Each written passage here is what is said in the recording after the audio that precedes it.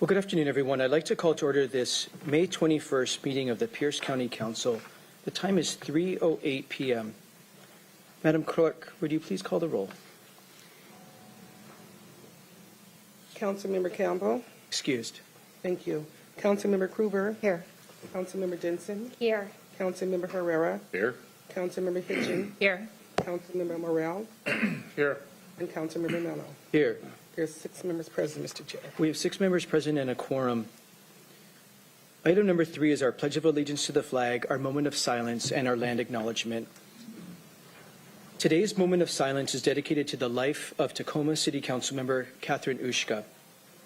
A strong community leader and United States Navy veteran, Catherine served 8 years on the Tacoma Public Schools Board before being elected to represent District Number 4 on the Tacoma City Council in 2017.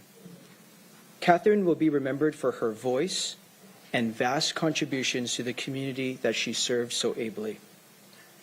Please join us in the Pledge of Allegiance to the flag, led by Councilmember Hitchin, followed by a moment of silence dedicated to the life and public service of Councilmember Catherine Ushka, and then the land acknowledgement read by Councilmember Hitchin. Please stand. I pledge allegiance to the flag of the United States of America and to the republic for which it stands, one nation, under God, indivisible, with liberty and justice for all.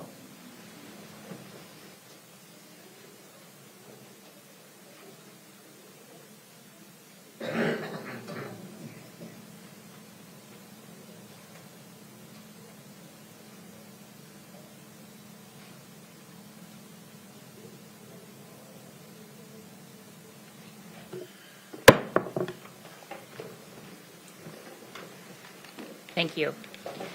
We acknowledge that we are on the traditional homelands of the Coast Salish tribes. Coast Salish people have lived on and stewarded these lands since time immemorial and continue to do so today. We recognize that this land acknowledgement is just one small step towards allyship and commit to uplifting the voices, experiences, and histories of the Indigenous people of this land. Thank you, Chair. Thank you, Councilmember Hitchin. And just because I do anticipate a fairly lengthy meeting today, before the moment gets too away from us, I wanted to make sure the community was aware that there will be a public memorial and celebration of life for Tacoma Councilmember Catherine Ushka at the Eastside Community Center this Thursday, May the 23rd, with doors opening at 2 o'clock p.m. and carpooling is encouraged. So if you wish to attend, you are more than welcome to do so at the Eastside Community Center at 56th and Portland Avenue on Tacoma's East Side at 2 p.m. this Thursday, May 23rd.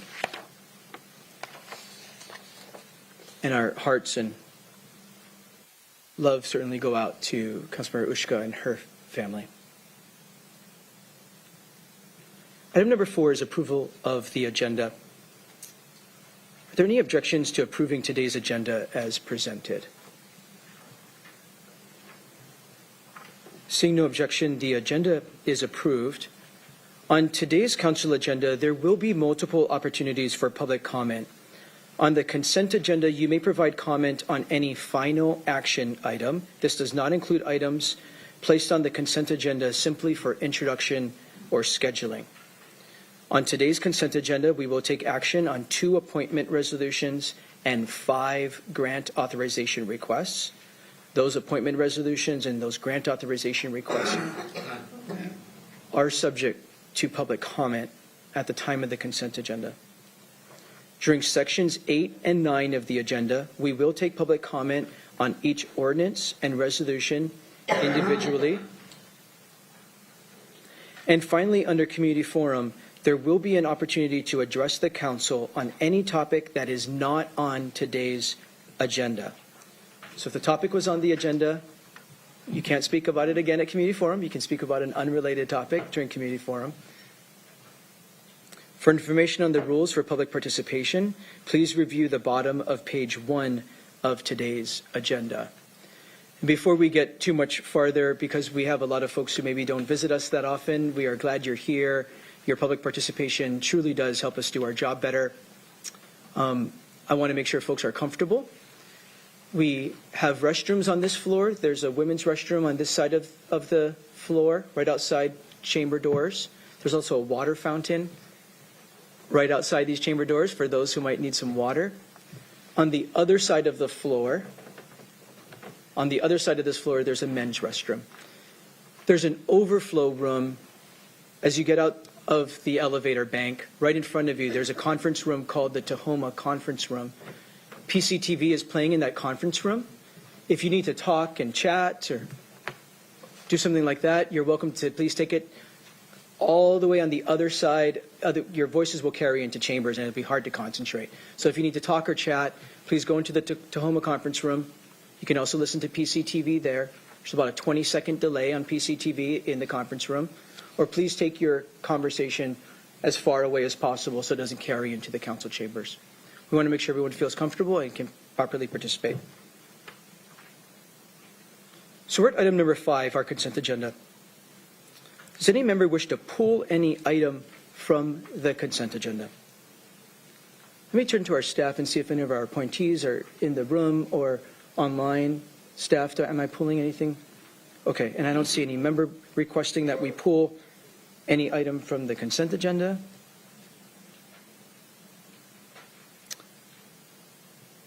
Councilmember Morell for a motion, please.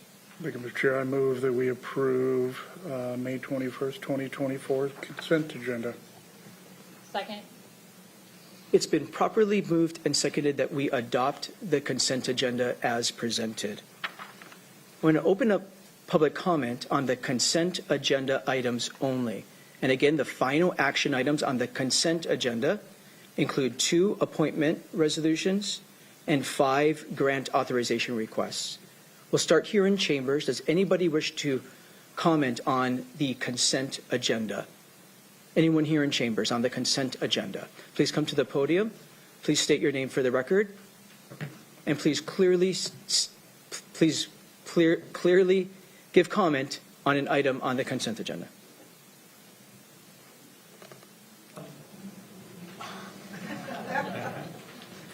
My name's Tom McCarthy. My question on the agenda is just, I believe it's whether the proposal number R2024-162, which I believe covers the issue of short-term rentals. Is that right?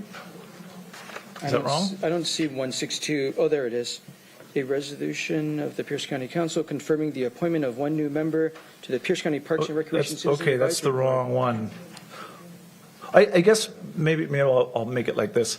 The resolution that covers the issue of short-term rentals, has that changed from last week? And if so, how? Anyone else wishing to provide comment on the consent agenda? On the consent agenda?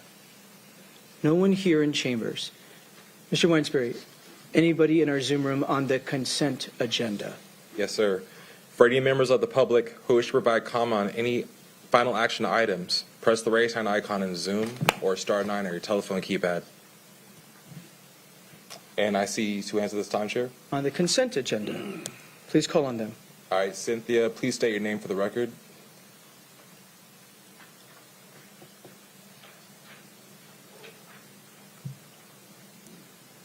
Cynthia, you are muted. Is your hand up for the consent agenda final action items? They include appointments to a couple of boards and commissions and authorizing grants, staff to submit grants to various agencies. Cynthia, if you're not here in our Zoom room to participate in that, can you please take your hand down? *6 to unmute. She took her hand down. Let's go to the next person. Next name is Kel. Please state your name for the record.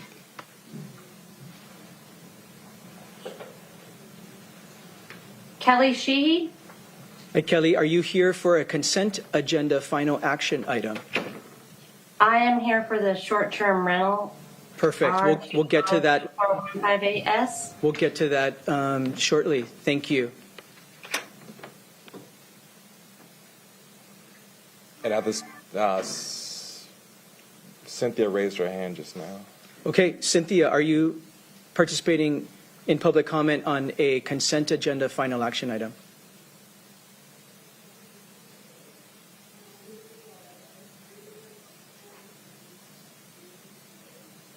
Star 6 to unmute. Cynthia, do you want to push *6 on your phone to unmute yourself?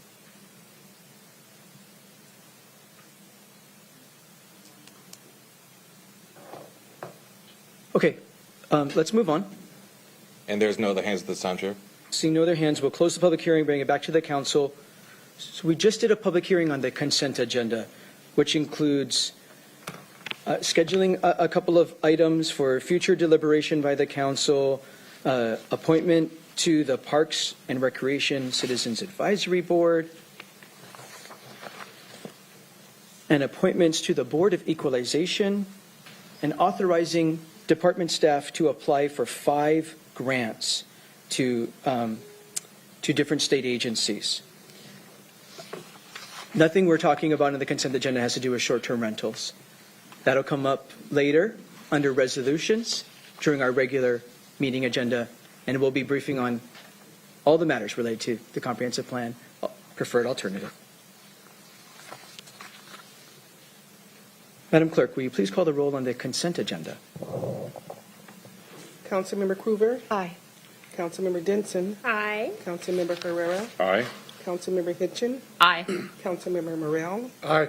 and Councilmember Mello. Aye. The result of the roll call vote is 6 ayes and 0 nays. On a vote of 6 ayes and 0 nays, the consent agenda is adopted. Item number 6 is messages from the executive and other county elected officials. There are none this afternoon. We're at item number 8, proclamations, recognitions, awards, and presentations. Today, the council proudly proclaims Monday, May 27th as Memorial Day in Pierce County, Washington. I'd like to invite some very distinguished guests to the podium as Councilmember Herrera reads the proclamation into the record. We are graced with Jane Hughes, co-founder and president of Gold Star Families of Washington. Jane, please join us at the podium, along with Etta Wilson, a member of Gold Star Families of Washington, Ron Marks, also a distinguished member of the Gold Star Families of Washington. We're also joined by Valerie Marks, a committee lead for the Ording Soldiers Home Tiny Home Village. Welcome. And Josh Wielden from Joint Base Lewis McChord. Thank you all so much for being with us. Councilmember Herrera. Thank you, Chair. A proclamation of the Pierce County Council proclaiming Monday, May 27th, 2024 as Memorial Day in Pierce County, Washington. Whereas President Dwight D. Eisenhower signed the Prayer for Peace Memorial Day proclamation in 1955, proclaiming that Memorial Day each year serves as a solemn reminder of the scourge of war and its bitter aftermath of sorrow. This day has traditionally been devoted to paying homage to loved ones who lie in hallowed graves throughout the land, having sacrificed their lives that war might end. And whereas in 1971, the United States Congress declared that the last Monday of every May be established as a federal holiday so that the nation can honor, mourn, and remember the people who gave their last full measure of devotion and made the ultimate sacrifice while serving in the United States Armed Forces. And whereas while the origins of the first Memorial Day remain uncertain, it has been credited to newly freed slaves who placed flowers at the graves of the Civil War dead in Charleston, South Carolina, following the assassination of President Abraham Lincoln. Residents of Waterloo, New York, who have continually held remembrance events for the last 153 years, and to President James Garfield, who on May 30th, 1868, placed flowers on the graves in Arlington National Cemetery. And whereas in the nation's war on terror, the United States has laid to rest 7,078 service members who deserve to be remembered for their bravery, commitment, willingness to serve in a wartime military. and their loyalty to cause for freedom, liberty, and tyranny, and the domestic ideals that are the foundation of the American way of life. And whereas this year marks the 79th anniversary of May 8th, 1945, unconditional surrender of German Nazi government in Berlin, and the September 2nd, 1945 surrender of Japanese armed forces on the quarterdeck of the USS Missouri. Between the Pacific and the European theaters of World War II, 405,399 military personnel, including nearly 6,000 Washingtonians, gave their lives to preserve the freedom of their fellow Americans and to liberate those abroad from the absolute disposition of tyranny.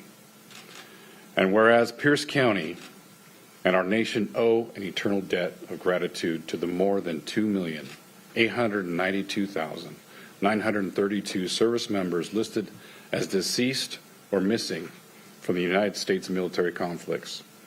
From the first casualty of the American Revolution to the Corpus Christi attacks, to the Crispus attacks on May 5th, 1770 in Boston, Massachusetts, to Staff Sergeant Ryan C. Knaus, the last U.S. service member to die in Afghanistan on August 26, 2021, while helping evacuate American civilians and Afghan refugees after the country fell into Taliban control, following the U.S.-led 20-year war against the Taliban, Al-Qaeda, and more recently the Islamic State of Iraq and Syria.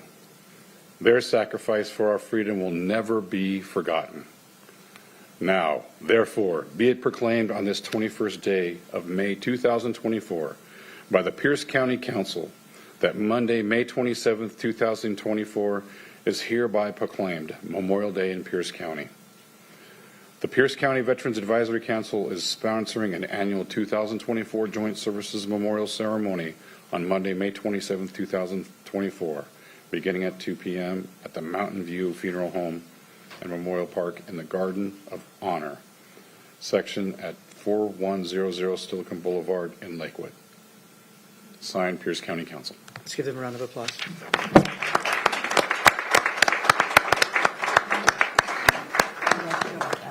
Thank you, Councilmember Herrera. Jane, can we start with you? Sure.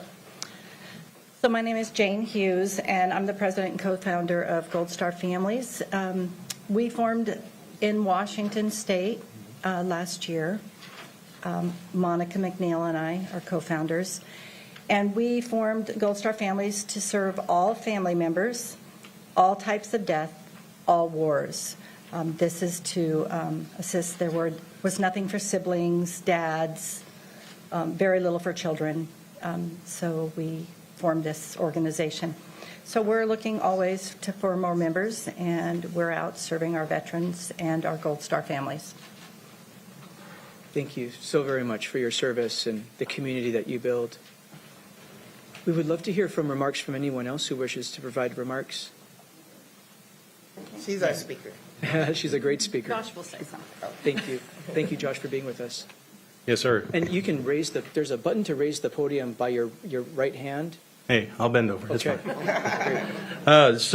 I come representing the Soldier Recovery Unit at Joint Base Lewis McChord, whereas I would like to say the names of some soldiers that are no longer with us over the past year. We've, just this week, we've lost one of our soldiers. So, as follows: Lieutenant Colonel Christy Gail Rybitz, Major Carlos Enrique Lopez Garcia, Sergeant Major Marcus Allen Goodwin, Sergeant First Class Joshua Michael Beauchamp, and Staff Sergeant Retired Kimmy Kamotho. Those are the soldiers that we've lost this past year right here in Pierce County at Joint Base Lewis McChord. Thank you. Thank you for saying their names. Any other of our guests wishing to provide any comments? You don't have to, but we're very grateful that you're here. Kind of hard to speak on this. We are Gold Star mothers, the three of us. And I guess the rest of us is family members. I lost my son in 2019, and it's still hard. And like he says, every day somebody's losing their child, their husband, their daughter. It's hard for me to speak because I'm fairly new. And even though these guys they've lost a child earlier, like 12 years or 13, 15 years, it's still the same. So our group is very important to me now because as the years go by, it's more and more important because it's not all of us are experiencing what we're experiencing. So I thank you guys for recognizing us. Thank you.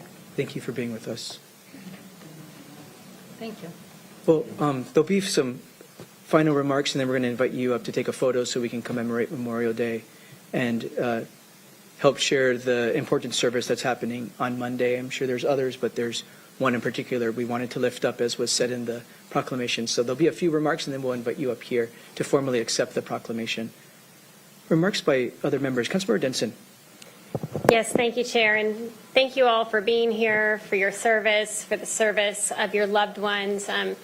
Just an hour or so ago, I was preparing some remarks because I'm speaking at a Memorial Day service out on the Key Peninsula on Sunday. And so some of what you said really resonated with me. I appreciated that you read the names of the men and women who have fallen so recently. And I appreciated how you really talked about the families, because while we think about honoring our fallen service members who've given the ultimate sacrifice, as a mother myself, I think about the sacrifice that the families made as well, sending their young men and women, their husbands and wives, or sons and daughters, or parents off to serve our country and present themselves with the risks that we know are out there, that, in the spirit of protecting us and our liberties. And so I want to thank you for recognizing the sacrifice of our families as well. And this Memorial Day, as we recognize all the folks that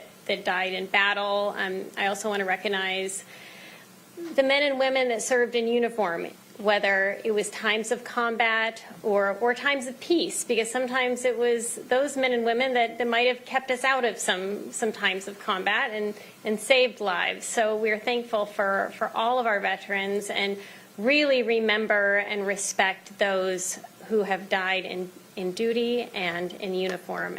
And again, thank you for making sure that we remember and reflect and understand the sacrifices that you've gone through. Thank you.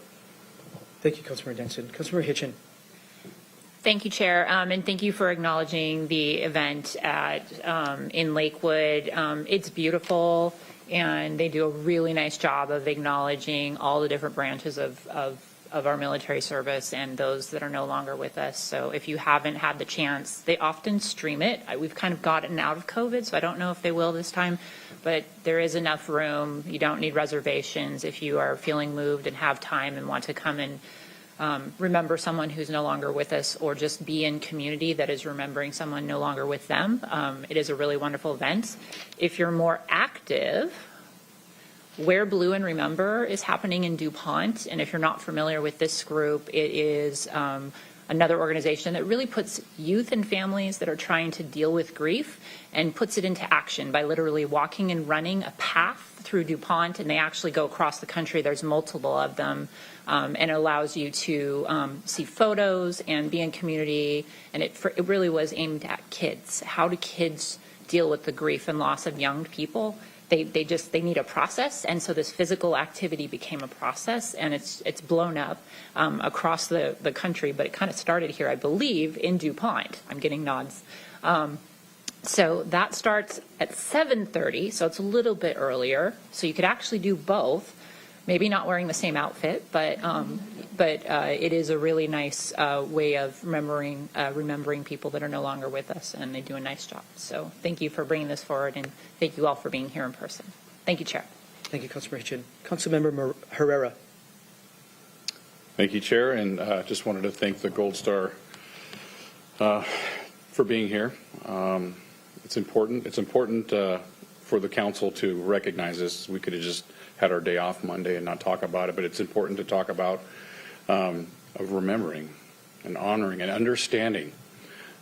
One of those things that some people don't want to talk about in some aspects, and I want to talk about it here a little bit, is recognizing people who served in the military in combat or something like that, and their souls died over there. But they didn't fall down or didn't die until decades or years later.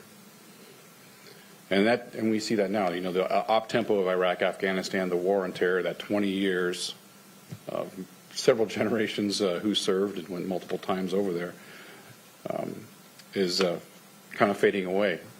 But the memories don't.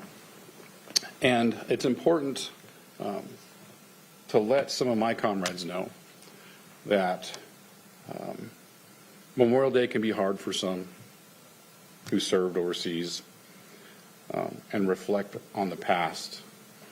Because also for us veterans, and maybe some veterans here in the room, sometimes you beat yourself up with that survivor's guilt bat. But I just want to remind all my comrades who served that the best way to remember our fallen comrades is to just live well. To live well here in Pierce County, to live well here in the United States. I want to talk a little bit about how the lasting memories of some of the sacrifice of some local Pierce County residents. A few years ago, there was a person who fought in the Battle of Guadalcanal in October 1942, and he was from this area here. And he was shot down. He was a pilot here from Pierce County. He was shot down on October 17th, 1942, and they never found him. So he was missing in action for all these years. His parents lived here, and they finally passed away, I think, in the early 80s, were buried here locally, and he never was brought home. But in 2016, somebody was cutting through the jungle in the island of Guadalcanal and found his plane with him still inside. And they brought him home. His name was Leonard Farron. He was a Puyallup tribal member, actually. And I got to attend that funeral and meet the extended family who still remember his sacrifice that day. You know, I told the family that his sacrifice did not go in vain, because I could only imagine that he understood the importance of his mission.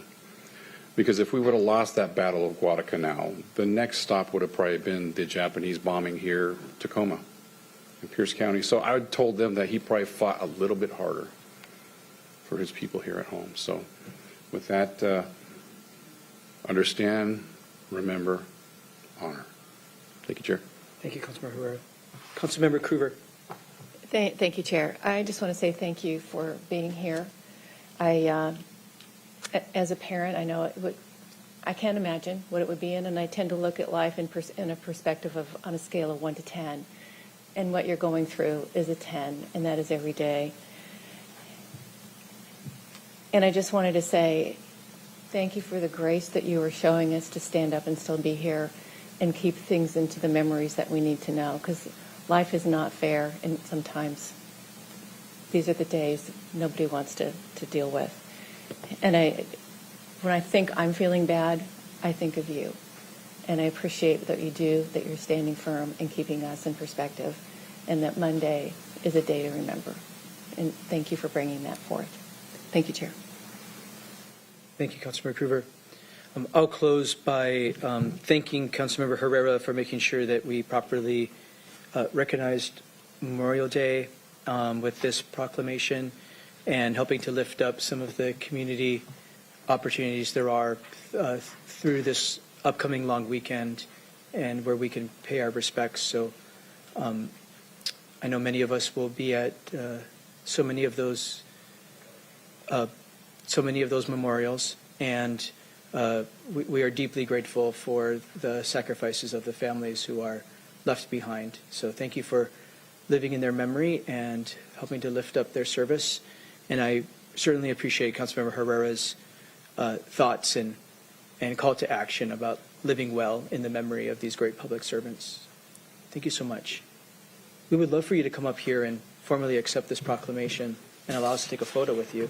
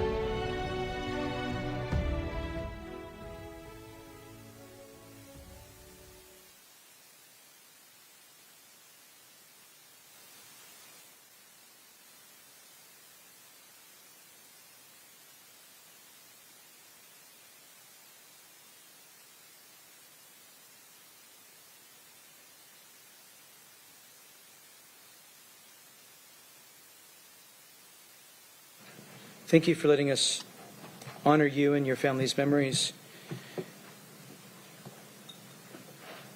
We're at proposal R 2024-158S. We're at resolution section 8. And we do have resolution 2024-158S before us. I'll explain the proposed process here after we read this into the record. Councilmember Denson, for a motion, please. Yes, thank you, Chair. I move proposal number R 2024-158S. It's been properly moved and seconded that we adopt resolution 2024-158S. Madam Clerk, please read the title into the record. Proposal number R 2024-158S, a resolution of the Pierce County Council approving certain council-initiated amendment requests and other land use and policy considerations as part of a preferred alternative to the Comprehensive Plan periodic update and providing direction to the Department of Planning and Public Works. This is continued for the May 14th council meeting. Thank you, Madam Clerk. Here's the proposed process. Let me see if my colleagues agree on process. We're going to soon hear from our staff about what this proposal is. Then my proposal is we do have a number of amendments I anticipate members bringing forward for consideration that would amend the underlying proposal. They are amendments. There's about 16 I know of today. And so council will bring them forward if they wish to. There's been lots of conversation. We've been hearing from the public for many weeks, so there's lots of listening going on. Therefore, it's a pretty dynamic process because we are listening. And so there are some changes happening as we listen to the public. So we'll see which amendments get offered as we continue to listen. So there's very diverse opinions about how to move forward, as there always is, and that's a good thing. So the proposed process is we're going to get a briefing about what the underlying proposal is. The proposal would be then to open it up for a public hearing on anything and everything related to the comprehensive plan, the underlying proposal, the amendments. So we would have one public hearing. Then we would deliberate about, then we would consider amendments. and then we will see what council is ready to do. Is there any objection to that proposed process?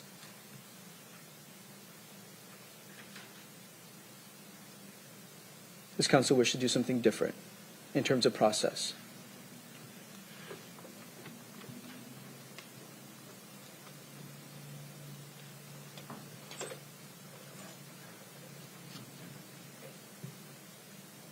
Do we need a break to talk about proposed process? Maybe we do. Let's take a recess. We'll take a 7-minute. I know we're losing staff here, and so that might be an issue. We have a very important family engagement and family commitment. So let's take a recess until 3:52.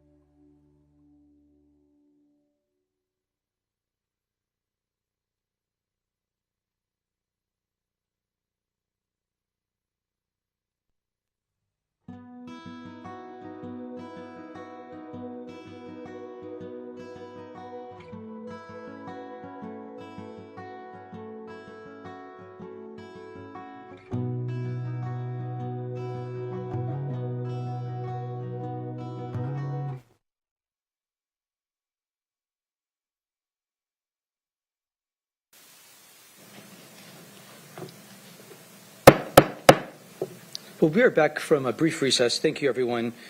Allowing me to confer with our council and staff on process. Look, we've had a number of public hearings and really good public engagement, and we're going to have another public hearing. And this kicks off just the next phase of this process. So what I'm going to suggest to my colleagues is we're going to soon get a briefing from our staff on the underlying proposal. Because we've had a number of public hearings already, we had a lengthy public hearing in committee several weeks ago. We had a public hearing on this last week. We've heard a lot from the public. We have lots of emails. We have lots of good input from the public, lots of diverse opinion from the public about all kinds of topics. There are many amendments to consider in response to a lot of what we've heard. So I think it's going to be a cleaner process and easier for the public to follow along and easier for the public to give further input to the council. If you hear council debate amendments that are prepared, again, they're very much in response to a lot of the topics we've been hearing about for the past month or so. So we're going to debate amendments. They'll get an amended proposal in front of us. We're going to then do a public hearing on the amended proposal. It gives the public to give input on what I anticipate to be today's final action, as opposed to you don't really know what you're giving input on because there's 16 amendments that are potentially going to be offered. And it's really difficult to give good public input on something that you don't know where it's heading. So apologies for the earlier proposal. I do think this is a cleaner process, an easier process for the public to follow, and a better process for the public to give better input before we take action today. And our action today is to kick off the next stage of study for the next 4 to 5 months. No final decisions are being made today. No final decisions are being made today. No final decisions are being made today. We're kicking off the next stage of study that will take us into the late fall, early winter. I'm going to turn it over to, I'm going to see if there's any objection by my colleagues about the process that I laid out. There was a few more words there for the public to understand what we're doing because they're not here every week like we are. And I wanted to give the rationale to the process.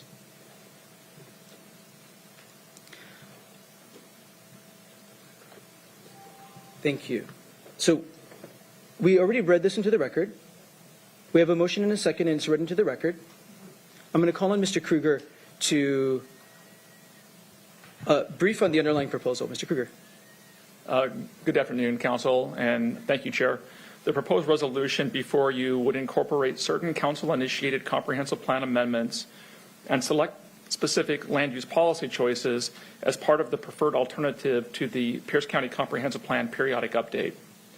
The resolution before you would direct the Department of Planning and Public Works to prepare a final environmental impact statement, a final draft capital facilities plan, a final draft comprehensive plan, amendments to the development regulations, such as our zoning code in the county, as well as community plans based upon the Council's policy choices that are described in the exhibits to this resolution.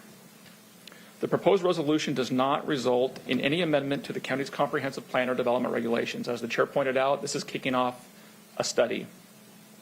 The proposal will provide direction to the Planning and Public Works Department to complete the environmental work with adequate analysis to provide Council with a range of policy options to consider in the fall of 2024.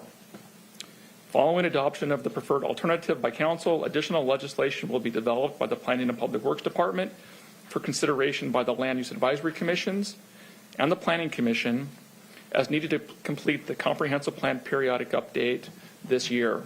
And as Council knows, pursuant to Washington state law, the county is obligated to update its comprehensive plan and development regulations by December 31st, 2024.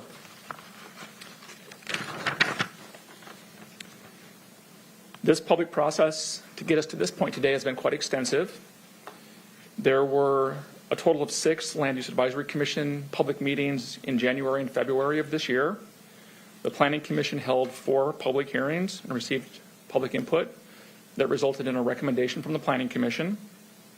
The Community Development Committee of this council held a public hearing on April 29th, adopted 19 amendments as part of that process, and forwarded the proposal to this council without a recommendation. On May 14th, the council held a public hearing on the proposal.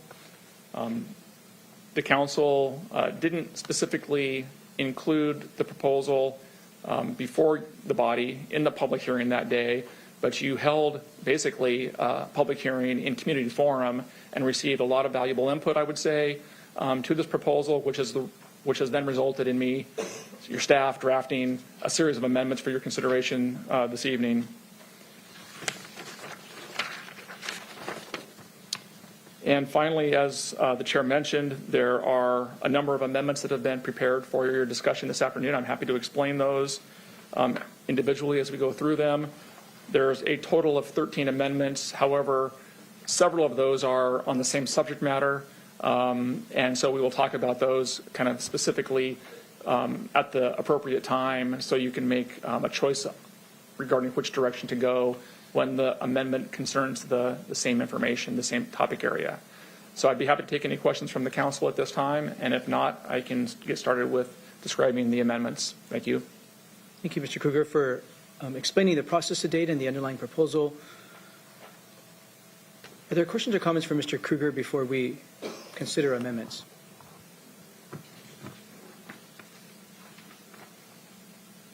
I don't see any. As Mr. Kruger indicated, I believe there is paperwork in the back table of council chambers. Those online, you can get to the county council website and find the packet of information that council members have, including amendments. There's a table summarizing those amendments, and they are grouped by topic. So you might see the numbers go out of order. It's only because it's grouped by topic area, so it might not be sequential. You'll see what we mean as we work through the amendment table. Councilmember Denson, to move Council Amendment number 1, please. Thank you, Chair. I move Council Amendment number 1. It's been properly moved and seconded that we adopt Council Amendment number 1. Mr. Kruger. Thank you, Chair. This amendment is fairly technical. Council Amendment number 1 would insert dates requesting the Planning and Public Works Department to transmit the final draft comprehensive plan and final draft capital facilities plan to the council by October 1st, 2024. There are many supporting documents and regulations that come along with that work, and council is requesting through this amendment that those items be delivered to the council no later than October 15th, 2024. Thank you. Thank you. Are there questions or comments about this amendment? As we keep saying, this directs further study. Council, through this amendment, is directing the planning department to get that study and those recommendations back to council so that we have enough time and the public has enough time to look at some final recommendations and wrestle with it for the difference of the year. Mr. Kruger, by what date, by state law, by what date do we have to have the comprehensive plan updated? December 31st, 2024. So this amendment directs the planning department to get certain material back to us by one package by October 1, another package by October 15, which then gives council and the public from October 15 to December 31 to wrestle with that detail and those final recommendations and make our final assessments and go from there. That's why the amendment, so we can be clear about dates and not getting, not that I think the department wants to do this, but we don't want to just leave it to chance and just get something at Thanksgiving and only have a month for the public and the council to deal with it. So we're trying to be really clear about what our expectations are. Councilor Denson. Yes, thank you, Chair. I have a question for Mr. Kruger. Mr. Kruger, just because we look at something in the environmental impact statement, or just because the department, I should say, the planning department wrestles with something, gives us recommendations, what's the obligation then to put changes to our code in our comprehensive plan? Are we obligated to do something with that recommendation? And if we decide not to, if we decide we're not ready, this is an issue we want to work on more, what are our options at that point, since there is a deadline for the comprehensive plan? You're not obligated to take any action based upon the environmental analysis of policy options. And so but because this concerns land use regulation, and you're considering adopting policies that affect what people can do with their property, the county is obligated to look at the environmental impacts of the various choices. And so that's what's happening here. But you're not obligated to do, I would say on its face, anything specific. There are certainly things under growth management that local government is obligated to do based upon being a subdivision of state government and the state assigning this work to counties. But generally speaking, there are there's a fairly broad range of options for local government to take when it comes to land use policy.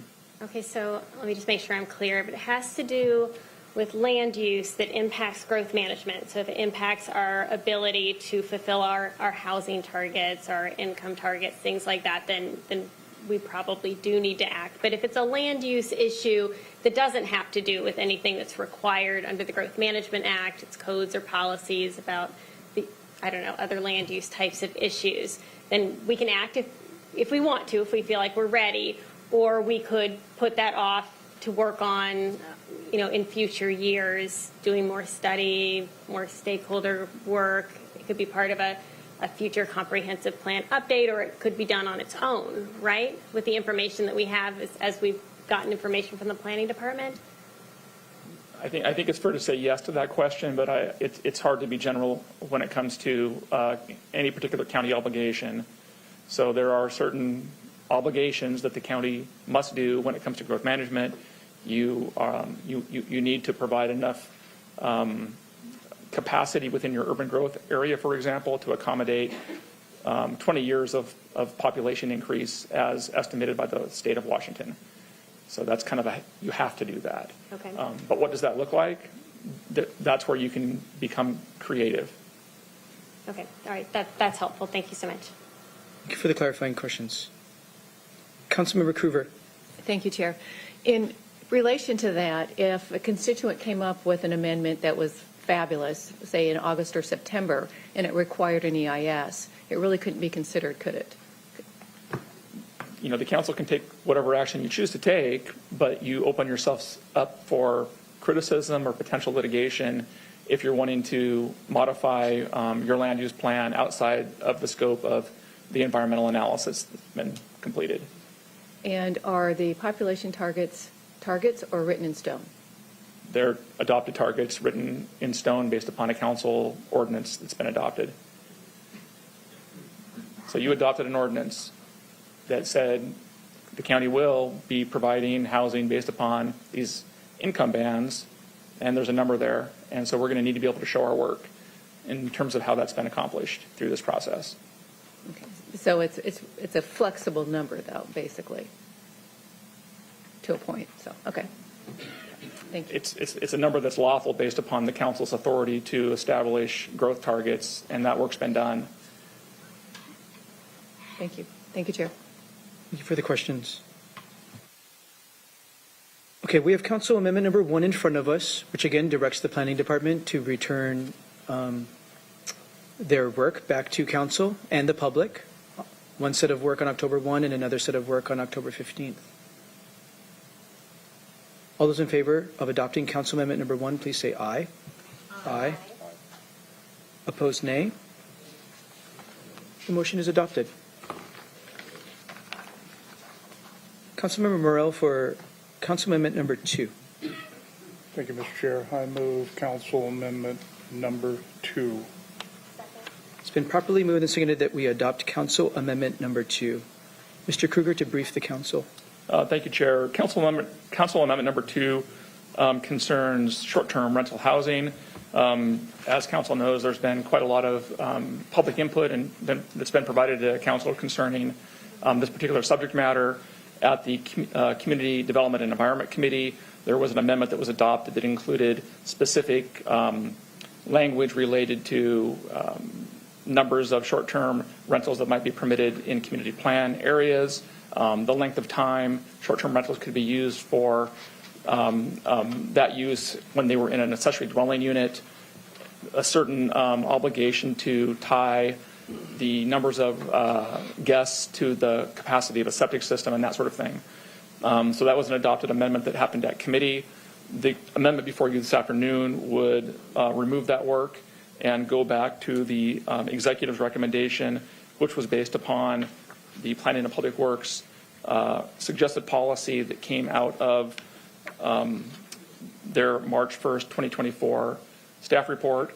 And so what this amendment basically does is takes you back to the time prior to the committee work and leaves it at that. Leaves the issue at that with no specific direction other than some general policy statements that would show up into the comprehensive plan. Are there questions or comments about Council Amendment number 2? Councilmember Denson. Yeah, and some comments. Mr. Kruger, given my question a few moments ago, is this type of work, this type of study related to issues around short-term rentals, impacts, pros and cons, is this the kind of,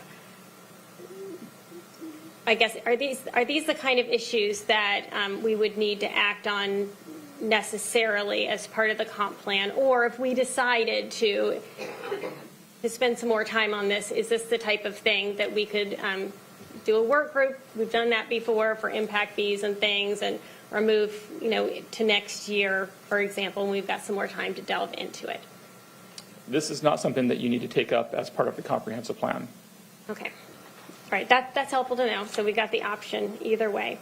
I have a few comments because we have heard a lot, both during committee, on emails last Tuesday as well.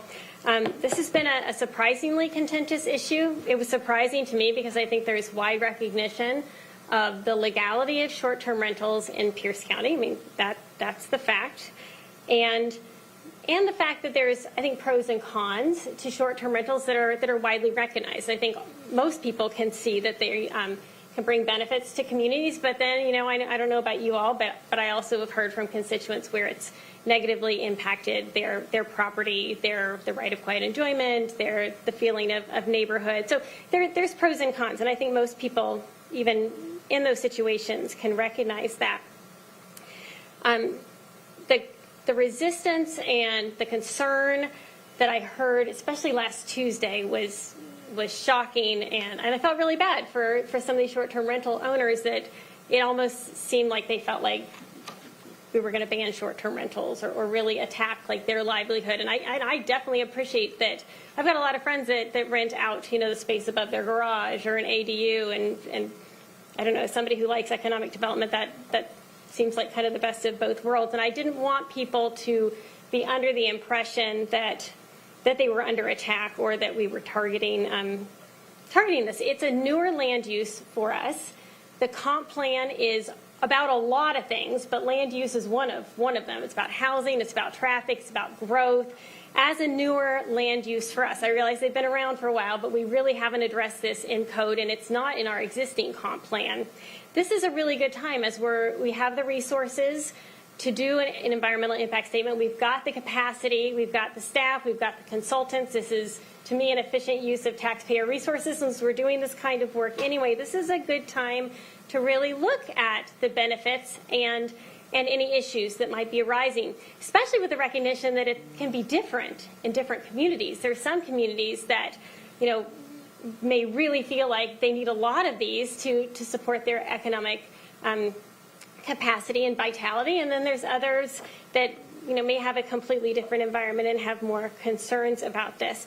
So after listening, especially to all the feedback last Tuesday and having several conversations and reading lots of emails and doing lots of listening, I appreciated Councilmember Morrell and I being able to work together to come up with what I feel is a solution that will, I hope, ease the minds of folks that are relying on this for income or are augmenting their income through short-term rentals, while also recognizing that there are concerns of neighbors and the fabric of the community and the issues that if you Google short-term rentals will come up and have come up all over the world. So I think we need to acknowledge both of that. So by reverting to the recommendations of our professional planning staff and by our executive, I think that that will alleviate some of those concerns. I want to read some of those that came out, well all four of the main points, because I think that it gives due consideration to both parties. You'll hear things that you're going to like, you're going to hear things that you're not going to like, but that's the way it is, and that's how we look at things fairly. So the recommendations the planning staff and the executive focus on recognize that short-term rentals are important for homeowners and small property owners to earn supplemental income, while providing adequate protections to address impacts to neighborhood character, the environment, and infrastructure. I think that's probably something that we all want. They consider the unique needs and character of different community plan areas. Ashford may feel differently about short-term rentals than the Key Peninsula does or Anderson Island. I mean, I don't know all of these communities. I just know my own. Consider the restrictions on the number of housing units that may be used as short-term rentals to preserve housing supplies while also protecting areas that rely on tourism activity for economic opportunities. Again, that's just something that they're going to look into. It may depend on the area. It may not be something that is appropriate anywhere. And recognizing that short-term rentals may be desirable for certain communities. And again, there may be communities out there that this is what they need because they may not have resorts or hotels or other ways to accommodate tourists that are their lifeblood.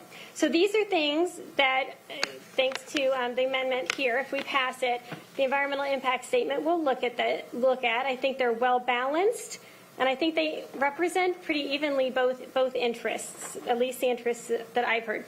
I can only speak for my community, but the Land Use Advisory Committee in Gig Harbor and the Key Peninsula both did vote to recommend to follow the staff recommendation. So, that guides me in my decision making around this.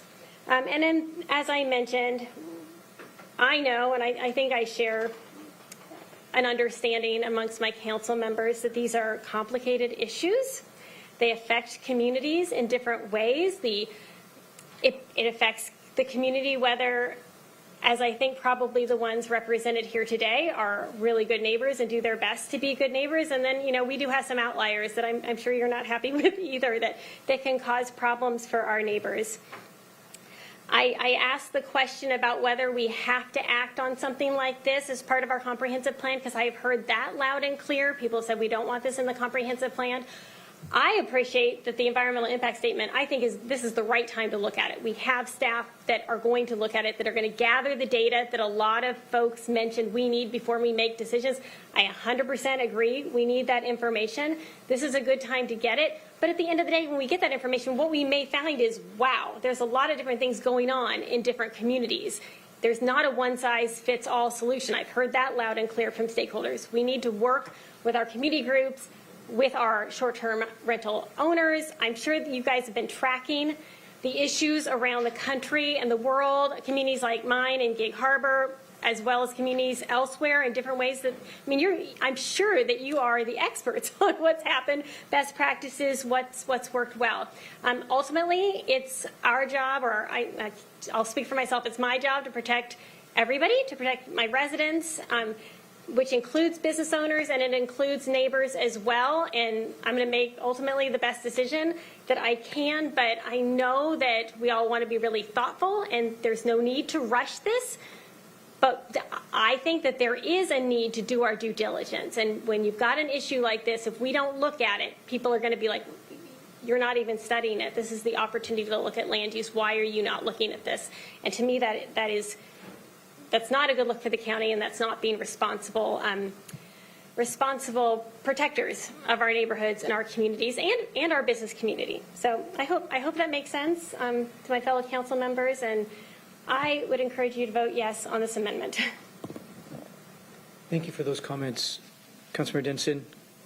Councilmember Morrell. Thank you, Mr. Chair. Not much left to be Sorry. said. I blabbed on for a while. I appreciate Councilmember Denson's desire to find a compromise on this, and also Chair Mello was involved in the conversations also. I think the short-term rental community really came out and said a lot of good, positive things about the community and how they react and deal with the issues some of our community members are concerned about, how a lot of them self-police what they're doing, which is the best way to do that without government regulations always, being so onerous upon you. So I think this is a good compromise. I think we'll get information out. That doesn't mean that you just walk away. You keep an eye on things and check back in the fall when it comes back, and we will take another look at it and see if there's anything really this council wants to do. But it is the time to evaluate it. This is a somewhat new phenomenon that's happened in the last decade. And we just need to have all the information that we have to make an educated decision. And, our economic development department from Pierce County knows what you do for the economy. And we in Pierce County are grateful for that. And then those that have concerns, those are legitimate concerns, and we need to address them. So I am asking the council to support this amendment and put it into the study and move forward. Thank you, Mr. Chair. Thank you, Councilmember Morell. I want to thank Councilmember Denson and Morell for working hard on this. Again, a good example of hearing how complicated the issue is and that we needed to broaden the parameters of the study, as my previous colleagues spoke to. What is right for Anderson Island may not be right for Ashford and LB, as an example. And we don't know what's right because we haven't studied it in detail yet. We don't have good information and good data. There are real concerns about the availability of long-term housing and ferry access. There's also real concerns and benefits of income and people's additional income that they need in order to stay in their homes. So there's a lot to consider here. And I think that's why my colleagues are suggesting we take a step back, go back to the underlying proposal and the executive's proposal and the Planning Commission proposal, and just be more general about this. And I think you're hearing very clearly that we're being very deliberative about it, and we need a lot more thinking, a lot more data, a lot more conversation. I hope you've heard that loud and clear. I certainly have. We'll take a voice vote on the adoption of Council Amendment number 2. All those in favor of adopting Council Amendment number 2, please say aye. Aye. Aye. Opposed, nay. The motion is adopted. We're at Council Amendment number 3. Councilmember Morell for a motion. Thank you, Mr. Chair. I move Council Amendment number 3. Second. Mr. Kruger, the amendment has been properly moved and seconded. Mr. Kruger, will you please brief the council? Thank you, Chair. This amendment would request that the Planning and Public Works Department take a look at eliminating rural bonus densities within the Gig Harbor Peninsula and Key Peninsula Community Plan areas only. I would note that the underlying bill requests that evaluation take place on a countywide basis. And so this is limiting the area by which the evaluation would take place. Thank you. Thank you. Councilmember Morell. Thank you, Mr. Chair. I would like at this time to make a verbal amendment to amendment number 3 that would add a little bit more clarification. And so with that, I would like to read it into the record, if I have a second on that. Please. Okay.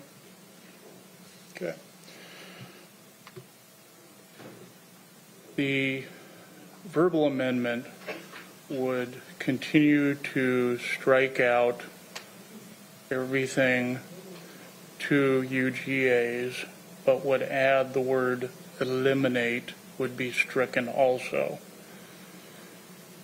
And after eliminate, it would be, the wording would be replaced by valuate rural density bonuses in the R10, R20, R40, ARL, RSR and RF zone, adding within, striking the Gig Harbor and Key Peninsula language, then adding each individual community plan, striking areas only and adding areas for residential capacity. Second. Mr. Kruger, can you explain the amendment that you heard Councilmember Morell read into the record? So I heard Councilmember Morell describing an amendment that would request that the evaluation of rural bonus densities take place on a community plan by community plan area to discover what the residential capacity of those rural areas, discover what those capacities may be. And so my notes indicate that the direction to the department as amended orally, if this oral amendment passes, would say, evaluate rural density bonuses in the R10, R20, R40, ARL, RSR, and RF zones within each individual community plan area for its residential capacity. That's the amendment as I understand it. Thank you for repeating it back and explaining it. Are there comments or questions about this amendment? Councilmember Denson. Councilmember Morell. This doesn't give us much time to understand this amendment. So I guess I'll ask Mr. Kruger. I know my Key Peninsula Land Use Advisory Council recommended that we have the elimination of rural bonus densities evaluated as part of the environmental impact statement. They wanted this looked at because of water capacity, sprawl, traffic, law enforcement, all of the things that are hard to deal with in the rural areas when we have more people than we're supposed to have in our rural areas, farmland, all trees, all of that. Would Councilmember Morell, how would Councilmember Morell's amendment impact our ability if we decided to eliminate rural bonus densities in any of the areas, including mine? This amendment would provide for that analysis on the Key Peninsula Community Plan area that you're describing. We would still, if we decided that that was the right thing to do, we could still move forward and eliminate the rural bonus densities in the community plan area of the Key Peninsula or Gig Harbor or, I don't know, out in Graham or wherever. You would now have the information in a community plan by community plan area to make an a la carte decision. Okay. Mr. Kruger, would you agree? That's correct. Okay. Just wanted to make sure that what my residents have asked for, we're still able to accommodate, because I know if it's not in the EIS, then we can be limited at the end, and I don't want to limit our options. This is just simply requesting that the analysis take place instead of on a county-wide basis for each distinct zone, that it take place within each community plan area based upon the zones that are found within those community plans. Okay, and then I will say that I appreciate that, because that was one of the potential outcomes I could see. I was going to vote no on your amendment, Councilmember Morell, because I wanted the flexibility of looking at the whole county, knowing that ultimately we could decide with community plan areas that some stay in, some maybe are more areas of future growth, for example, in the south or central area. My area is really not a huge potential for future growth because of infrastructure. So this is along those lines, and I appreciate it, and I will be voting yes now. Thank you. You're seeing Sorry, real I time understand it. absorption of First time hearing about it. What happens? We're all doing the best we're all doing the best we can, and there's lots of information here. I appreciate members asking good questions and talking it through. Thank you for the good debate and the good consideration. Even if we don't always agree, I appreciate the debate. Councilmember Hitchin. Thank you, Chair. I guess for clarification, is every part of the rural part of our county in a community plan? No. So then any part that's outside a community plan we would not be able to touch the density bonus conversation we're having with this amendment? No. I mean, you don't need this amendment to evaluate or consider removing rural bonus densities from the unincorporated county. Bonus densities provide additional capacity in the county. By eliminating bonus densities, you are reducing environmental impacts related to traffic and other things.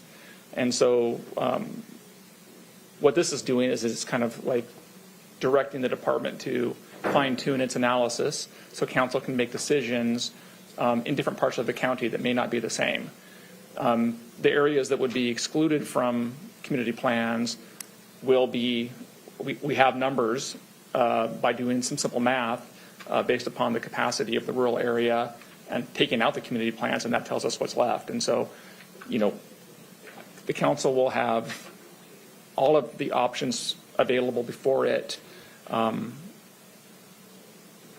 regardless of what you do with this amendment in the fall. Thank you. I just wanted to make sure that we had all the options. Thank you. Thank you for presenting this amendment. I appreciate it. Thank you, Chair. Thank you. Councilmember Morrell. Thank you, Mr. Chair.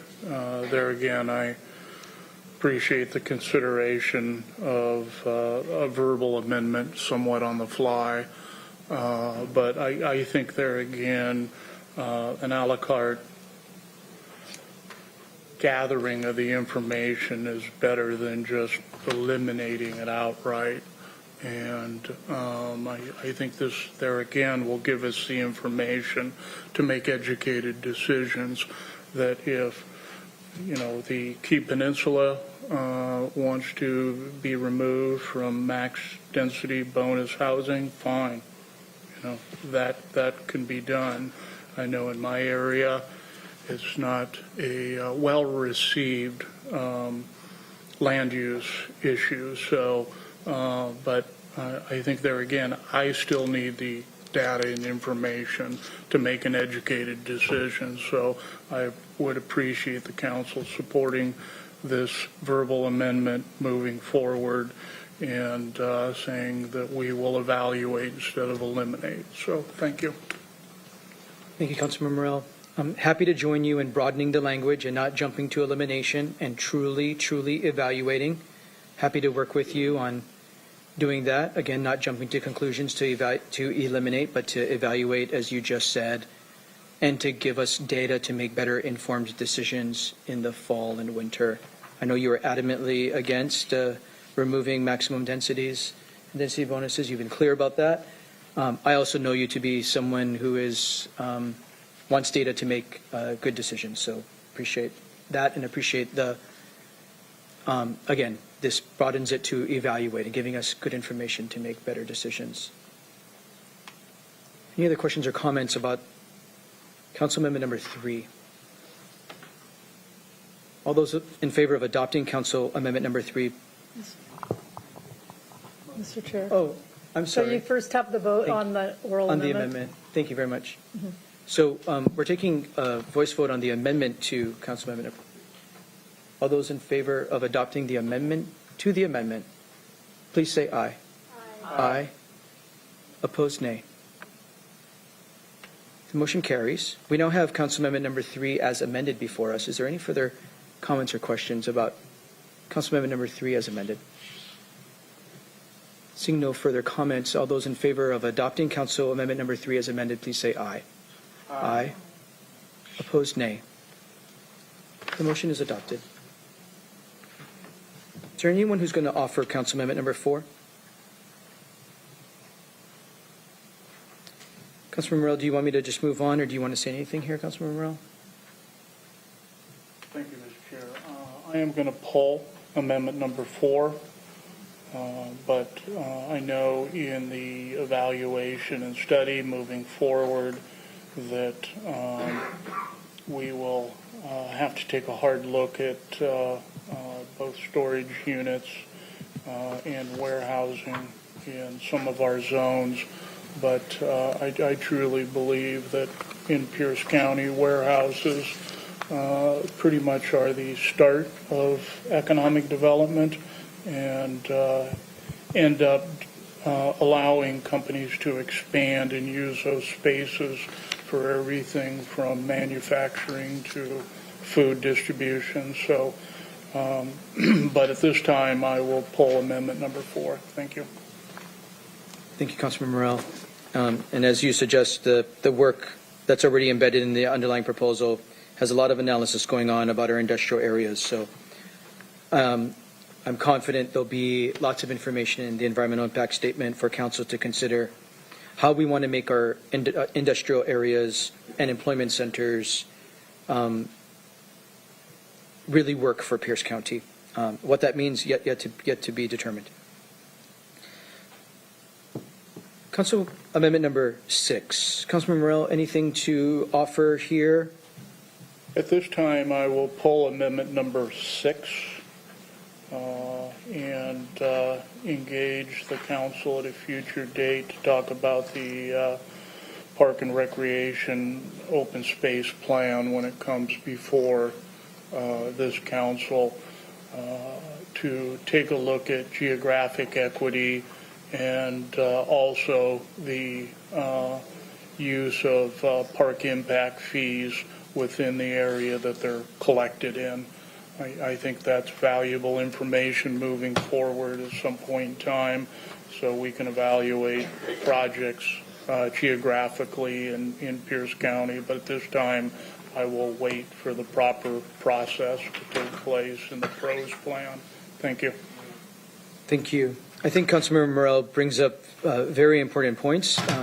Councilmember Morell has a lot of the newer housing. Other council members like Councilmember Hitchin and Campbell and Krueger have been growing for a long time, and we have not been keeping up adequately with transportation investments and park investments, in my opinion, in already really built out areas. Councilmember Morell's part of the world is getting really built out now and in recent time. Other parts of the county have been getting really built out for some time, and makes a very good point that we have serious catch-up work to do to make sure that families have access to opportunity and that we're thinking about the county holistically and really putting park and recreation facilities where they are needed, and certainly taking into account where funds are collected. But I know that Councilman Morell also understands that there's been places that are trying to play catch up that have been built out and densified for decades. So that this, and I appreciate Councilman Morell knowing that we have future opportunities with the Park and Recreation Plan, with our capital facilities plan, to really look and make sure we're making investments equitably, making sure that we're taking advantage of proper opportunities with school districts and park districts and potential opportunities to leverage our dollars. So thank you, Councilman Morell. I know you're working really hard on this and have been for some time. We have lots of work to do with our Parks Department to bring facilities online. We're at Council Amendment number 11. Councilmember Krueger for a motion. Thank you, Chair. I'd like to move amendment number 11. It's been properly moved and seconded that we adopt Council Amendment number 11. Mr. Taylor. Thank you, Mr. Chair, and I'll be pitch hitting for Mr. Krueger for the rest of the meeting on these amendments. So I'll do my best to adequately cover them. So Council Amendment number 11 would modify the directions to the Planning and Public Works Department in regard to the FEIS and draft comprehensive plan policies and implementing development regulations, specifically to include additional policy language supporting farmers and agricultural tourism in the county. In the amendment memo, you'll see that the policy topic that addresses support for agricultural tourism is modified to add specific reference to farmers in the context of agritourism, recognizing that the farmer is an individual or entity that assumes the risk associated with farming. That is the amendment summary, and I'd be happy to answer any questions for you. Thank you. Questions or comments about Council Amendment number 11? Councilmember Krueger. Thank you, Chair. This is just to give recognition and reference to how important the farmer is. And Excuse that we me, don't. Councilmember Krueger, I'm sorry. If you're talking in chambers, please take your conversation far away. It's just hard to concentrate when there's, thank you very much. We just kindly ask you to take conversations outside of the council chambers. I'm sorry, Councilmember Krueger. Thank you, Chair. And it's just recognizing the importance that the farmer is the one who understands the environment system there on the farm and the importance of keeping him viable and his relationship to the EIS. Thank you, Councilmember Krueger. Thank you for bringing this forward. I know folks are working really hard. It's not okay to just protect the farmer or the farm. We have to protect the farmer if you want the farm to be productive and stay in business. So thank you for your work on that. Any other questions or comments? We know our Agricultural Commission is working hard on real policies and real ideas to help inform this, should this make it into the comp plan, which I'm confident it will be. But we'll have some real ideas, I believe, when we engage our Agricultural Commission. All those in favor of adopting Council Amendment number 11, please say aye. Aye. Opposed, nay. The motion is adopted. Councilmember Kruger, anything to say about Council Amendment number 12? Thank you, Chair. I will not be introducing Amendment 12. Thank you, Councilmember Kruger.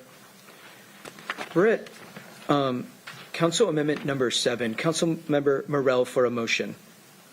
Mr. Chair, I move Council Amendment number 7. It's been properly moved and seconded that we adopt Council Amendment number 7. Mr. Taylor to brief. Thank you. So Council Amendment number 7 addresses a proposed new east-west corridor, 128th Street. This amendment would modify the resolution to include language that supports the analysis of extending 128th Street east from Military Road East, Reservoir Road East to State Route 162. You'll see the specific language that's proposed to be included in the resolution. Specifically, if this amendment is passed, the Planning and Public Works Department would be requested to include an analysis of that corridor in the final environmental impact statement, final comprehensive plan policies, as well as the capital facilities plan.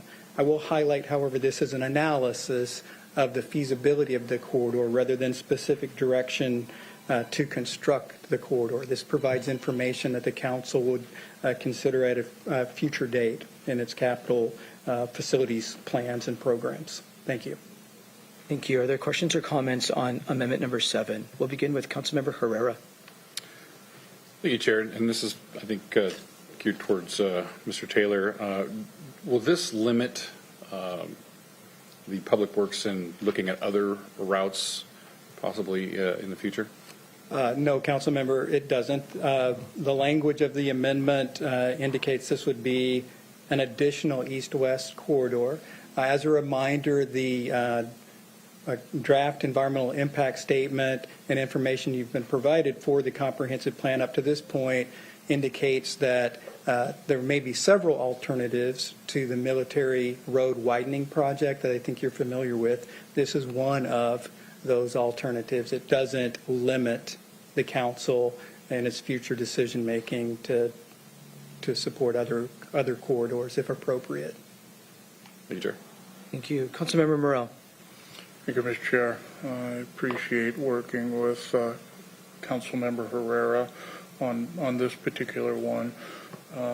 There again, it's been explained that it's not the only route, it's one of several routes, but we're highlighting it that it is the 128th Street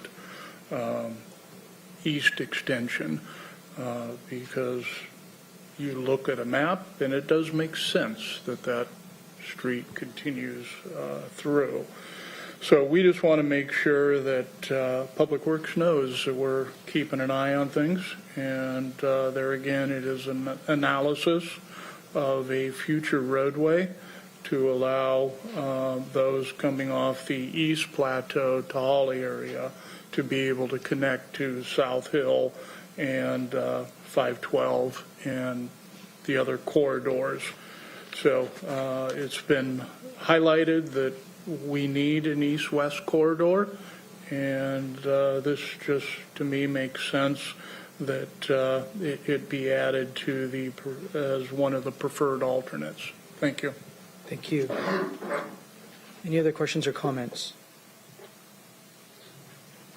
Councilmember Denson. I just want to make a quick comment that I really appreciated the diligence and research and also the grace that the constituents that were interested in this approached council with. You guys were kind and informative and organized, and I just want to say it was a pleasure to hear from you, and I just appreciated it. So thank you. Thank you for saying that, Councilmember Denson. Councilmember Herrera.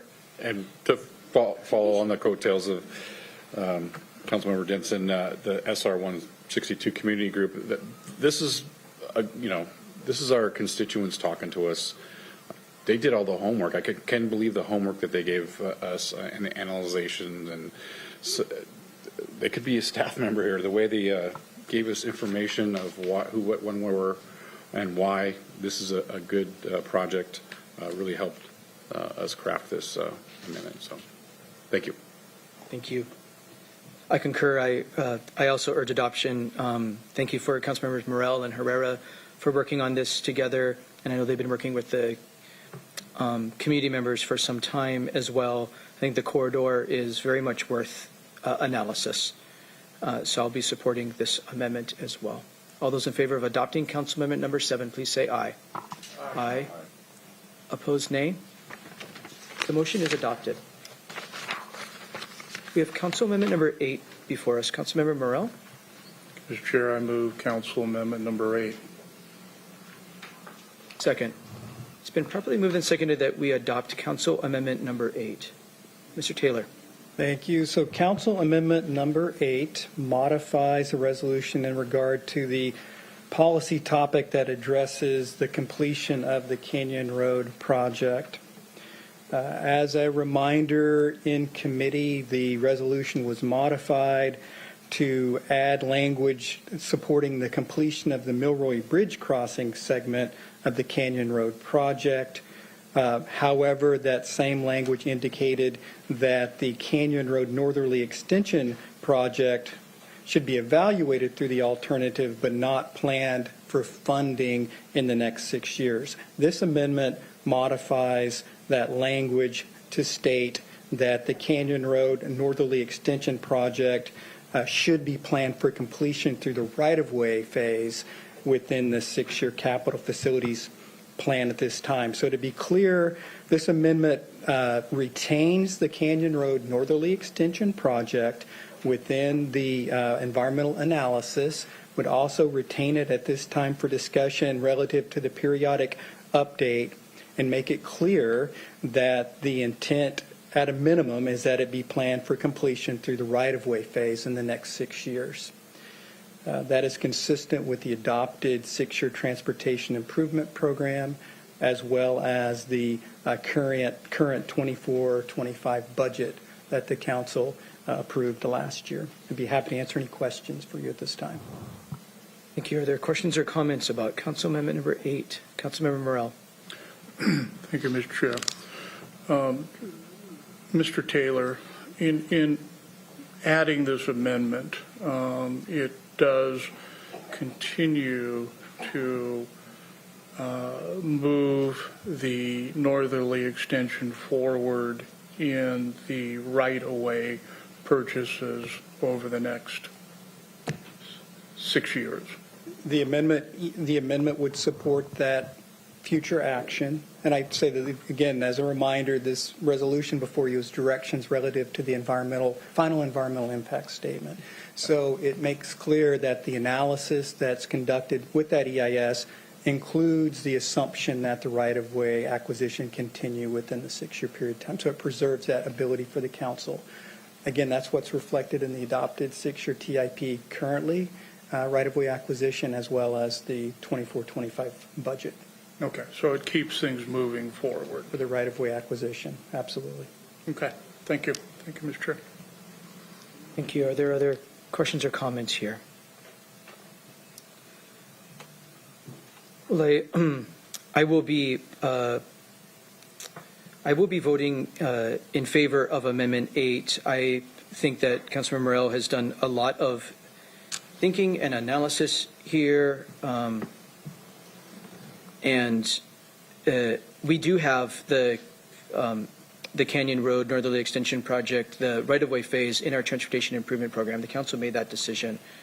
And so this does not remove the Canyon Road project from our capital facilities plan. Can you confirm that, Mr. Taylor? Yes, I confirm that.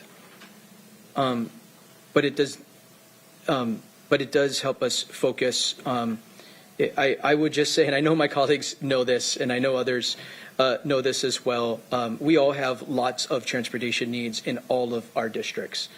And there's only so much money out there from the federal government, the state government, and localities. We have lots of transportation needs. This project in particular is really expensive, and we have not figured out how to pay for it. There's a lot of question marks, especially about affordability. And I don't think we should be committing dollars now when we have like the Fox Island Bridge that needs significant repair, or the Day Island Bridge in University Place, or the Chambers Bay Dam in Lakewood and University Place. So there was a new bridge in Lakewood today that's going to require local money. On the front page of the newspaper in Lakewood, that is restricted. No one can even walk on it in Lakewood. The Fishing Wars Memorial Bridge connecting Fife and the Port of Tacoma and City of Tacoma closed to freight traffic. We have, the list goes on and on and on. We have so much transportation need. We have folks who want to do an east-west corridor that we just talked about. We have so much transportation need that I think we need to take a step back and really evaluate what are our highest priorities, and take serious look at our highest priorities for all modes, moving people, moving freight, being safer. We can't do everything. I know everybody wants us to do everything. People think we can snap our fingers and do we can't do that. We don't have the money to do that. We got to be more thoughtful about what we can afford, what our priorities are in priority order. I agree with Councilmember Morell that this is the right thoughtful move, and we do have federal funds and local funds to complete the right-of-way phase, and we can keep that commitment and get that phase and take a deep breath after that and figure out what the right move is. There is so much transportation need throughout the county. Councilmember Herrera. Thank you, Chair, and appreciate Councilmember Morell's work on this.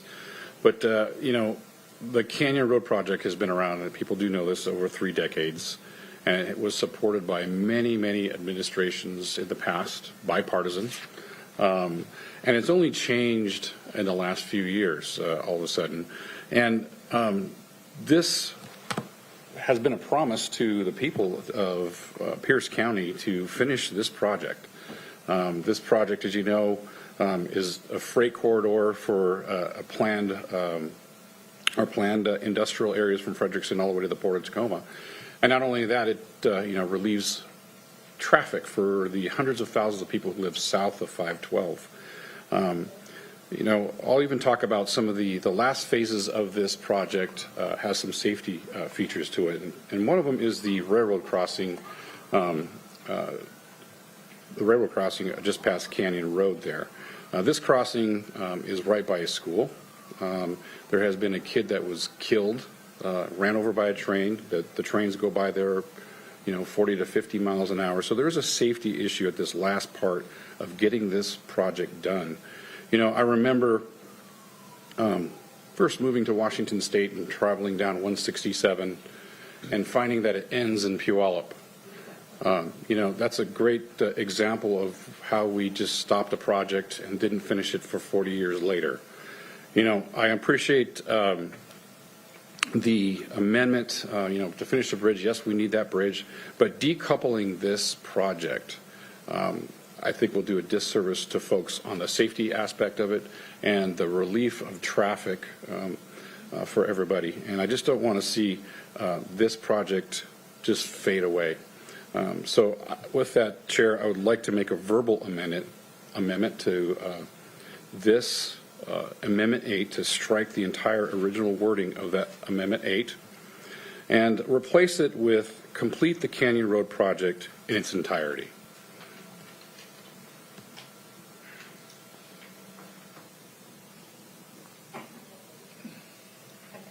It's been properly moved and seconded. Any further discussion? Further discussion on the verbal amendment to Council Amendment number 8. Councilmember Krueger. Thank you, Chair. Canyon is a very important road to get Frederickson, which is in my district, down to the port. not to mention all of the other traffic that is going through. It's quite a nice thoroughfare.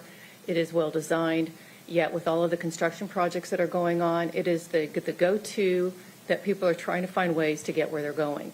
There's going to be blocks on Spanaway Loop. There's going to be more work, I believe, on Meridian, and the congestion is mind-boggling. It is also stopping our businesses.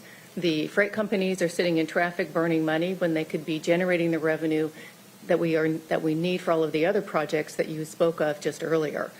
And people have been waiting for this a long time. I understand the dollars are not there at this time, but in order to get the dollars in the future, we need to be in line for it. And having this project as a priority for when funds are due, I think is very important. And the people have an understanding that has been coming for quite some time. And I would vote to pass this amendment. Thank you. Thank you. Mr. Taylor, I'm going to ask you really, really clearly. I know there's lots of conversation going on about this. I'm asking you super clearly. The underlying amendment, amendment number 8 that Councilman Morell brought forward, does it remove the project from the capital facilities plan and the transportation improvement program and remove it from future consideration? So amendment number 8, as presented by Councilmember Morell, does not remove the Canyon Road Northerly Extension project from the capital facilities plan. It does not remove it from the Does capital not. facilities plan. It can still be Correct. considered for future investment. That is correct. I want everyone to hear that. It does not remove it from the capital facilities plan, and it is available for future investment. Councilor Denson. Yes, thank you, Chair. I wanted to thank Councilmember Herrera for his work and his passion on this, but I am a no to the amendment. As has been mentioned, this has been thought about and planned for decades, 3 decades, I think the gentleman said. And while I wasn't here back then, I certainly wasn't involved back then, it may have been a good idea back then. I think things have changed in the last 3 decades. We've moved forward with different transportation options. We're moving forward with 167. We're discussing other transportation options that are more affordable and that might be more productive for different members of our community. And as Chair Mello mentioned, I mean, just the expense of this project is mind-boggling. And although Canyon is nowhere near my district, and so I'm probably the one that has the least amount of knowledge about this project, being the newest member as well, it will affect my district. It will affect projects like the Fox Island Bridge, and it's going to affect projects throughout Pierce County, projects to widen roads where we may need wider roads, where we need sidewalks for safety, where we need streetlights, where we need bridges. That was mentioned. I mean, we have so many infrastructure projects that we do not have the funding for, and goodness, every day I get emails from constituents asking for more, and they're good ideas and they're good projects, and most of them have to do with basic safety, and they're not, most of them, other than the Fox Island Bridge, are not super expensive projects. So with this funding, we could spread it a lot further. So I'm a no on Councilmember Herrera's amendment to the amendment. I am going to vote yes on Councilmember Morell's amendment, even though I'm not super excited about that either, but I appreciate there's a theme here. No, I really appreciate Councilmember Morell. I appreciate the compromise.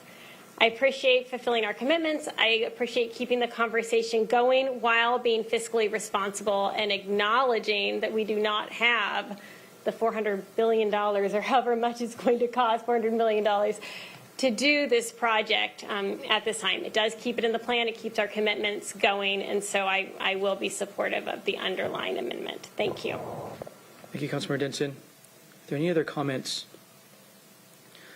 The vote will be on the amendment to the amendment. All those in favor of adopting the amendment to the amendment, please say aye. Aye. Those opposed, say nay. Nay. The amendment is not adopted. We have Council Amendment number 8 as originally put before us, which again keeps Canyon Road Northerly Extension in the capital facilities plan and the transportation improvement program, and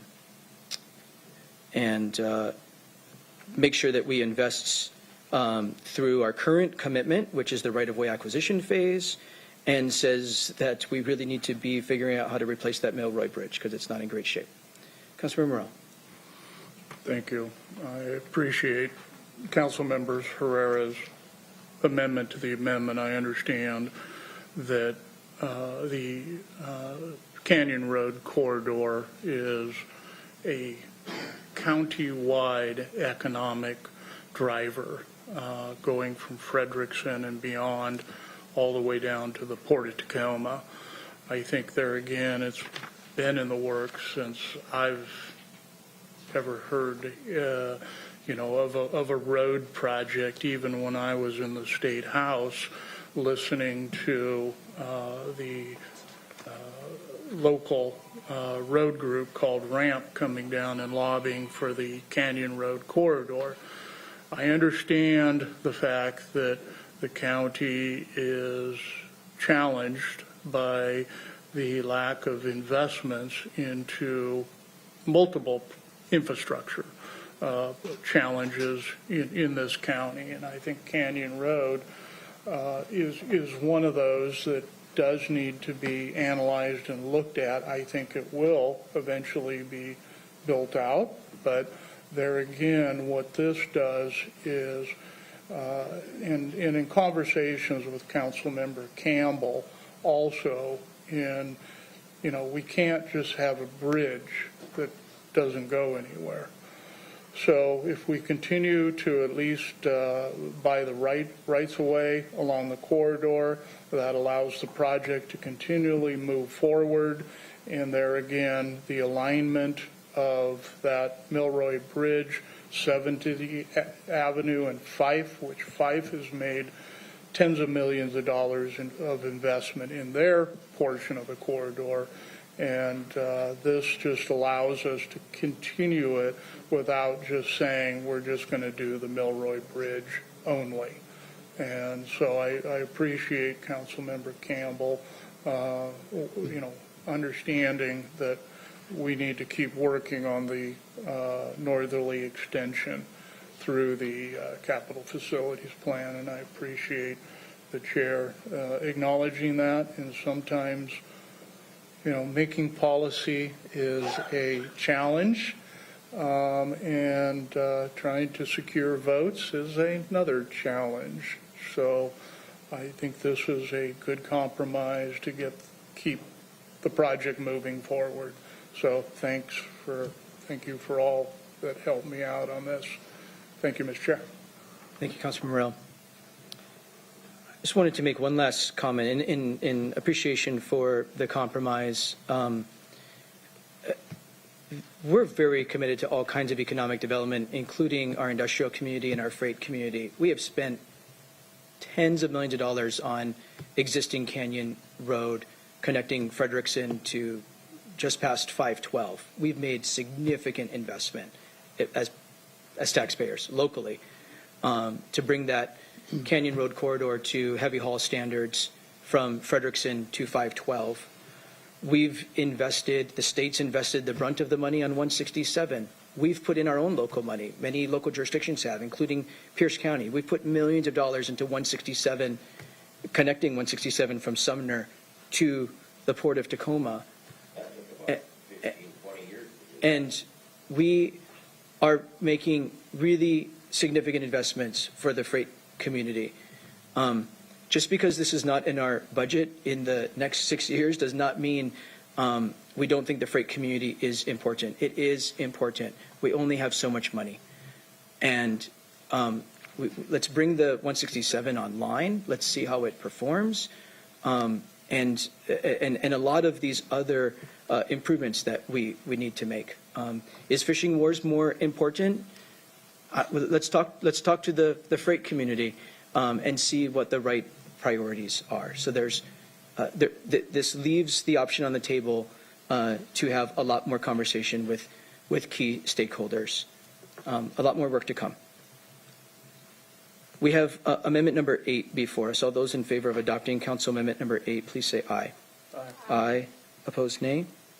The motion is adopted by my ear unanimously. We are at amendment number 16. Councilmember Denson to move council amendment number 16. Chair, I move council amendment number 16. Can you say that one more time while I turn on your microphone? Yes. I move council amendment number 16. It's been properly moved and seconded that we adopt council amendment number 16. Mr. Taylor. Thank you. So council amendment number 16 relates to the policy topic that addresses the conservation of farmlands, forest lands, environmentally sensitive lands, and public lands. The amendment would add additional text to that policy topic to reference the need to conserve those lands to help address climate resiliency issues, carbon sequestration, and storage. You'll see the specific changes to this policy statement noted in highlight and strikeout, but I would like to reference the core language in the center of the amendment memo, and that is adding references to reducing the loss of farmlands, open space, and working forests, adding language that indicates that there's a goal of conserving an additional 100,000 acres of lands in the county, and you'll see that the language here is being modified, so that's a goal statement. In addition, you see language being added that addresses carbon-friendly agricultural and wood products, so supporting the supply of those wood products. Lastly, language being modified to change the reference from protecting environmentally sensitive lands to conserving environmentally sensitive lands while preserving continued access to public lands. So you'll see specifically that reference to continued access being provided. So that is the summary of the amendment, and I'd be happy to answer any questions for you at this time, council members. Councilmember Morrell. Thank you, Mr. Chair. My light all of a sudden went out, so I'm glad that my mic is still working. I am in support of this amendment, but I would like to make a verbal amendment to the amendment. Please proceed.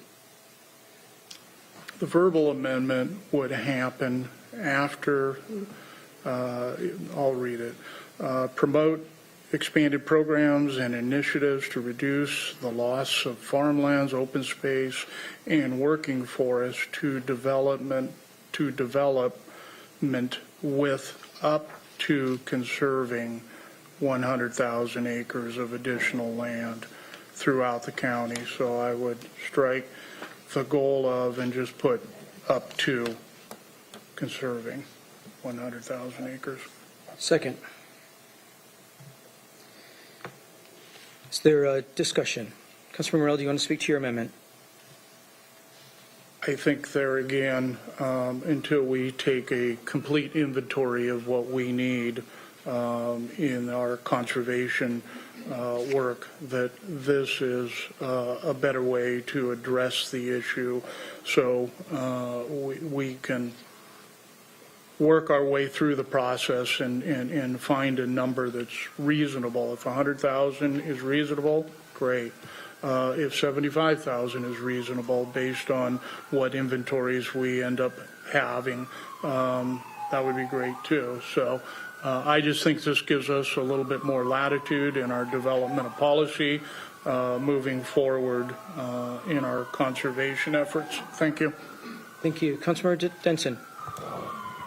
Yes, thank you, Chair. I'm a definite no on this amendment to the amendment. The ability and the intentional effort to conserve land in Pierce County is something that the constituents I've talked to are extremely excited about. In Alternative 3s, as you all remember, there was Alternative 1, 2, and 3.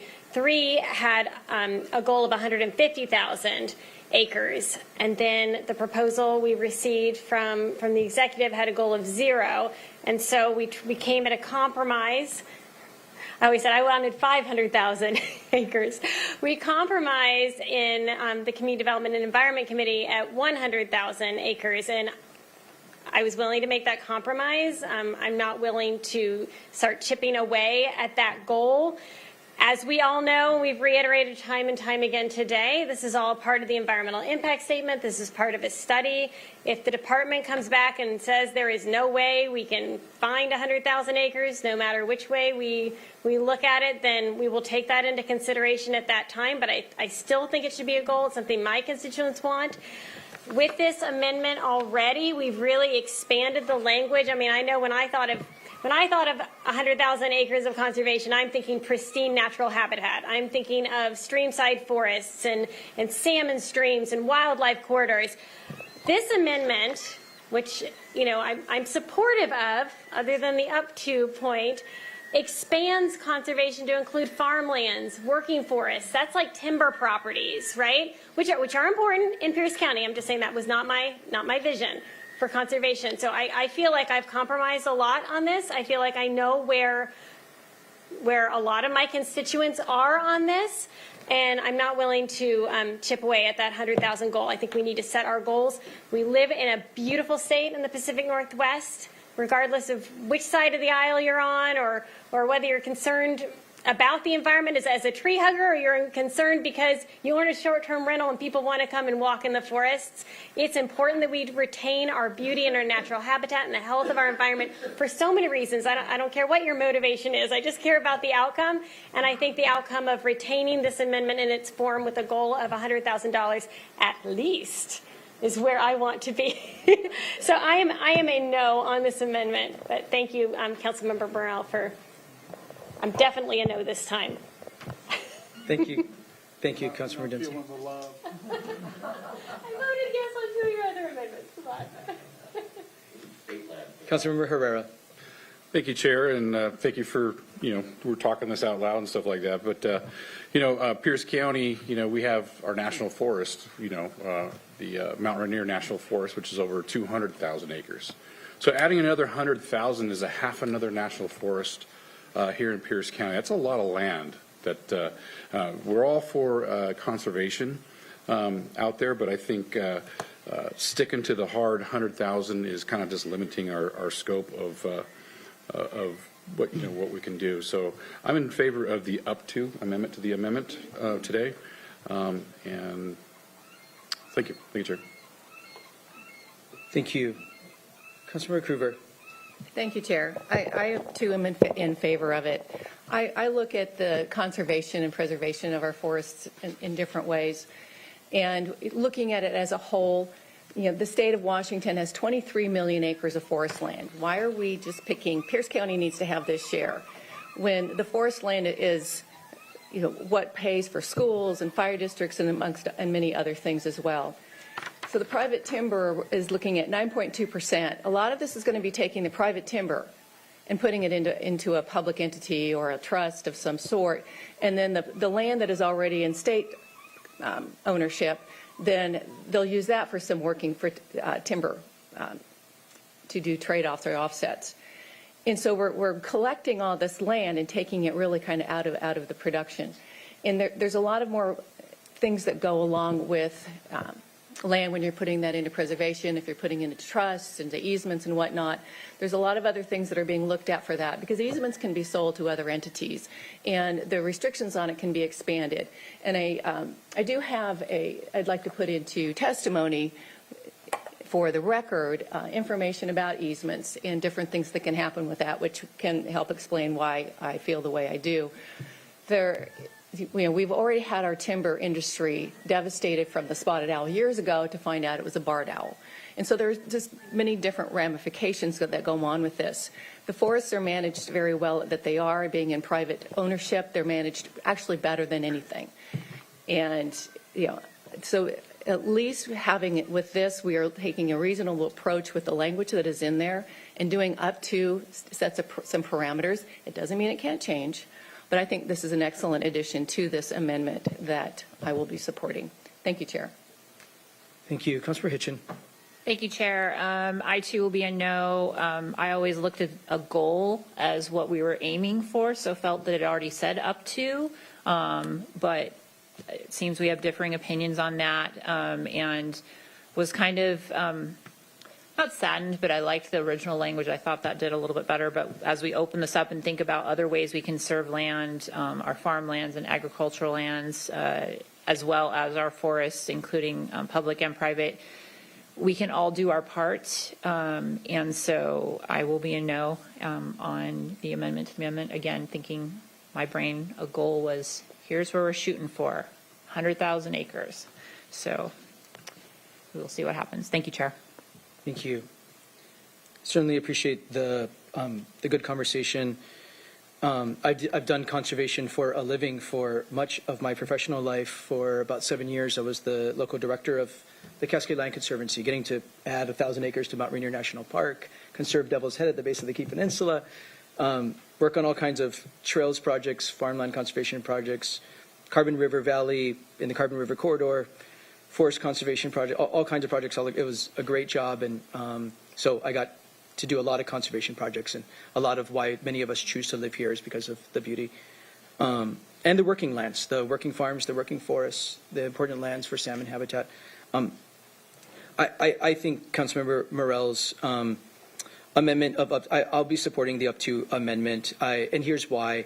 Our staff is actively putting together a land conservation plan. The Sustainability Division was directed to put together a land conservation plan. They're actively working on that and actively seeing where the opportunities are and bringing that back to council. I'm absolutely confident they're going to substantiate a 100,000 acre conservation goal. Unfortunately, over like the last decade, I think we've conserved closer to 6,000 acres in the last decade. Do I wish we could be? I'm all for goals. I'm all for being aspirational and ambitious. We have a lot of working farms that are going by the way of housing developments and working forests going by the way of housing developments. I am all for ambitious goals. I really am. And I know that our staff are putting together a thoughtful conservation plan that is informed by data. So saying up to at this point gives good direction. As Councilmember Morell said, we will be getting more information from the staff in the fall. We'll be able to evaluate that, see what we think about it. Are the ideas and the strategies making sense? And we'll be able to evaluate that and make determinations in the fall. So I think a lot more to come, like every subject matter here, a lot more to come in the fall, and look forward to that dialogue. The amendment in front of us is an amendment to the amendment. It's a voice vote to remove the words "the goal of conserving" and inserting the words "up to 100,000 acres." We'll take a voice vote on that amendment. All those in favor of that amendment to the amendment, please say aye. Aye. Opposed, nay. No. I would just respectfully ask to let the council do its deliberation and the public. We're not supposed to vote? No, thank you. Oh, I didn't know that. It's okay. I appreciate that.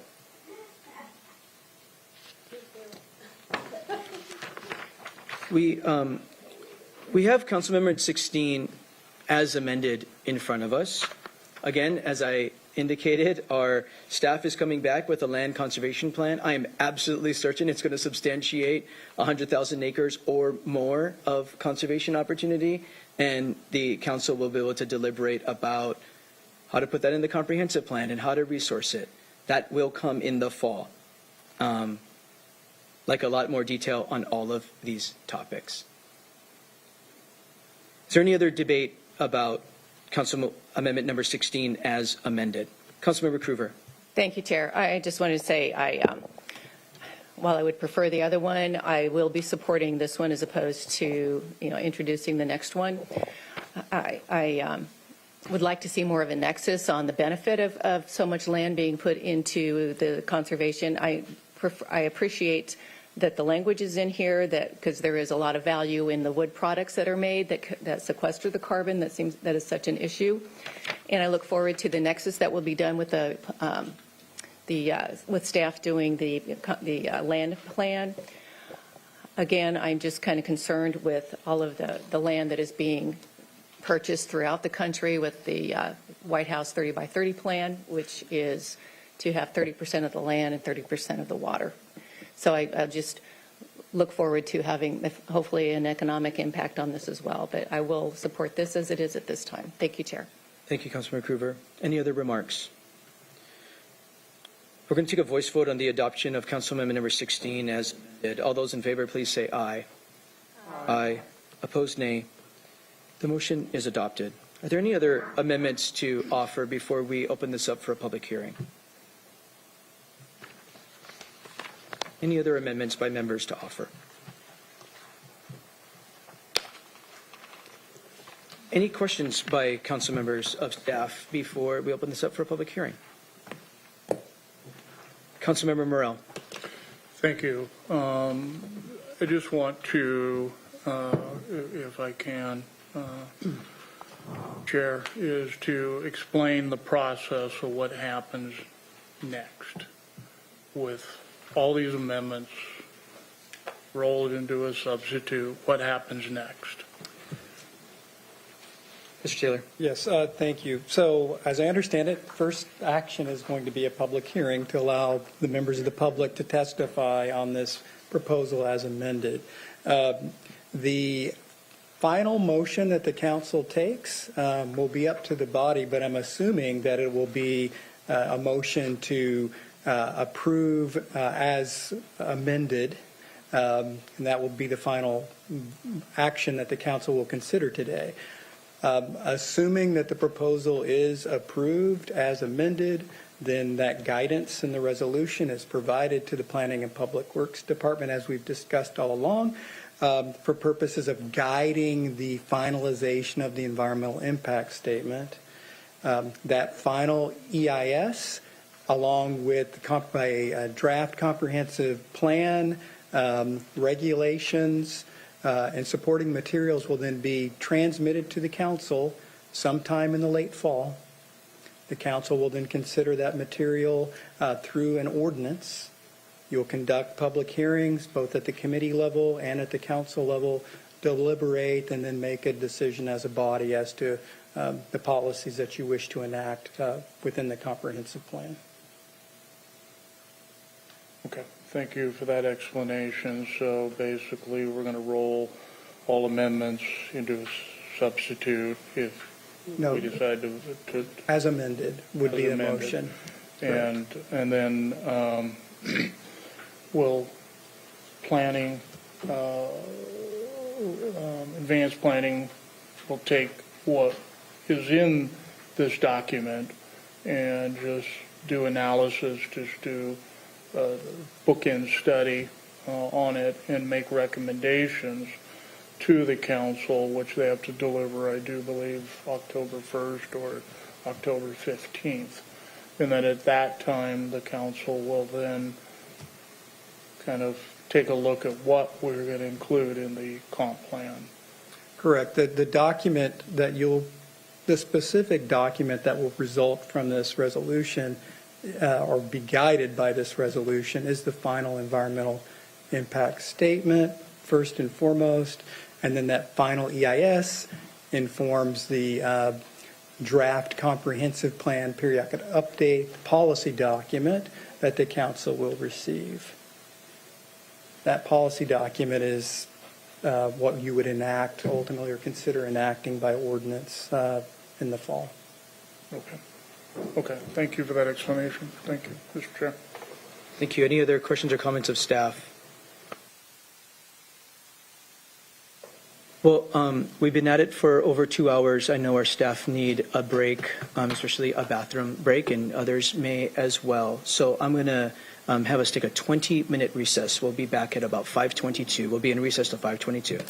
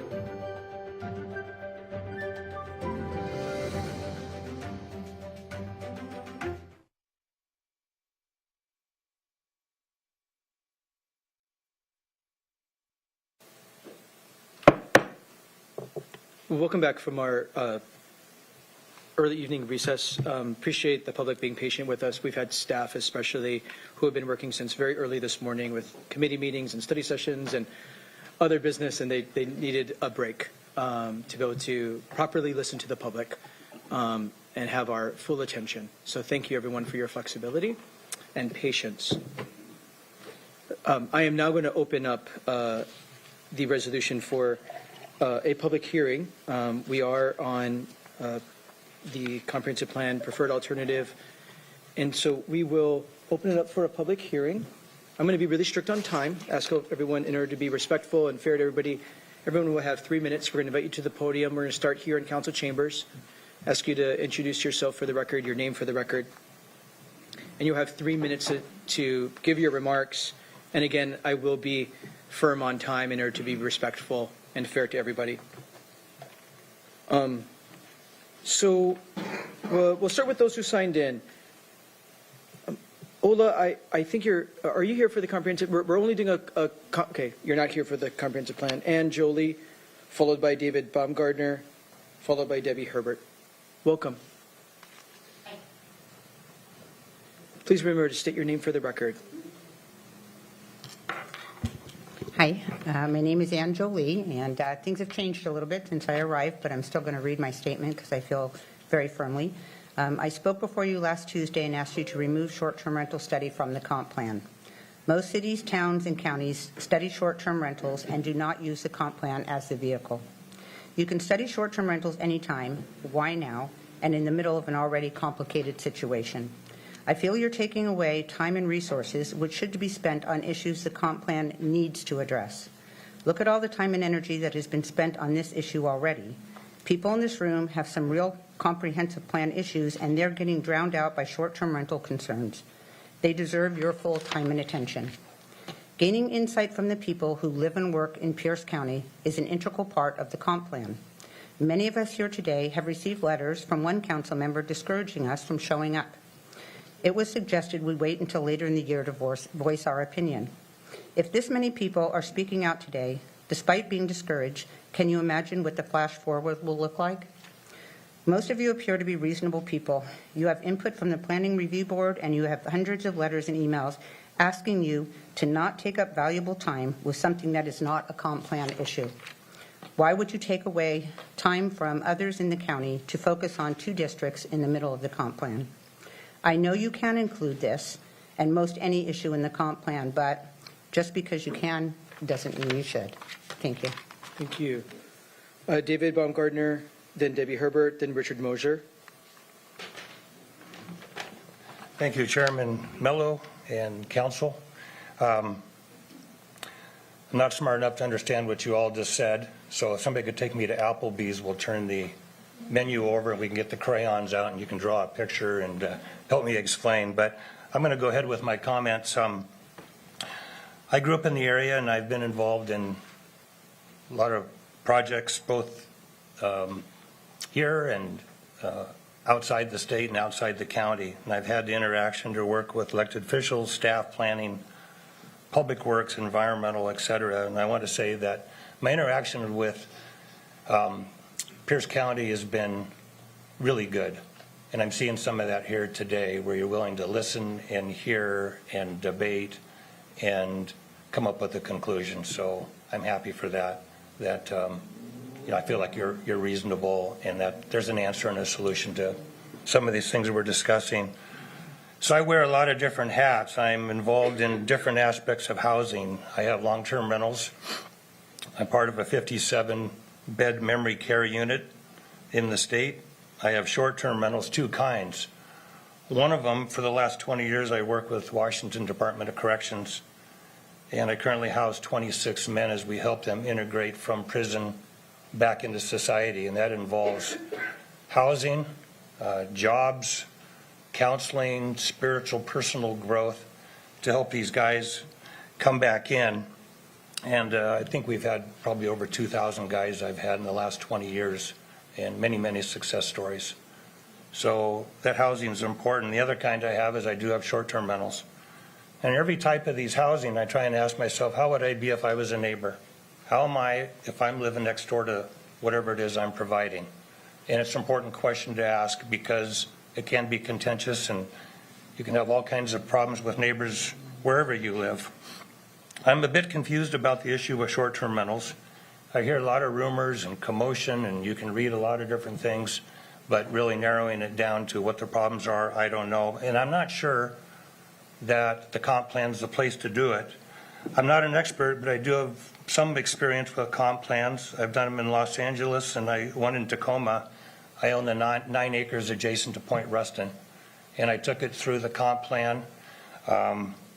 We dealt with contamination, environmental, traffic, planning, public works, neighbors, all kinds of things. And there was discussion sitting in with staff and with city. By the way, that's going to be probably 100, depending on the new zoning, it could be 100 townhomes or 346 apartments. But there was discussion about what should be accomplished through the plan and what shouldn't. And so I'm not sure that this is the place. I know the commission and the land advisory committee made their recommendations. Thank you.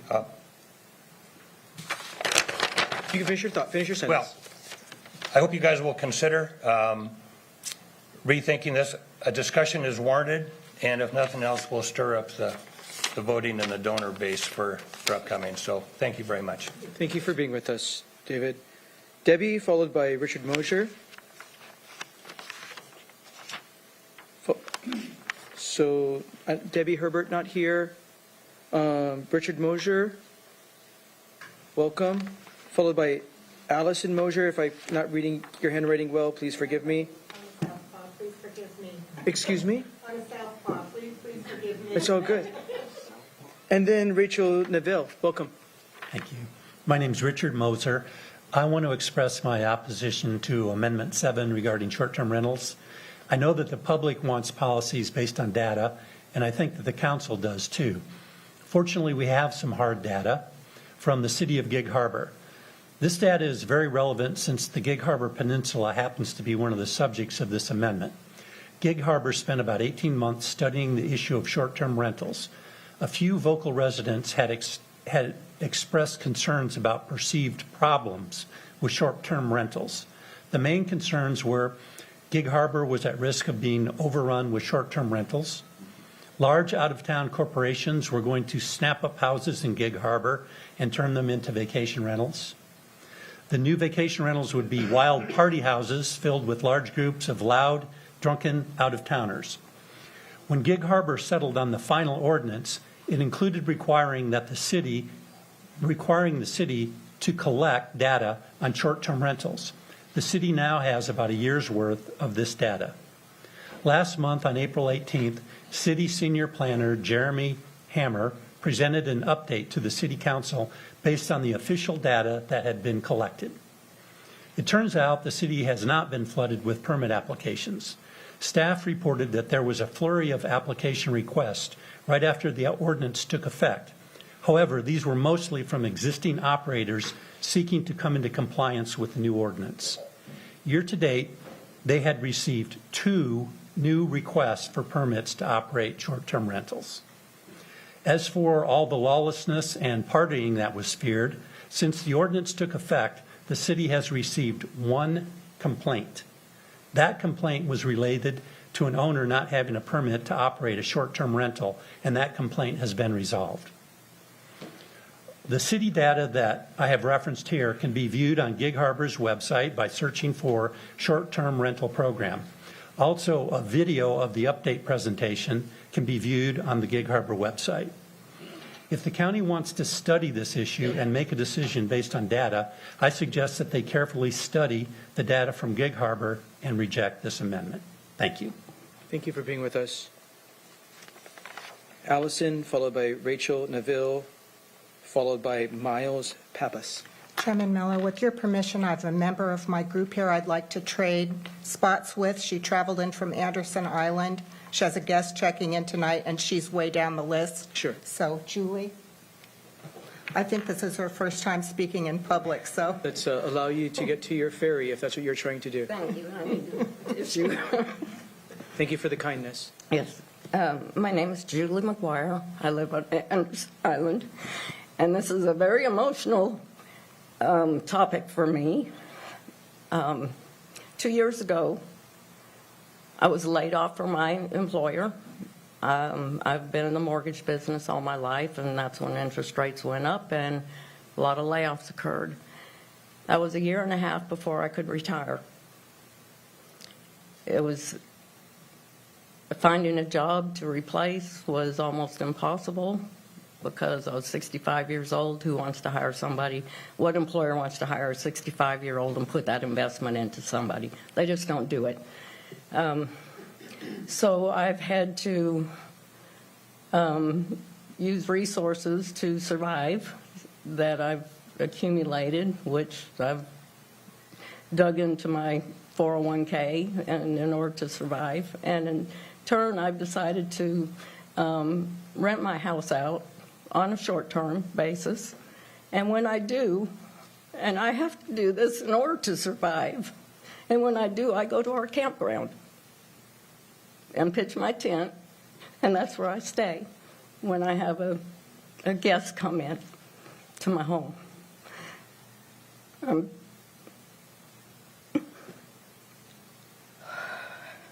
Forgive me. You're doing fine. I think it'd be very wrong. There are some issues with regard to Anderson Island and the ferry system. I acknowledge that. I think there's things that could be done to help that situation. But I think it's wrong to limit what a homeowner can do to with their property. Because last week I spoke to you also via Zoom, and I asked y'all the question to please really think about if you were laid off tomorrow unexpectedly, would y'all be able to survive? And I think that's a question that really needs to be asked of yourselves. Thank you. Thank you for being with us. We do hope you make your ferry. Allison? Oh, I'll wait till Julie, if you want. She'll come up on the sign-in sheet, and I can... And you'll remind me at that time? Okay. Rachel.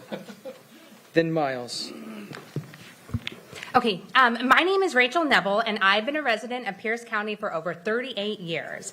And I appreciate the opportunity to testify once again in opposition of R24-1583 CP7 as in the state it was amended today.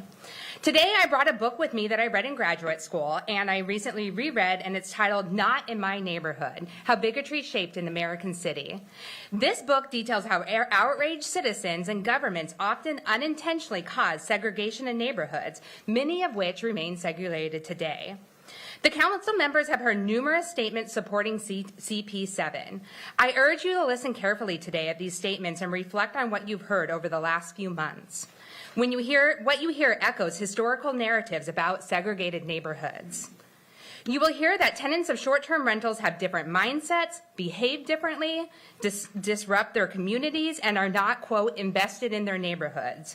You may even hear claims that they are, quote, ruining the character of the neighborhoods, a term I've used several council members use today. However, this does not mean that these people do not have a right to be in these neighborhoods. Most of these testimonies have come from District 7, including at least 2 from affluent white residents of Fox Island last week who wanted to legally ban outsiders. Statistics from the council's website show that District 7, where almost all the anti-STR testimony originates, is 86% white, with an average income almost double the national average.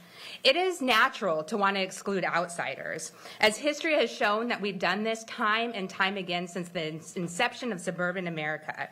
However, when we know better, we must do better. I encourage you not to regulate who and who cannot come into these neighborhoods. Having recently completed DEI training, and I'm sure the council has completed a similar training themselves, we have learned that making affluent, privileged white people comfortable should not be a consideration when we make decisions about equity and inclusion. The average home price on Fox Island is a whopping $1.4 million. allowing individuals who could never afford to buy or rent a home long-term on the island the opportunity to experience these neighborhoods that they've never been able to experience before. That is the definition of desegregation. According to CP7, regulating STRs could be based on septic size, licensing, or both, and it's my understanding that that's the way the amended CP read as well. This will further create a second class of people. Unless you choose to impose regulations on homeowners and long-term renters, we are creating a discriminatory class system. These regulations mirror historical laws that aim to exclude certain groups from specific neighborhoods. Thank you. All right, thank you. And I'm going to leave the book here in case anybody cares to read it. Thank you. Thank you, Rachel. Miles Pappas, followed by Angela Pappas, then Alex Harrington. Esteemed members of the Pierce County Council, excuse me, I'm a little nervous. I don't publicly speak. Welcome. With humility and heartfelt concern, I stand before you today as Miles Pappas, a dedicated small business owner deeply rooted in the Ashford community. I am compelled to share my heartfelt sentiments regarding the proposal amendment CPA 7 short-term rental at STR regulations. The ramifications of this amendment resonate far beyond mere financial implications for me. As a steward of a small STR, enterprise, the income from my derived from my property not only sustains my family as well, family's well-being, but also nurtures our dreams of a possible secure retirement. Moreover, the positive ripple effects from our business extends to the livelihoods of numerous local workers. That includes cleaners, maintenance personnel, builders, technicians, and service providers of all types. The impact stretches even further, reaching local businesses, restaurants, stores, and even our cherished national park. However, the significance of my property transcends the economic contributions. It symbolizes a beacon of stability and rejuvenation within our community. Through our diligent efforts, my wife and I have transformed neglected properties into vibrant assets, eradicating safety hazards and blight, while stimulating, fostering employment opportunities for our family and our neighbors, and general people in Ashford. The ability to offer our property for short-term rentals not only fortifies our financial stability, but also cultivates a safer and more vibrant community. The occupancy of our property acts as a deterrent against potential risks such as fire outbreaks, vandalism, squatting, other criminal activities that threaten the well-being of our neighborhood and our county in general. As a conscientious host, I ensure that all guests adhere to local regulations and guidelines. If I didn't, I'd be out of business. That's it. You have so many things. Airbnb says, see ya, you're out. Thereby preserving the tranquility of our surroundings, my unwavering commitment to responsible management is a testament to profound care of the Ashford community and its residents. I beseech the council to earnestly consider the profound impact of excessive regulation on small business like mine and the broader community. I've never heard of anything where you're picking out, where one rentals type is picked out and saying, okay, we're going to put septic permits on you and septic and no one else. So, okay, you can have X amount of people here, but oh, no, you can't here. Not only that, being a builder, I've gone down to the building department many times and know the backlog. I can't imagine what the backlog will be. Thank you. Your time's expired. Thank you. Thank you for being with us. Angela, followed by Alex Harrington, followed by Valerie Mark. Hi, Council. My name is Angela Pappas. A few years ago, my husband and I were in the park, and we were talking about how wonderful it is and how blessed we were to live so close to such a natural, wonderful preserve. We thought about it, and we're like, well, how can we do this more often? How can we make it so that we don't have to go all the way home tonight? And we thought, well, let's invest in some vacation properties, and then we can enjoy it, and maybe other people can enjoy it as well. The idea of an investment would pay for itself for us to be able to enjoy all of that. And it's for our retirement, it's for our kids, it's for the same reasons I imagine that most of the people are here for. We wanted to share that beautiful getaway with other people. The response has been so overwhelmingly positive. Everybody loves our neck of the woods, and we consider it to be our neck of the woods now. People don't disrupt, they don't have parties, almost 100%. We've not had any issues in the 3 years that we've been up there. We spend money locally, as do they. We employ cleaners, we employ contractors, electricians, hot tub repair people. We just really feel that our dollars are at work in this community, and it means the world to us.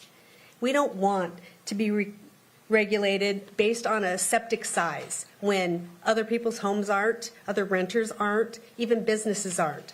So that's why we would hope that you would base this on what the people really do want, and they want our mountains. Thank you. Thank you for being with us. Alex Harrington, then Valerie Mark, then Ron something, starts with an M.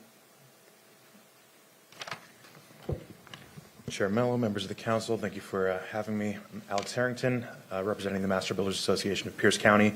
There are a couple things that we heard in the amendment process that I'd like to touch on. One of those is during your debate about short-term rentals. You referenced the fact that long-term rentals might be taken, or long-term housing might be taken off the market through through having short-term rentals. If that's really a concern, having more long-term housing, then there are a couple things in the comp plan that they're going to need to keep harping on as it goes through the process. One of those things you did sort of address when you were discussing the rural densities.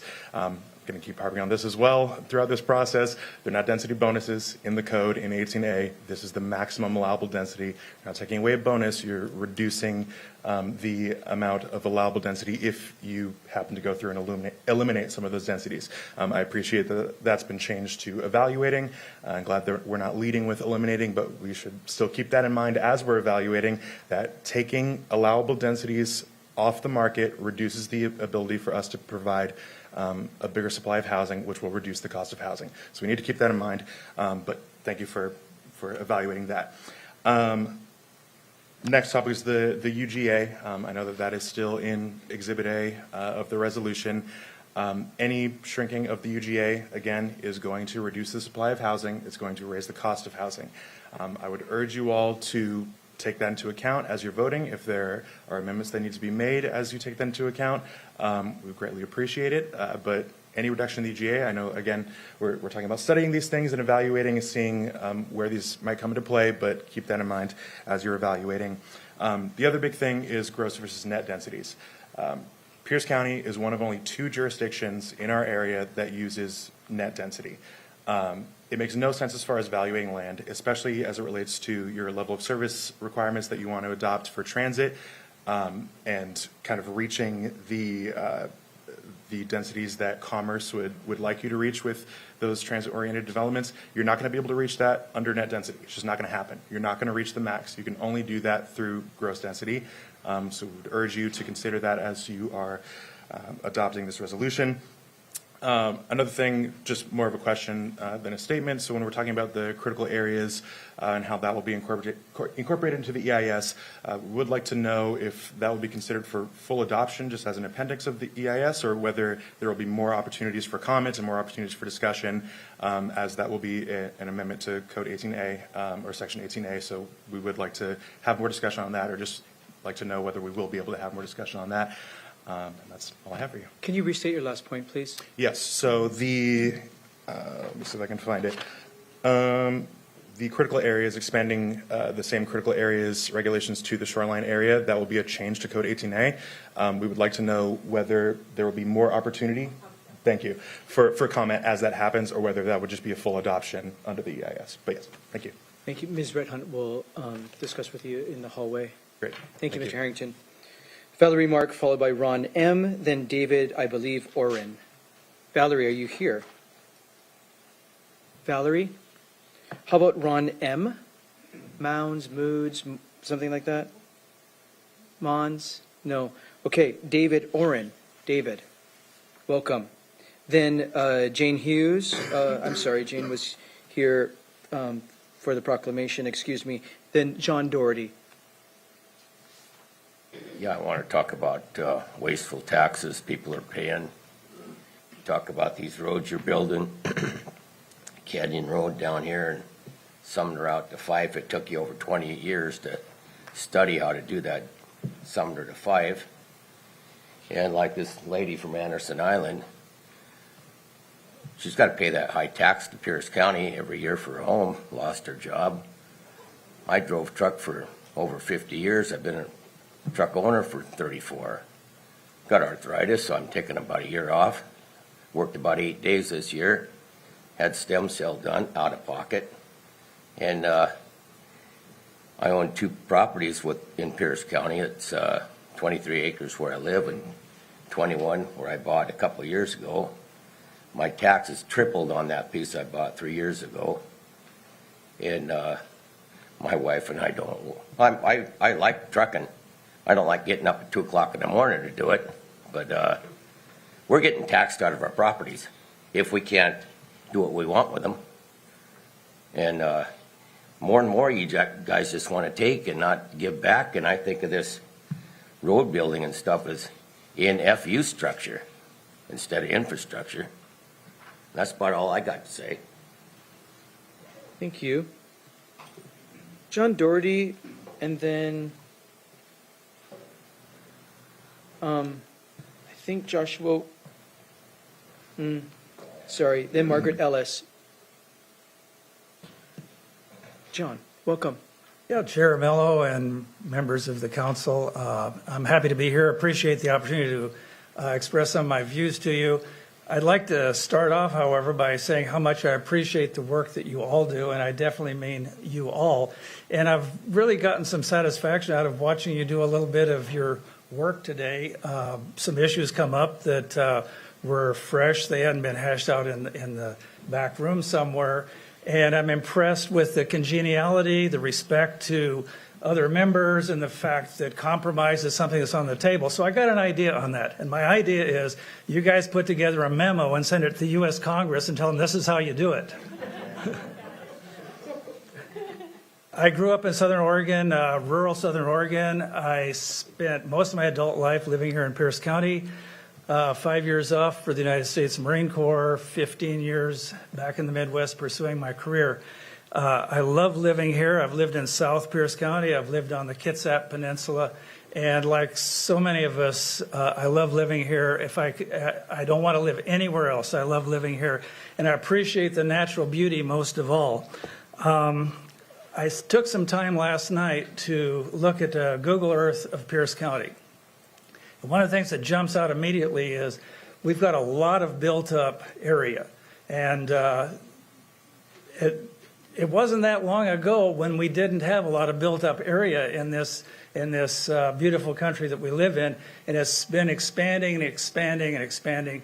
And one of the things that happens when that happens is impervious surfaces. And so just to back up quickly, back in the day, before all this buildup, the rain would fall, it would filter through the earth, it would go to the streams and then to the rivers and into the sound, and it was the rainwater was cleaned up in that process. Well, with all of the impervious surfaces we got, the lawns, the houses, the buildings, the warehouses, the highways, the sidewalks, that rain no longer does that. It just hits the ground, it goes to the storm sewers, and then out into the sound. And our sound is in trouble with a lot of toxins, oil off the roads, pet waste, fertilizer, rubber that's been burned off of tires, and so on and so forth. So what my focus is, what I care about here, and that I'm asking you to care about, is taking care of this beautiful environment we've got. I think that there are ways to do that. I spent some time last night reading this resolution. It's pretty wonky. I gave up after the 5th whereas, so I'm just going to trust you all to do a good job of taking care of the environment for all of us, and thank you very much. Thank you for your comments. Thank you for being with us. Yeah. Margaret Ellis, followed by Wendy Wright, then Maxine Herbert Hill.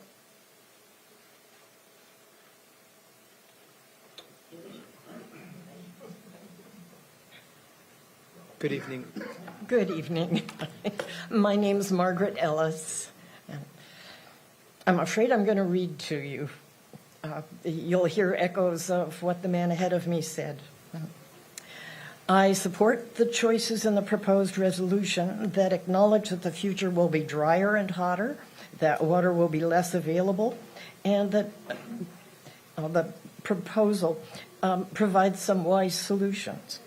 While there's no question that we need more housing, it's important we allow less development in our precious rural areas through actions like eliminating bonus densities, which allow sprawl and stress our rural areas infrastructure, and instead focus on building the bulk of housing in the areas that are already built up.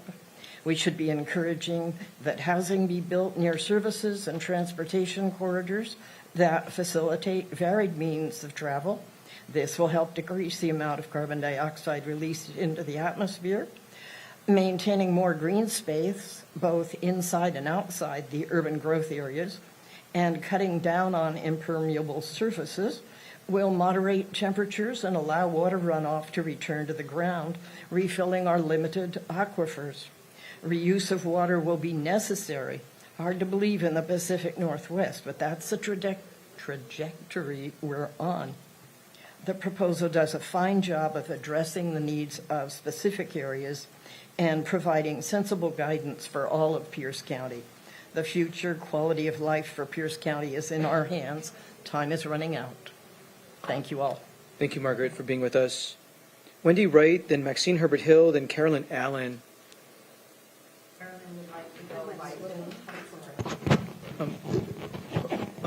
Excuse me, Wendy. Can you? Does that go? Perfect. Thank you. Okay. Yes, I am short. Yes. Acknowledge that. Thank you. And you are tall. He's just very tall. Tall. Yeah. Can we get a picture of that? Oh, I'm Wendy Wright. I live in Puyallup. I am here to speak in support of option 3 of the comprehensive plan, high capacity transit. Last week I heard some people talk about they didn't want any change. They didn't want limits on their private property rights. Change is going to come, whether we want it to or not. That's inevitable. And we need to be able to at least guide and look into the future and think of our children and grandchildren. When we think of expanding more and more, you can't build your way out of traffic congestion. It's just not possible. You widen a road, more traffic's going to come. And with more traffic, you have air pollution, and people have talked about impervious surfaces. The problems are compound. Plus, with air pollution, you're going to have more lung cancer, other cancers, asthma, related health issues, which is a big thing. Pollution, whether it's water, soil, air, is killing us. And I do support condensed areas. The housing issue is not because we're limiting growth or limiting development out to Mount Rainier. The housing issue is one of economics, and we know that. And if we have continued growth out into the rural areas, we're going to need more fire, more police, and more schools. I'm on a committee of Puyallup School District. We're trying to find classrooms for 90 students. It ain't there. So we have a real dilemma of where to find space. And that's because of Sunrise development and the other developments that continually go south on Puyallup. Anyway, I just support limiting growth, concentrating growth, and keeping our rural areas rural and supporting our family farms. Thank you. Thank you for being with us, Wendy. Maxine Herbert Hill, then Carolyn Allen, then Barbara Rowland. Good evening. Good evening. I'm Maxine Herbert Hill.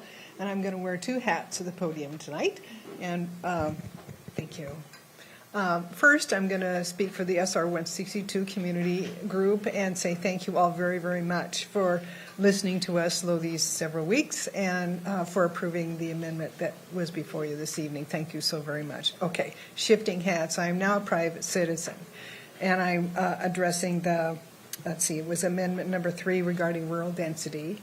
I appreciate very, very much the changes that you made to that, allowing the local areas, the community plan areas to address the concerns and what's appropriate for their area. However, the Alderton McMillan Community Plan area is not a recognized LUAC or community plan group or community group. We have asked for that, but haven't been able to get that to happen. With this kind of responsibility that's now been given to the community plan areas, I'm really hoping that the county will support the Alderton McMillan Community Plan area and allow us to have that kind of a leadership organization so we can have a voice in this decisions that will be made for this part of the community plan or the comprehensive plan. Thank you very much. Thank you, Maxine. Carolyn Allen, then Barbara Rowland. Thank you very. She moved to Zoom, you said? Yes, Carolyn is going to now testify or speak by Zoom. Thank you very much. And Barbara Rowland left. Barbara Rowland left, thank you. Dale Skavanich, are you here? She left also. Thank you. Do you want to do this? I just know her. Oh, good. How about Laura McCarthy? Laura, she had to go pick up our 4-year-old. How about Tom McCarthy? Yeah. So she might like to participate via Zoom. We'll get to Zoom. Tom? Then Austin Nolan, then Sheila Wynn.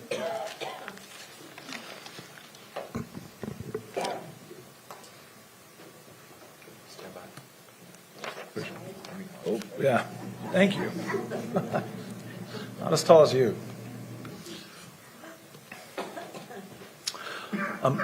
My name's Tom McCarthy, and I appreciate the opportunity to speak. I must confess I'm a little disappointed that we're giving opportunity to speak after the fact of the votes on the amendments. And I do hear that this is a study, but there are premises to some of the. It feels a lot like policy when you say there is going to be limits on septic with short-term rentals, and in specific areas are going to be in the crosshairs for loss of property rights, and so at this point I just have to ask that the council advocate that we have the opportunity for stakeholder input with the staff in forming this. So, there's a couple things that have come up, and I think I have to tell my story in order to get there. I have been active in Pierce County Tacoma, Pierce County for a long time. I was an adjunct instructor, and I couldn't support my family on that. And so I went to Anderson Island and I built a home that was going to be our family cabin. And, in the end, I got more involved in the community, fell in love with the place, and I ended up building a home. I rented it out. I took a loan out against it. And then I built another home, and I rented it out, and I took a loan out against it. And now there are 5 homes there. So when you talk about the housing crisis, I am one of the solutions for that. I am providing long-term rentals on Anderson Island. And let me tell you, I just had a couple of vacancies. And it took 6 weeks to fill one. Now this is, if you look at a similar apartment in an apartment building in Spanaway, it's the same number of bedrooms, same number of bathrooms, much nicer.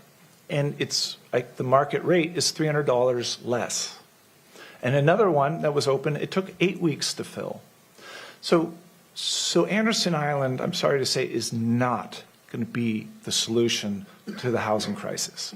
Like that issue of long-term rentals, it's not applicable. And why? Because there's no job base, there are no medical facilities, And it's challenging to commute. I mean, we heard, like, there's a lot of, for young folks to survive on Anderson Island, it can be very challenging. And so by limiting short-term rentals, and tourism and those sort of opportunities, you're limiting the ability of families to survive.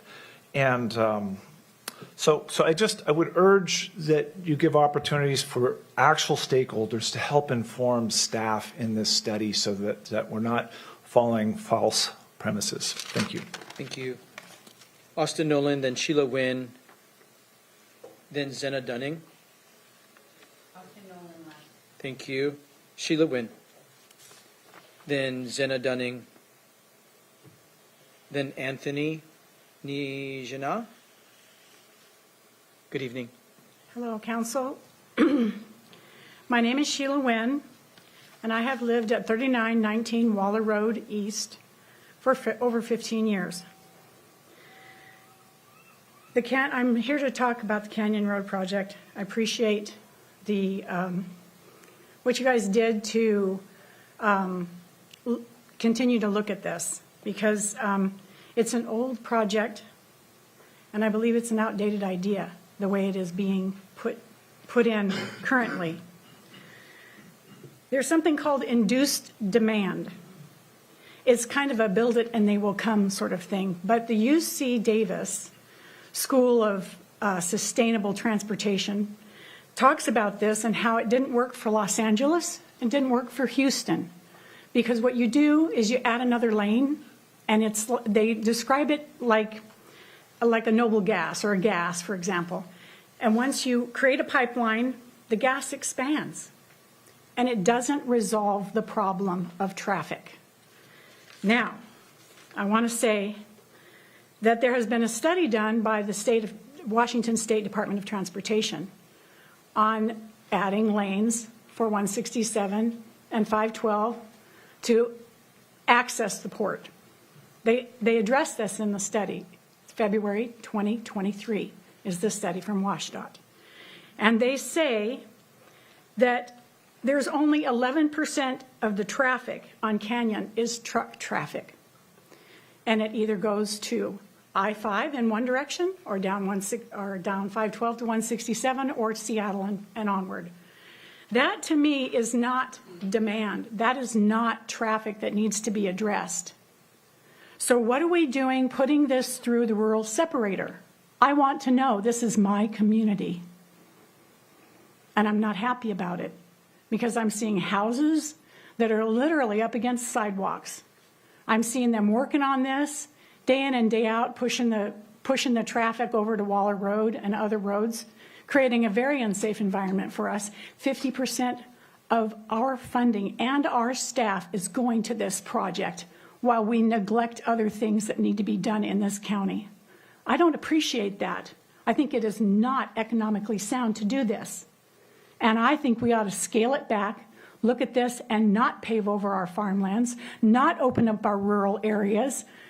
You guys are trying to rezone things to it not being a rural sprawl. But what is this? This is in a rural separator, and you're encouraging sprawl. I want to say it's the Canyon Road expansion project. I call it the creep. Stop the creep. Thank you. Thank you for being with us. Zena Dunning, are you here? How about Anthony? Starts with an N, the last name starts with an N as in Nancy. Anthony. Mark Crawford. Mark Crawford, followed by Ellie Claus McGann, followed by Janine Provojek. My name is Mark Crawford, and the reason I'm speaking with you is that if I'm correct, if I've been told correctly, that Resolution 2024-158S may have an impact on my ability to build on my property. Less than a year ago, I moved to the Great Northwest. I have been living on my property in Orting in a one-bedroom, 1,000 square foot additional dwelling unit on the property. Although it is 33 acres, most of the acreage is unbuildable and it's not the sort of thing that lends itself to development. There is an obvious area near the ADU that's clearly intended for a main dwelling unit, and it's level, it's flat, it's been, the timber has been removed, and it has the beautiful view of Mount Rainier. It's been my intention of building the main dwelling unit in that area. I'm not a contractor, I'm not a builder, I'm not a subdivider, I'm not a developer. I'm not looking to cash in on this property. I'd be happy to have it stay in my family forever. That said, I'm afraid, if I understand correctly, I'm afraid that the proposal 158S, as I understand it, may prohibit me from using the property in a reasonable manner, such as I've described. And it obviously will be devalued and unused. I respectfully request that you consider such situations that might merit exceptions to some of the proposals and resolutions that are being made. Thank you. Thank you for being with us. Ellie Klaus began, then Janine, and then Kat Lauro. Hi, I'm Ellie Klaus McGann, and Janine has left. Thank you. So you know. Thank you all for sharing with us some of the process of what you're going through in thinking this out and compromising. And also thank you very much to the Planning and Public Works team for the massive effort they've done in working on this whole updating of the comprehensive plan and creating the alternatives for the DEIS so that we can have robust discussion of consequences. Land use impacts all of the other chapters of the comp plan, which is why there's so much focus on it. Where and how we build out Pierce County is land use, and land use matters to all of us now, and even more so to future generations, as we all benefit or lose by how it's done. As one example, we are losing agricultural land through development, yet climate impacts from temperature, extreme storms, wildfire, and drought challenges farmers with growing crops that we rely on from beyond our region. Just look at what's happening in California. We need to protect our own agricultural land and its ability to supply us with local food. It's irresponsible to future generations to pave it over. Studying the UGA retraction and zoning changes as part of intentional promotion of stewardship of Pierce County's rural lands, and being specific on how we will accommodate growth using Pierce County cities and urban growth areas has to be part of that. We stand to lose land through sea level rise, flooding, and potential wildfires. We've already seen a few in Pierce County, and we'll see more. Consequences of changing climate from our increased emissions. People who depend on nature's bounty, such as farmers and fishers, can attest to the challenges and changes they now face here, let alone what we see worldwide. Some well owners are experiencing saltwater intrusion, and others lack of potable water in drought situations, and hence the thought of the Pierce County utility. And we've all experienced the unwelcome summer wildfire smoke. Curbing pollution from traffic and buildings needs to be a priority. Preserving rural lands and critical areas and not gradually burying them under roads and buildings and other infrastructure is necessary for both planet health and our health, let alone that the county faces challenges with how to pay for installing and maintaining support infrastructure and services. The Canyon River Road extension stands out as one of the challenging choices of where to put emphasis and money in protecting farmlands in critical areas while still supporting local industry. Thinking twice about how much land should be available to warehouses and storage facilities is another. How we handle our waste and the size of our landfills is another.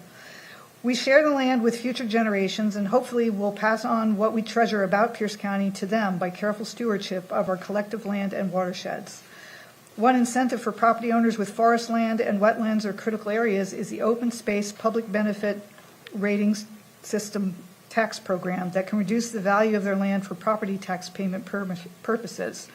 We're working on others, on helping people preserve their rural land, but not being penalized for having rural land, because that's not what we want either. So thank you for the work that you do. Really appreciate it. Thank you for being with us. Thank you for those comments. Kat Lauro, then Nick Moore, then Annie Salonen. Kat's not here. Nick Moore. Annie Salonen.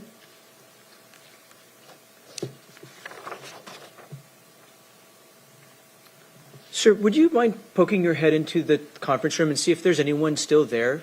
Thank you. Putting people to work tonight. Lita Wilson, then Terry Wise, then Charles or Susan Megan. Is there anybody in there? Nobody in there? Thank you for doing that.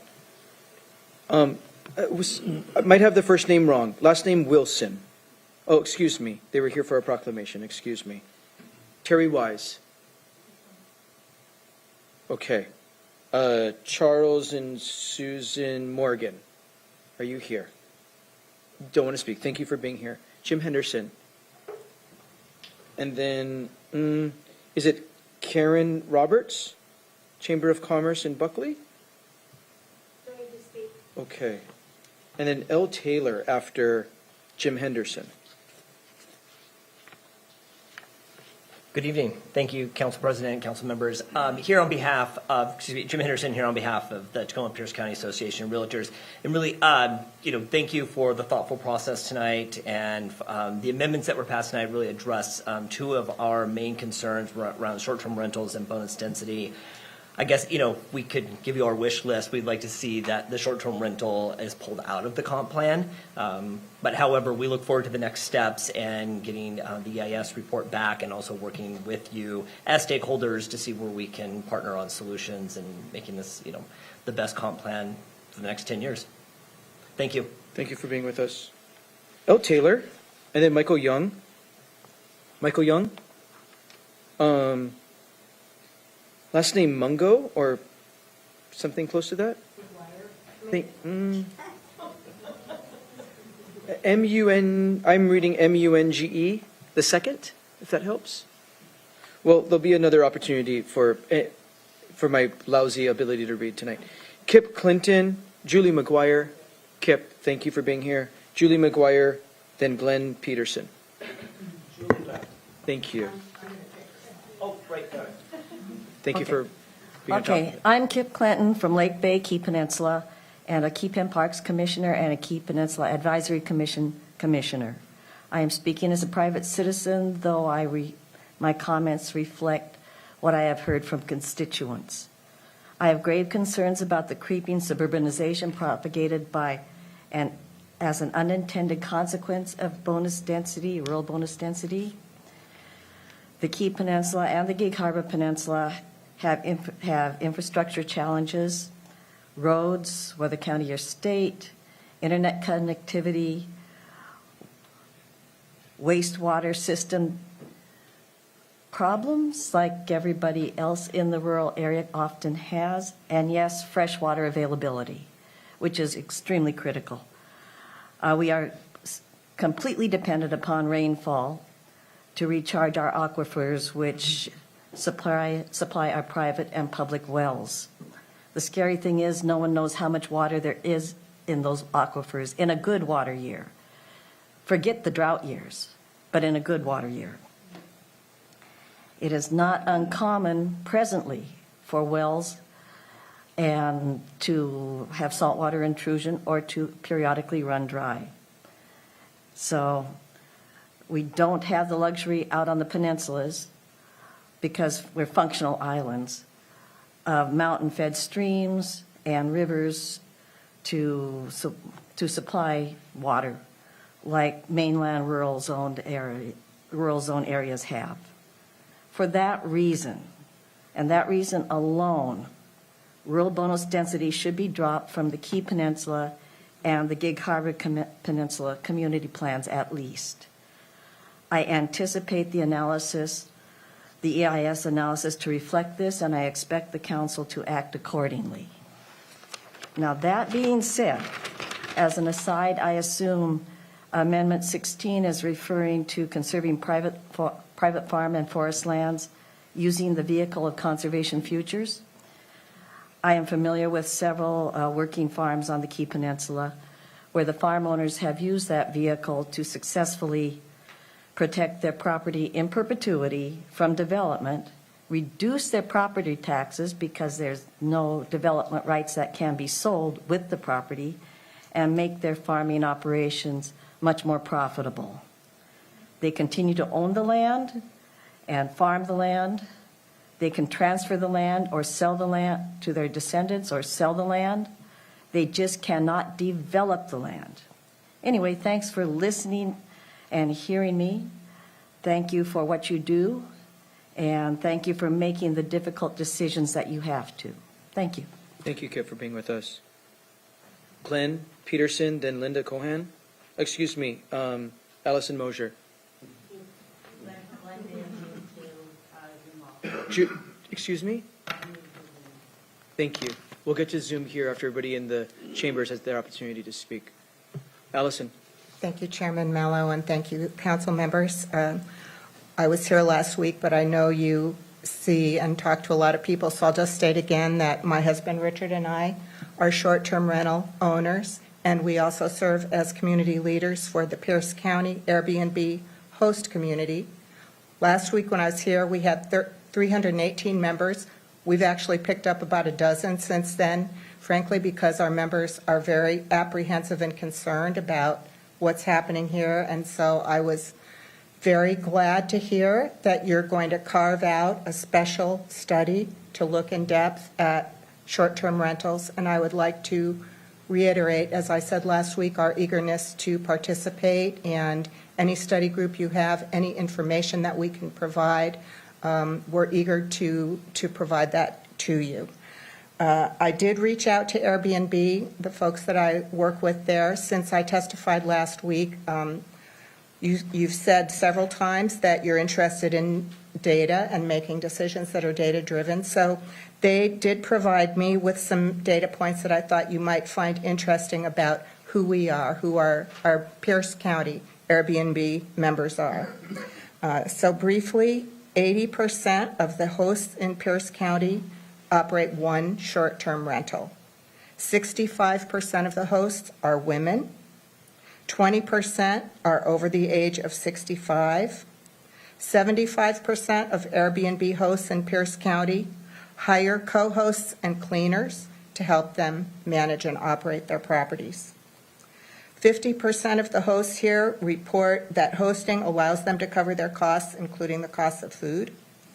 51% report that Airbnb has helped them stay in their homes. A couple of data points that are specifically going to issues that I know you've been looking at regarding overuse potentially of septic and water facilities.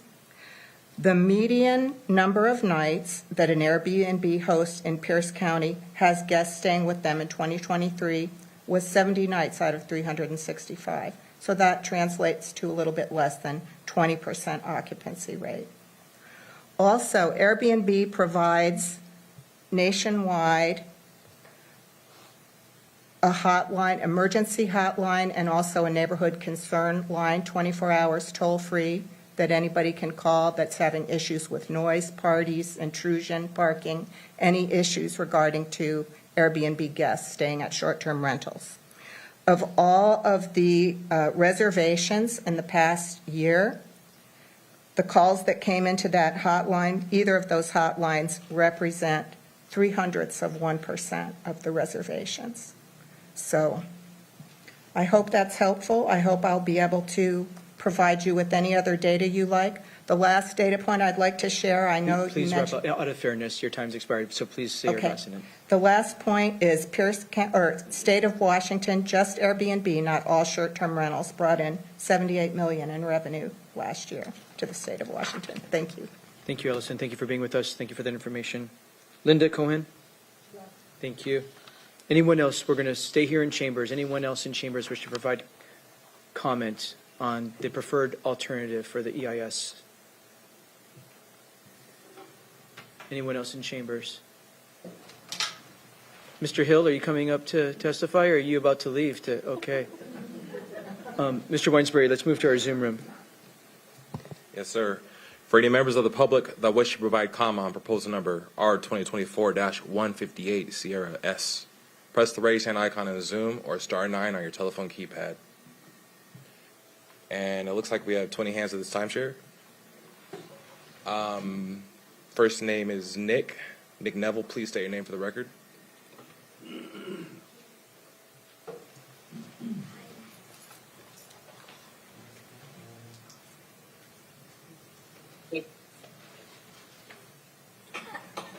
good afternoon. I'm Nick Neville. I live in Pierce County, and I own short-term rentals at the base of Mount Rainier.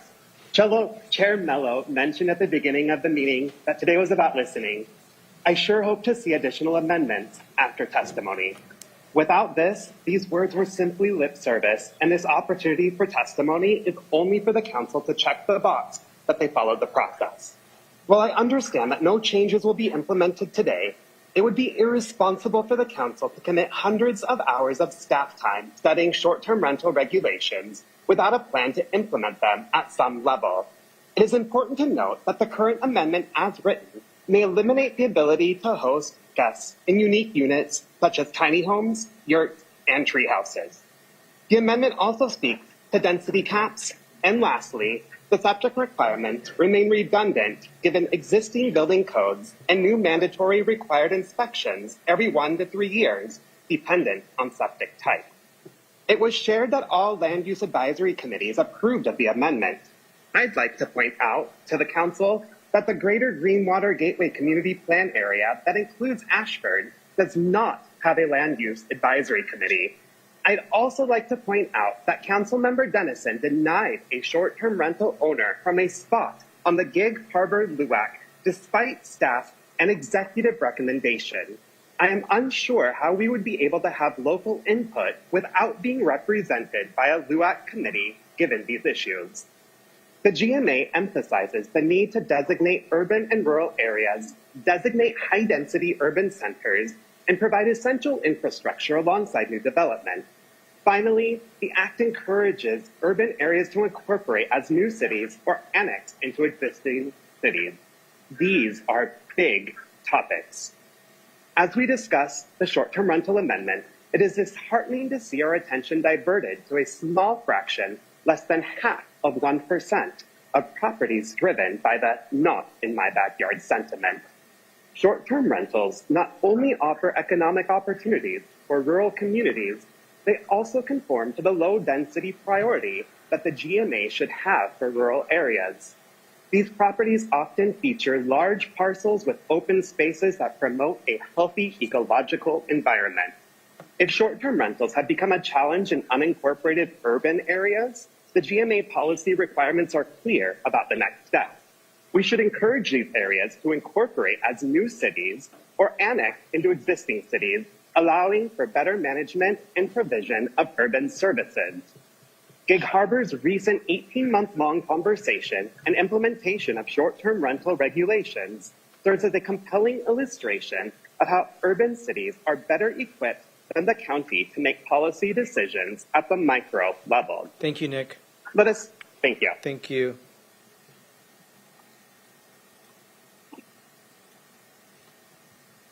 Next, we have Lucinda Wingard. Please state your name for the record. Lucinda Wingard, Gig Harbor, in reference to making the 100,000 acres a goal for native habitat conservation. Many events in Pierce County, like this one, begin with acknowledging that we inhabit land stewarded by Coast Salish people for many centuries before immigrant arrivals, most of us. The import of that acknowledgement should not be lost on us. The indigenous economy understood all wealth and communal quality of life comes from the land. Land was not to be owned or controlled by individuals.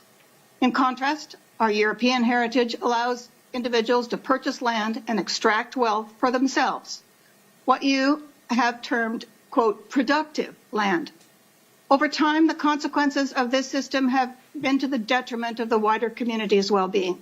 Clean drinking water, clean air, employment opportunities, and more are things conserved land can produce in the face of population sprawl and climate change. A small minority of people owning large parcels of land typically want, in the name of property rights, to keep all their options open for future land use. But in these times of multiple environmental threats to our community's quality of life, untrammeled property rights cannot continue. Property responsibilities should rule the day. This county is under threat of extreme weather events, clogged traffic, homeless encampments, pollution of air and waters. We all pay taxes to restore flood and fire damage and maintain public safety. land use policies must be fashioned to protect all residents from economic damage and erosion of our communal well-being. Dear Council, please represent your entire community. Please credit the wisdom of urban and rural elected leaders who hammered out the countywide planning policy. You also have guidance on conserving the richly biodiverse ecosystem, a dwindling source of wealth expressed in the current county website on a page called Biodiversity Planning. These stewardship documents have been created in concert by PPW staff, Department of Fish and Wildlife, and local residents. I refer you specifically to the Lower White River Stewardship Plan on that page, which specifically speaks to the dangers of increased population density near Buckley. In sum, clear government policies are needed to help resolve inevitable conflicts between an individual's profit and the health of the community found in conserving native habitats. Thank you for your work pursuing this goal. Thank you for being with us.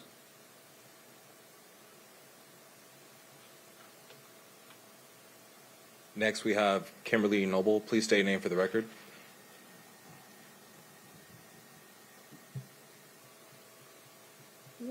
Hang on here. Hi, my name is Kimberly Noble. I'm commenting in regards to short-term rentals. My husband and I reside in Pierce County and own a cabin in Ashford. My husband is a veteran who served 3 combat tours in Iraq and Afghanistan. We both work full-time to provide for our family and hopefully secure our future retirement. We stay in our cabin often with friends and family, as well as rent it out on a short-term basis. Our cabin in Ashford is part of our long-term plan. Changing short-term rental regulations will harm Pierce County families, including veterans families such as my own. I'm urging the County Council to not make any changes to the current short-term housing regulations. I believe that I have a unique perspective. In addition to being a short-term rental host, we live behind a short-term rental that we have no affiliation with. Anytime you get a new neighbor, it's like concerning. You're like, will they be loud? Will their dog bark all night? Will they have tons of junk in their yard? Are they going to keep up with the maintenance? You know, all those concerns.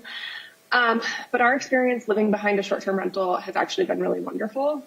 We've never had a single issue with noise, rude people, garbage, parking, etc. The upkeep of the house has improved immensely. We've gotten to meet many people from different walks of life and many who are new residents of our beautiful county. We've actually rented the house for our family to stay in when we could not fit everyone who was visiting. We feel fortunate that we had the option to have our family in our backyard instead of 10 minutes away at the nearest hotel. In regards to our short-term rental in Ashford, Ashford's economy is entirely dependent on tourism. Our property manager and her staff would be forced out of the area if short-term rentals weren't a thing. We will also restrictions would also completely devastate property values. Most of the subdivisions and cabins built there were built as recreational and secondary homes, and they weren't built to be primary residencies. Cutting off homeowner access to renting their homes on a short-term basis means cutting off options to owners. Owners deserve to have choices. Why would anyone build an ADU if they don't have the ability to make choices with their property to meet the needs of the community and their family? These needs can change over time. All of the concerns mentioned in the proposal restrictions are already regulated. It's not clear what the goal of these restrictions is, or is it to make visiting communities like Ashford, Gig Harbor, and Anderson Island less accessible? Please do not reduce property owners' rights. Please do not take away rights from veterans and their families. Please remove short-term rentals from the comp plan entirely. Thank you. Thank you for being with us.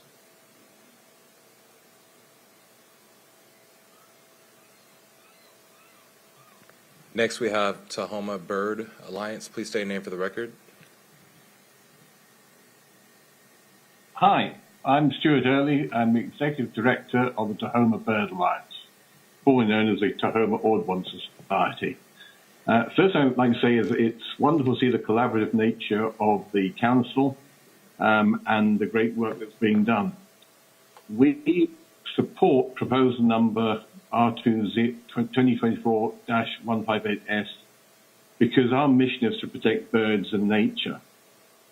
And like every other conservation organization across the U.S., we are failing because we're losing so much natural habitat.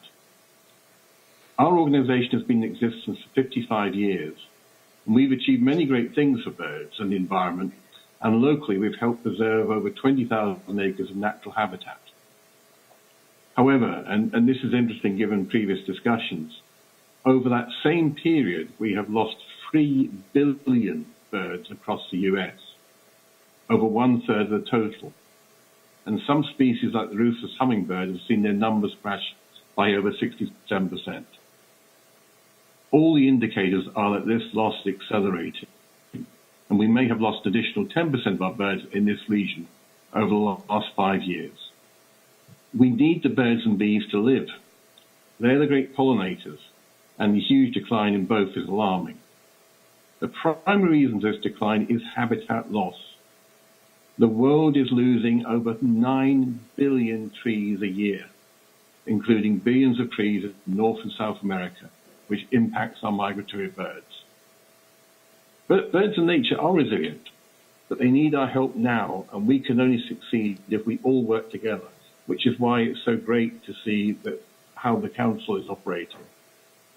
Proposal R2024-158S is our best hope for preserving more green space by conserving at least 100,000 acres, I would say, of critical habitat and limiting urban sprawl into rural areas. This council has a great opportunity to make an exponential impact on helping birds and nature, and we applaud your ambition and hope you preserve at least 100,000 acres. Thank you very much for listening. Thank you for being with us. Next, we have Laura Zvenkarik. Please state your name for the record. Hello, my name is Laura Swanzarek with Downtown on the Go. We are the nonprofit advocate and resource for all things transportation in the greater Tacoma area. Thank you for taking comments on the comprehensive plan alternative today and for all this discussion. This update presents an opportunity to bring Pierce County's policies in line with its adopted goals, particularly around Vision Zero, smart land use, and climate resilience. Downtown on the Go provided written comments in February, but I'll highlight a few things that we're excited to see moving forward, notably ultimate capacity on roadways to prevent overexpansion and instead reprioritize funds towards active transportation infrastructure. This is a needed and exciting mindset change. We also appreciate the updates to the level of service standards to, again, prioritize bicycle and pedestrian safety over vehicle travel speeds. But specifically, I want to state that Downtown on the Go is highly supportive of the reevaluation of the Canyon Road Northerly Extension project and appreciates the hybrid approach of continuing with the Milroy Bridge improvements. This project is outdated, it's oversized, it's based on old data and a sprawl mindset. So thank you for your leadership so far on reevaluating its necessity. Pierce County does not need another massive surface highway, especially through the rural separator, and particularly when many of the perceived benefits will be achieved by the SR 167 project. We do ask that the Milroy Bridge portion be reevaluated as well to ensure that it is right-sized for the area's actual needs rather than being left at the scale of the current design based on the overbuilt northerly extension plans. Now is the time to get this stuff right, and we encourage you to be bold and forward-thinking about transportation in Pierce County. Thank you. Thank you for being with us. Next, we have Kathy. Please state your name for the record. Hi, my name is Kathy Carruthers. Can you hear me? We can hear you well, Kathy. Hi. I wanted to thank you for the immense amount of work that went into this presentation and the thoughtful process tonight, and for the opportunity to comment. I'm an energy economist, and I'm pleased that the county will address the environment in its research. The environment is a resource that provides tremendous values for us every day. It is fundamental to our economy, but there is a problem. The environment is valuable, but we don't count it, and so we don't value it as we make economic decisions. So we buy too little of it as we go forward and do development.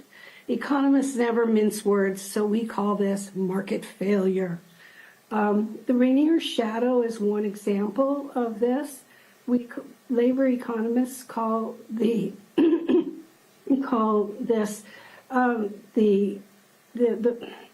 labor economists call this Rainier Shadow as a way of explaining the ability of businesses to draw well-educated employees for somewhat lower costs than they can elsewhere in the country.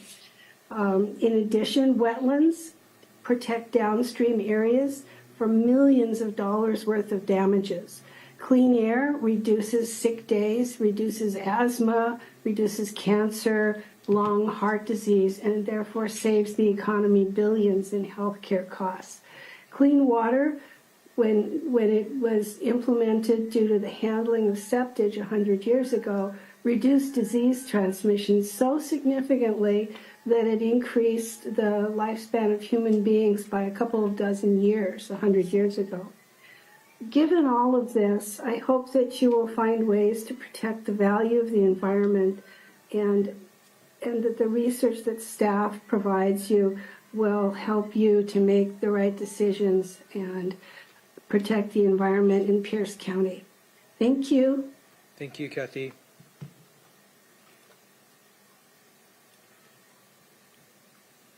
Next we have Robert Miles. Please state your name for the record.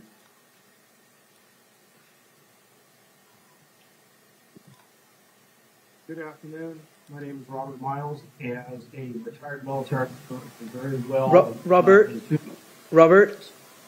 Yes. We want to be able to hear you. You're a little soft. If there's anything you can do to get closer to your microphone on your phone or your computer, we might be able to hear you just a little bit better.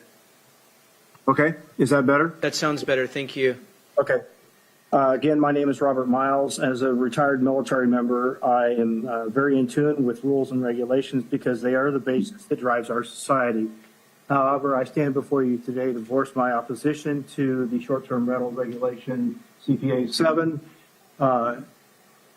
as for the rentals that we own in Ashford, Washington. The two properties that my wife and I owned were in fact uninhabitable and dilapidated, and we have restored them to a very nice environment to where we have hosted thousands of people from all over the world. I firmly believe the negative impacts that the regulations would bring far outweigh the benefits. First and foremost, short-term rentals play a crucial role in our local economy. Ashford is the gateway to the majestic Mount Rainier National Park. These visitors are vital to our economy, spending money at local businesses, restaurants, and attractions. Short-term rentals provide the necessary accommodation infrastructure to support the influx of tourists. By imposing stricter regulations, we risk driving away visitors, which would have a detrimental impact on our local business and the livelihood of many of our Ashford residents.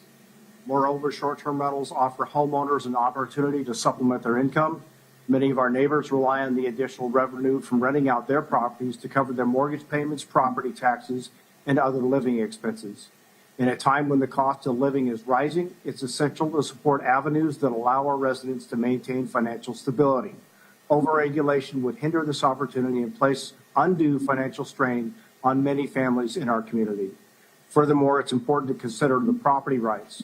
Homeowners should have the freedom to use their property as they see fit within reason.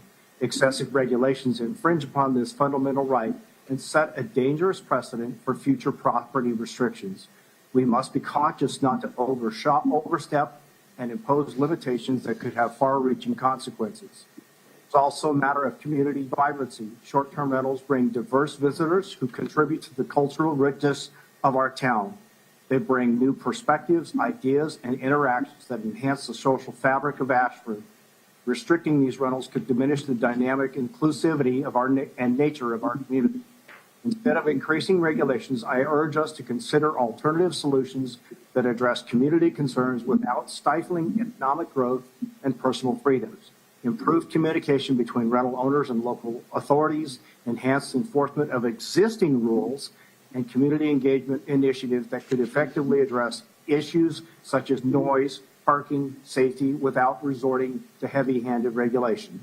In conclusion, while the intention behind these regulations is understandable, The broader impact must carefully be weighed. Short-term rentals are integral to our community and our economy, provide financial stability for many homeowners, and uphold our property rights, contributing to the vibrancy of our community. And I urge you to oppose the increase in regulations and seek a balanced solution that will benefit all of Ashford. Thank you, Robert. Next, we have Kel. Please state your name for the record. Hi, my name is Kelly Sheehy. My family has waterfront property in Pierce County, and my husband's family has a lake house in Vermont. I am testifying in favor of R2024-158S in hopes that Pierce County will gather more data to understand all the impacts that short-term rentals have on communities. Both of our families' properties have short-term rentals nearby, and unfortunately, our experience has been that not all short-term rental owners are respectful of neighboring homeowners. Certainly some owners, such as those that commented previously, are respectful, but Pierce County has to identify ways to protect neighbors from short-term rental owners that are not. No one can argue that more often than not, short-term rentals create challenges for people that are forced to live next door to them. It is constantly being reported in the news and talked about in communities throughout our country. I hope Pierce County will thoughtfully study the impact of short-term rentals on our community and consider reasonable regulations such as limitations on occupancy in ways that prevent short-term rentals from being used as party venues. Of course, neighbors are going to host parties and have celebrations, but not on a continual basis. Some short-term rental properties are in residential neighborhoods that are zoned for single-family homes, not businesses. However, investors are purchasing single-family homes and charging a nightly rate and running a mini hotel. We must ask ourselves why communities are allowing short-term owners to run businesses in residential neighborhoods. It is the only business that I know of that would be allowed to do that. You couldn't put a restaurant in someone's garage in a residential zone neighborhood. So why are we allowing these short-term rental owners to run businesses in these neighborhoods? Please consider this when amending these rules. Thank you. Thank you for being with us, Kelly. Next, we have Sally. Please state your name for the record.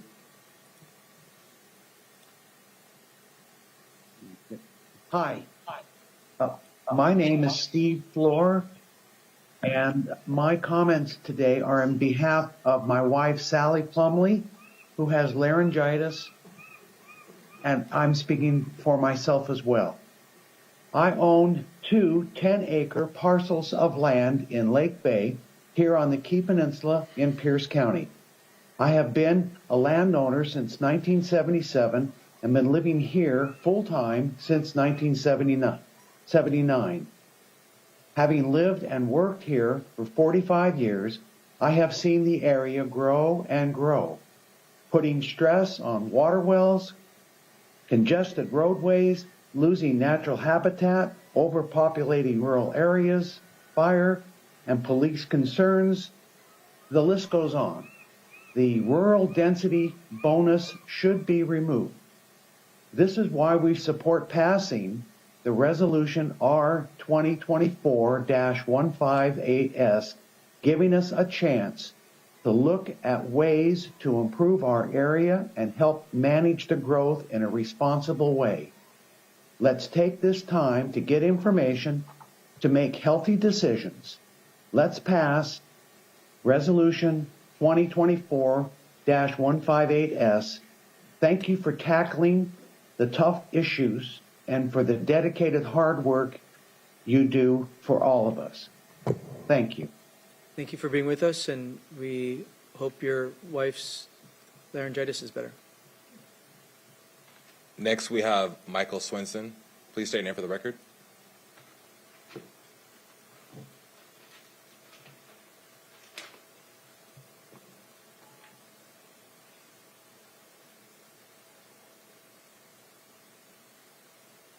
Michael Swinson, please state your name for the record. Push *6 to unmute your mic if you're on the phone.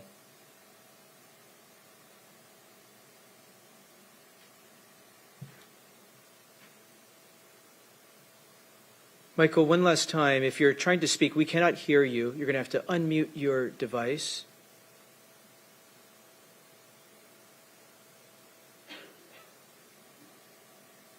Let's go to the next person. Yes, sir. Next, we have Kat Laro. Please state your name for the record. Hi, my name is Kat Laro. I'm a real estate agent specializing in rural homes at the base of Mount Rainier. I'm also a homeowner living at the Mount Rainier corridor. The people impacted by these STR limitations would be my clients and my neighbors. My community is built on tourism, and tourists need accommodations. Ashford, LB, and Eatonville, for example, depend on the tourists visiting Mount Rainier. Our rural communities are already struggling, and the impact of additional regulations and limitations on our short-term rentals would be devastating to our local businesses. As a real estate agent, I do have firsthand knowledge of the vital role that short-term rentals play in our local housing market. These rentals make up only a small fraction of the overall housing inventory, but they provide significant benefits to homeowners and the local economy and the community. Many of these clients purchase second homes to use as short-term rentals, trying to supplement their income or offset ownership costs. These properties are typically not classified as affordable housing, nor would they return to the inventory of available homes for primary occupancy if short-term rentals were restricted. Instead, they would likely become vacant vacation homes, used infrequently. Vacant homes present several challenges. They're more susceptible to maintenance issues that go unnoticed, such as plumbing or septic problems, which can lead to negative ecological impacts.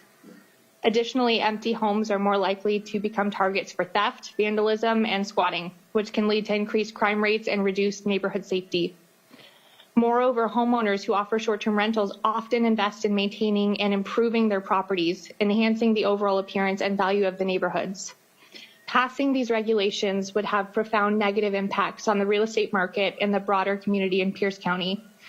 It'll limit financial flexibility of homeowners, reduce economic activity generated by tourism, and potentially increase the number of vacant homes associated with and associated risks. I urge you to please reconsider these factors. Thank you. Thank you for being with us, Kat. Next, we have Laura McCarthy. Please state your name for the record.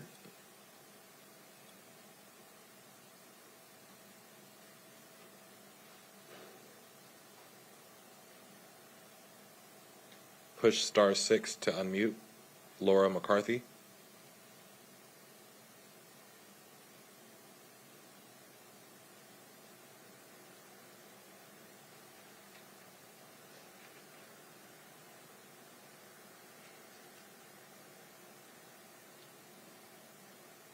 There we go. Laura, looks like you unmuted. Yes, we can hear you. Oh, okay, awesome. Sorry, problems with my phone. Okay, so thank you. I know it's a long meeting. I was there earlier and picked up my kid, and now I'm sitting on my phone. So I do want to just sort of felt a little funny that of course when we started, these amendments have been approved, but now we have public comment. And so it makes me a little concerned. I know that Chair Mello said that there's no final decisions that are being made today. However, the council did vote to approve short-term rental for CPA 7 and several other amendments to the comprehensive plan. So it felt funny that was not, maybe that's not a final decision, but it felt a final decision. So I'm concerned, specifically because my property is on Anderson Island, is that Anderson Island is being named specifically. And really, when I was looking through the staff report that was referenced for March 1st, there's no mention that the Anderson Island Citizens Advisory Board was referenced or supported this, but yet Anderson Island is named specifically and it feels rather targeted. And so it just doesn't make sense to me. And so, especially since the ACAB wasn't referenced or said that they supported this. So I wanted to also reference the concern about septic. I want to reiterate that approving this amendment as the council approved today makes me nervous that we're unfairly targeting short-term rentals when in fact there really hasn't been significant studies, and the occupancy rate is much lower than full-time homeowners or people that are there more often. So makes me really nervous that we're targeting septic system. And then second, specifically talking about Anderson Island, is I've heard referenced a couple times about the ferry line. You know, so Anderson Island is really a vacation place, like my husband mentioned earlier in his comment, Tom McCarthy. But summer traffic and ferry lines, they've always been big. Summer, that's when people go to the Anderson Island. That's when they go visit their vacation homes. And AI is a weekender island. It's a vacation island. And summers have always been an overload on the ferry. And I would have to say that the 36 active short-term rentals currently on Anderson Island is a drop in the bucket. So why are we being targeted?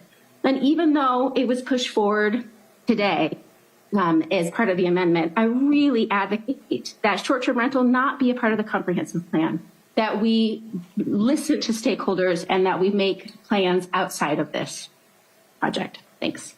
Thank you, Laura. Next, we have JB. Please state your name for the record.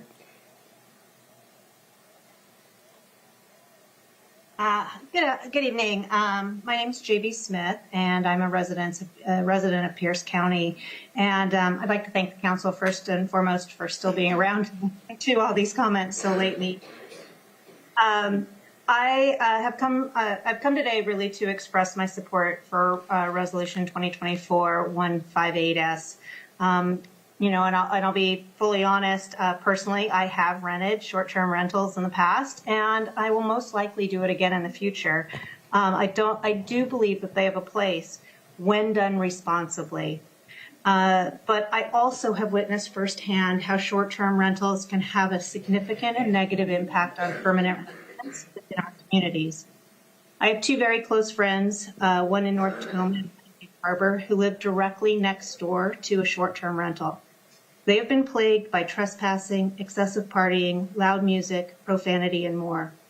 Unfortunately, the transient nature of the guests mean that issues are never solved, and issues such as trespassing are repeated with each new guest.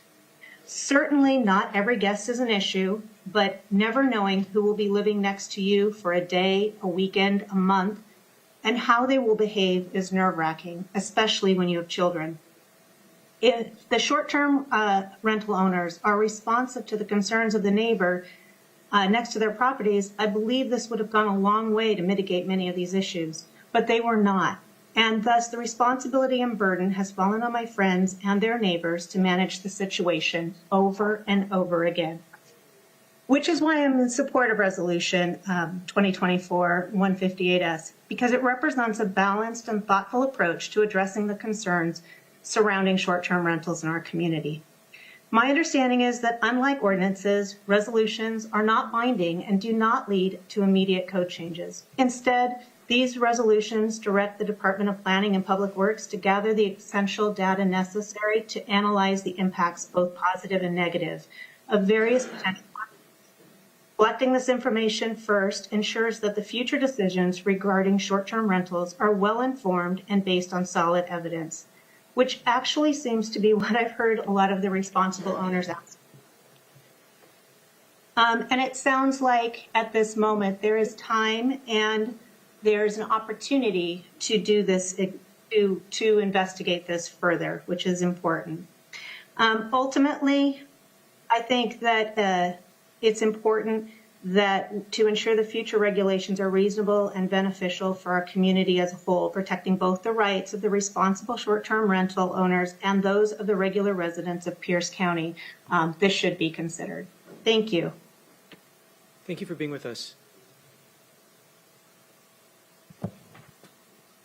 Next, we have Brenda Gasper. Please state your name for the record.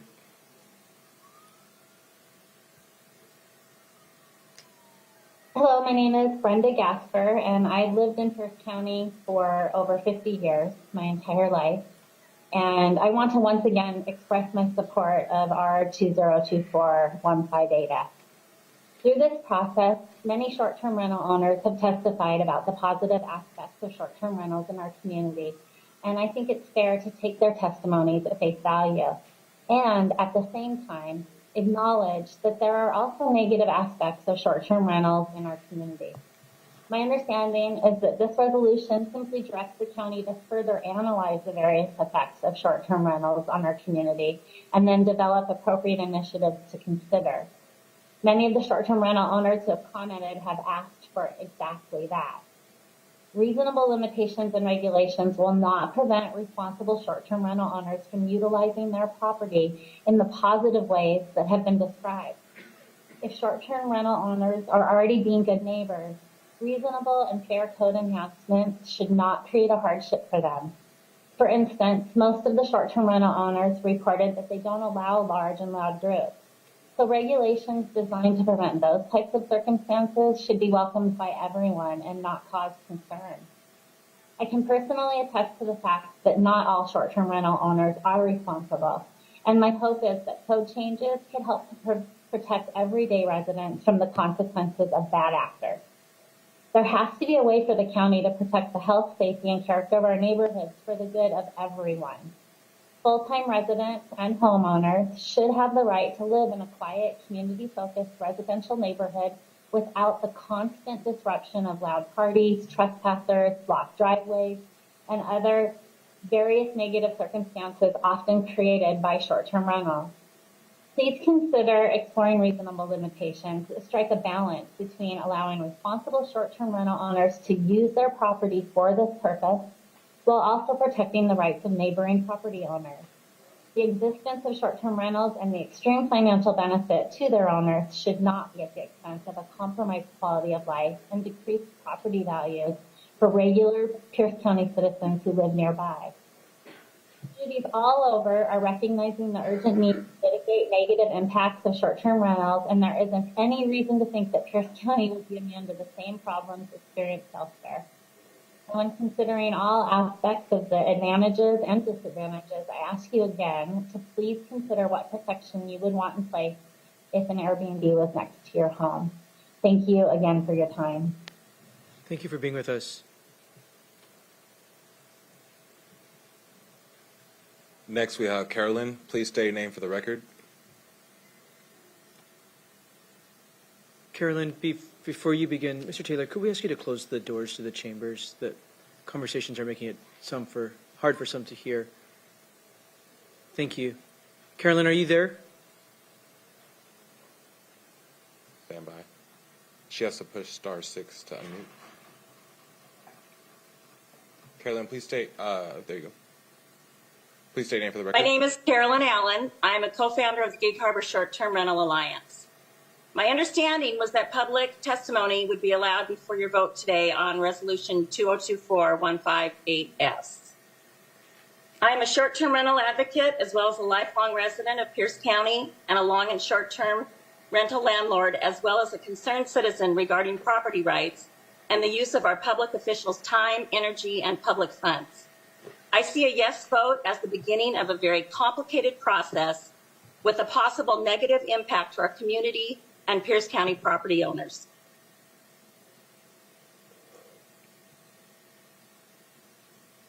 Moratorium of short-term rentals would give needed time to talk about the situation. This message seems to repeat and echo at the county level. That discussion lasted 18 months, resulted in legal intervention, created a huge divide in our community, and required additional police officers at the final city council vote. Gig Harbor has just 26 short-term rentals. The seriousness of making changes to one's property use and property rights is huge. If Pierce County believes there are problems with ADUs and short-term rentals, then proper documentation by Pierce County Council should first be provided. Taking the necessary time to first conduct an adequate study is the choice that will produce positive results, not community division. I have heard reasoning for our 2024-158 includes Anderson Island ferry complications. Yet property owners of Anderson Island insist the real problem is not short-term rentals, but instead ferry operating mechanical issues.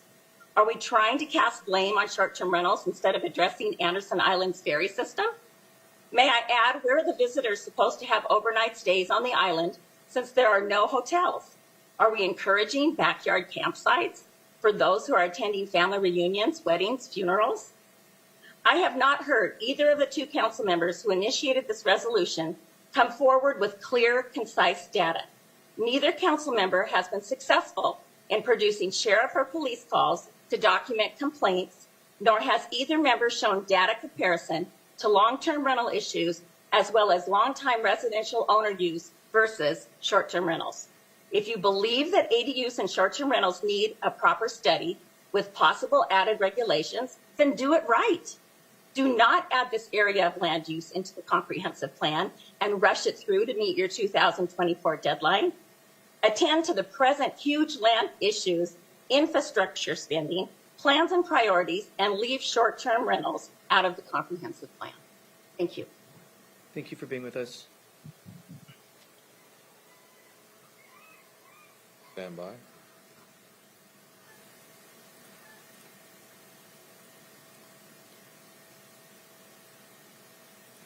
Next, we have Tani. Please state your name for the record. My name is Tani Davis. Thank you, council members, for hearing my opinion. I am a single mom that lives on Anderson Island. I own a construction company I started 4 years ago. I provide jobs over here, good paying jobs to my foremans and my workers. I'd like to speak on the issue of limiting Airbnbs. Since COVID, we've had quite a bit of an uptake of people coming over to Anderson Island, and it has greatly improved my business, which was pretty reliant on the elderly community to need repairs and remodels. Several of the homes have been bought up to become Airbnbs and provide places for people to stay when they come over to our community. Regulating that would greatly affect tourism. It would affect the restaurant, the Lakeshore restaurant, the Anderson Island store, and other small businesses like the South Sound Sailing Tours, my business, my construction business, and it would force a lot of people to not have jobs that we need. It provides a lot of revenue for the community here in terms of cooks, waitstaffs, baristas, cleaning people, property management, as well as the construction, renovations, and new home builds. So I ask that you ask our community. I just found out about this a couple of days ago and wanted to get my input in that I don't think that we should be targeted. Anderson Island should be targeted. Our economy depends on this. I depend on this to feed my girls and support the guys that work for me. And I'd like to see that more conversation is had with the people over here. Doesn't it affect, if they're saying that it affects because of the ferry, there were 18 mechanical breakdowns between January and June of last year. Our ferry needs to be replaced. All of that tourism, all of those people that come here to stay, they're providing money to the ferry system, which in turn then becomes new boats and fixing our existing boats. I agree that it creates long lines, but that's part of living here. So I thank you very much for all that you do and for hearing our opinions and staying so late. That is my opinion. I don't think that we should be regulating Airbnbs on Anderson Island. Thank you. Thank you for being with us.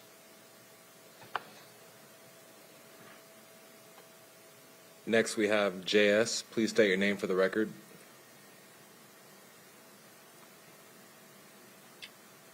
Hi, my name is, can you hear me?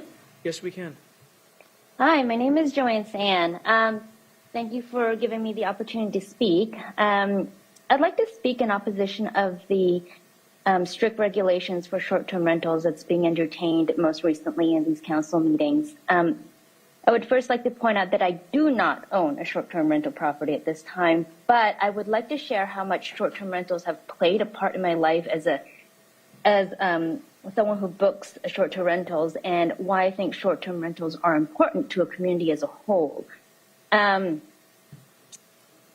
importantly, I feel that these regulations really impact both guests and hosts, which I'm sure most of us have been at one point or another a guest or a host, and it impacts the economy of the community as a whole. As I said earlier, I am a regular guest in the Airbnb, VRBO, and other short-term rental booking platforms. I've been booking houses and accommodations for my family vacations and stays for over 10 years, and I have a family of 5, and in most cases, a hotel room accommodates a maximum of 4 guests. And I would have to purchase another room or bump up in price for a suite just for an extra family member. And that can double the price of the stay. But a house or a lodging booked through one of the short-term rental booking websites is much more economical and practical, and also enjoyable for our family. This allows us to visit destinations while feeling right at home. The price of the accommodation remains economical because of the potential competitions of other short-term rentals in the area. And, furthermore, the short-term rentals that I've booked in the past have had their own unique experiences, which you really cannot find in a generic hotel room. And some of those would be like waterfront stays, treehouse experiences, glamping getaways, mountain cabins, and so many more. And I really do appreciate the hosts and their dedication in providing a beautiful place and a unique experience for their guests. So any measure to limit these types of, specialty accommodations by mandatory permitting, licensing, would really hinder their ability to maintain their businesses and negatively affect their income, as you've heard many times already in a lot of these testimonies. And as you know and have heard already, many of these hosts are relying on their properties to sustain their families. So, I would really like you to reconsider putting a whole bunch of regulations on short-term rental, because that would really impact a lot of families, both guests and hosts alike. Thank you for your time. And I hope you guys get to go home soon. Thank you for being with us. Next, we have Naomi. Please state your name for the record.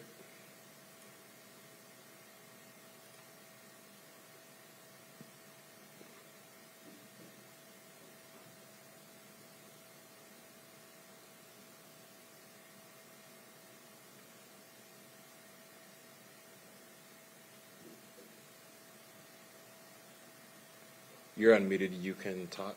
Please state your name for the record.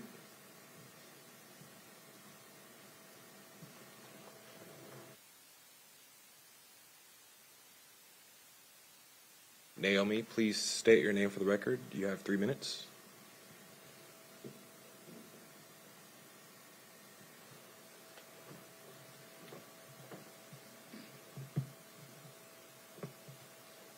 Mr. Weinsbury, I'm going to ask you to announce the queue about 2 ahead like I do in chambers, so that in case someone is stepped to the restroom at home or away from their computer or something, that they can queue up and figure out how to unmute their device while they're listening to the previous speaker. Will do, sir. Thank you. Well, we have Naomi right now. Next, we'll have Renee Buck, and then after Renee Buck, we'll have Keith McCammon. Can you hear me now? Yes, we can. Hello? Yes, we can. Oh, it's Naomi. Hi. Sorry, I've been trying. It didn't do what it did last week. Go ahead. Okay.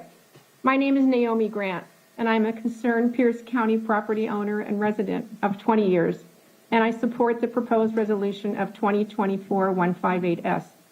Thank you, Council Chair and Council members, for the opportunity to comment. I want to add my appreciation of your collaborative working towards the common good of Pierce County, even though your personal points of view may be varied.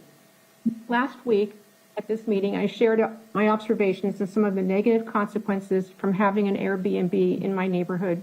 In short, having a short-term rental next door feels like I live next to a hotel, not out in the country. It is known that we can always find studies and data to support any point of view. But my personal experience is that short-term rentals are not self-policing, as some have suggested, and instead, some short-term owners wait in hopes that nobody speaks up when renters are bothersome. However, and without further ado of more stories and anecdotes, in summary, I support this resolution to gather and evaluate further information on the impacts of short-term rentals. I hope we in Pierce County do not let the lobby of the short-term rental business people muscle their point of view into shutting down the richness of the resolution process. Those entrepreneurs who are speaking with such a unified voice to you now are building their ever-increasing businesses in the nest of our residential neighborhoods. I should not have to call the sheriff, police, or Airbnb to lodge complaints about what should be just my neighbors, not short-term rentals. Sadly, that is what it has now come to.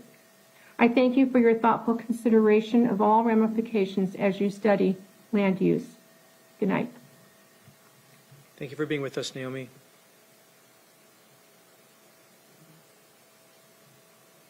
Next, we have Renee Buck, and then we'll have Keith McKinney, and then Cami Miles after that.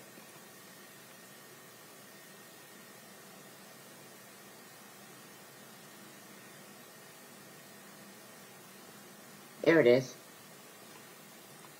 Took a moment to find the unmute, but I found it. Do you hear me? We can hear you well, Renee.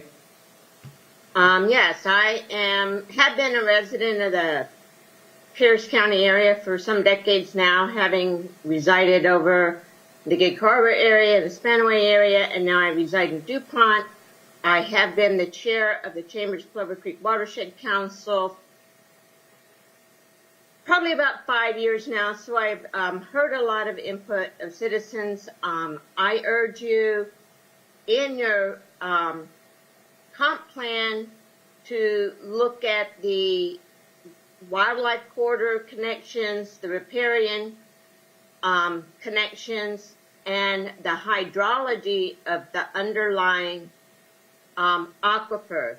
Much of the western part of Pierce County, from Frederickson to the Puget Creek on Ruston Way and down through Sequalitu, that is all groundwater fed, precipitation fed land. So land use must reflect the underlying nature of the land. The idea of putting your higher densities in areas that are already developed can be beneficial to the environment. But there may be places within that already developed area that were neglected in their hydrology in the past that need to be restored.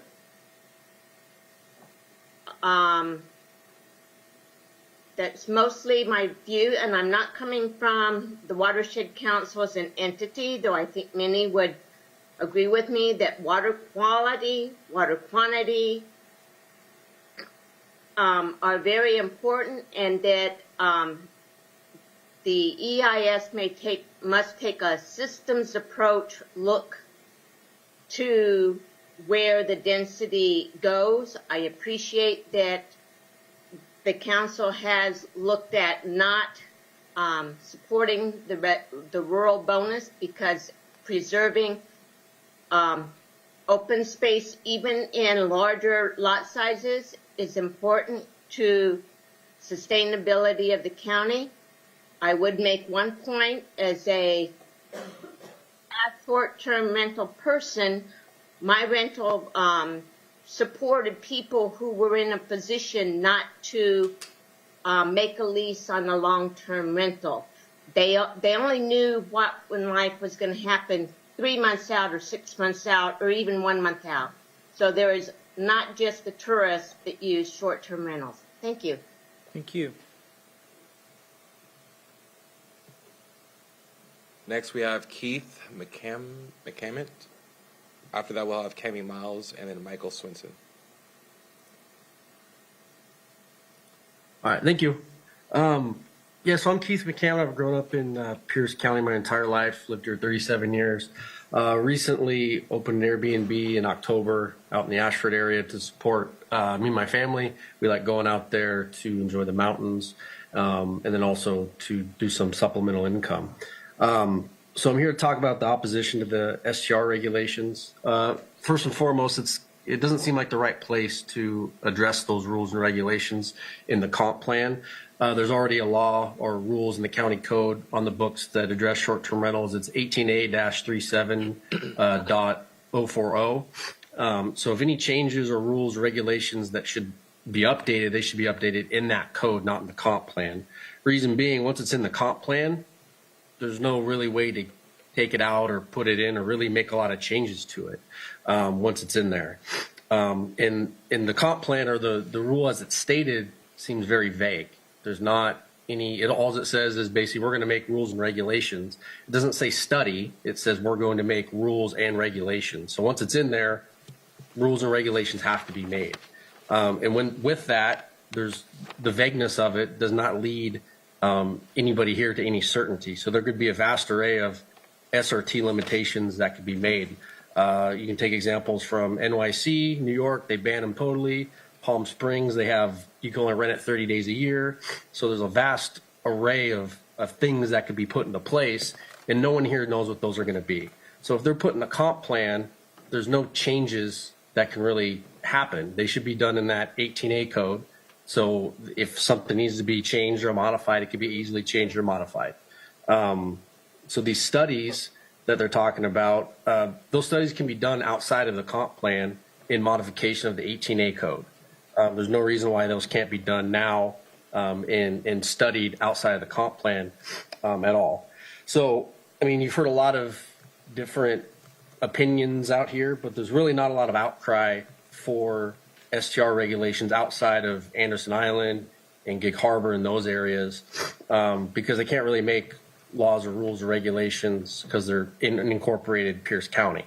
So if you make these limitations, we don't really know what's going to happen, right? So you could be limiting business owners, people who own short-term rentals, restaurants in the area, cleaners. You're limiting cleaners' livelihoods. A lot of places rely on that, to get them clean. People have businesses.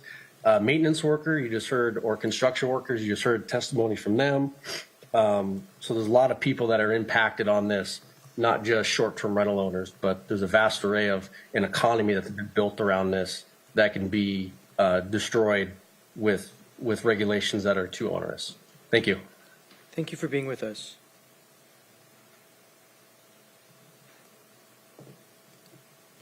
Next, we have Cami Miles. After that is Michael Swinson, and then Devin Epp. Cami, please state your name for the record. Hi, my name is Cami Miles, and we own a few properties in Ashford, Washington. Thank you for giving me the opportunity to speak. I'm here to express my strong opposition to more regulations to the short-term rental policies. We love Ashford, Washington, the way it is. We're able to share this beautiful area with people from all over the world.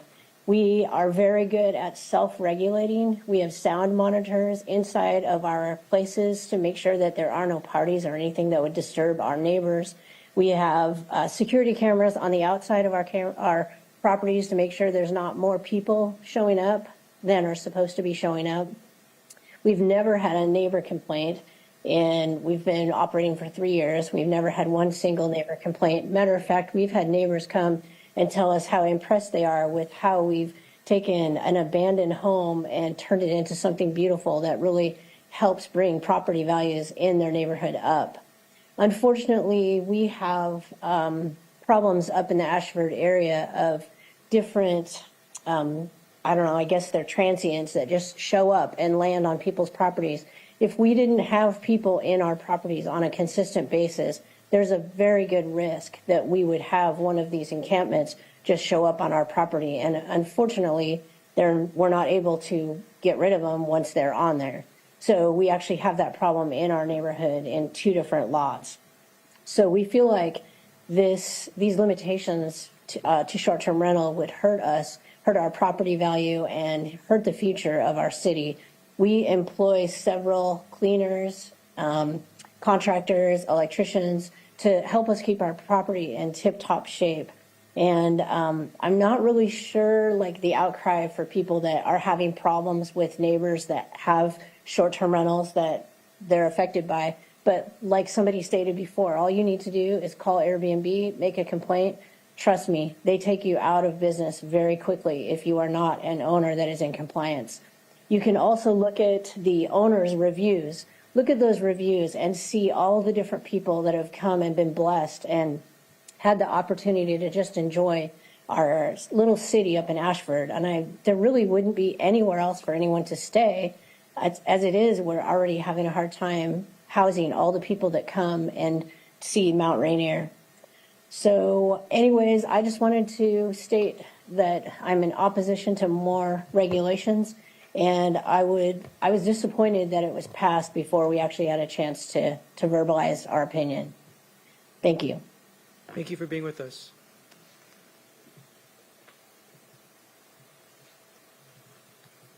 Next, we have Michael Swinson. After that, we'll have Devin Epp. And then following Devin, we'll have Brett Johnson. Hi, my name is Michael Swenson. I've lived in Tacoma for 26 years in the same house. I'm active in Tacoma. I love this town. I've led for-profit and nonprofit businesses in Tacoma. I've served on boards. And I also own properties, rental properties in Tacoma and surrounding areas. One of the things that drew our family to the neighborhood and Tacoma in general is the sense of community that exists here.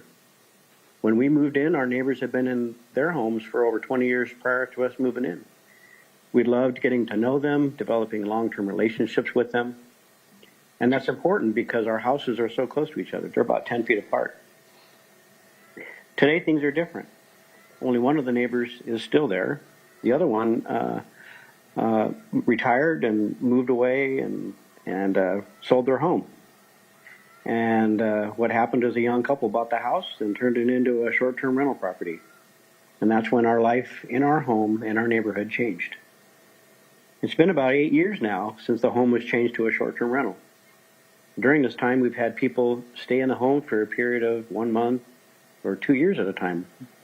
In some cases, the experience has been good. We've had a few families who lived in the home for 3 or 6 months and enjoyed getting to know them. Unfortunately, we've also had not so good experiences. Partying groups for weekend stays or owners of 3 dogs who barked constantly for 6 months. We even had a semi-pro football team live in the house next to us for about a year, where we had to put up with constant parties, loud music, frequent swearing within hearing range of our toddler children at the time, and garbage on the property. And the unfortunate thing is the owners of the house took minimal effort to deal with these problems. Right now, we're lucky to have a nice young family with children in the home, and we're getting to know them a little bit. But we also know at some point they will leave, and who knows what will come next. And that's the point. The uncertainty of who will be our neighbor next is the world we live in. Will it be a good neighbor? Will it be somebody that completely disrupts our life? What we can count on, life is next to this house, will be good for a while, and then based on our experience for the last 8 years, there'll be a period of time when it's miserable.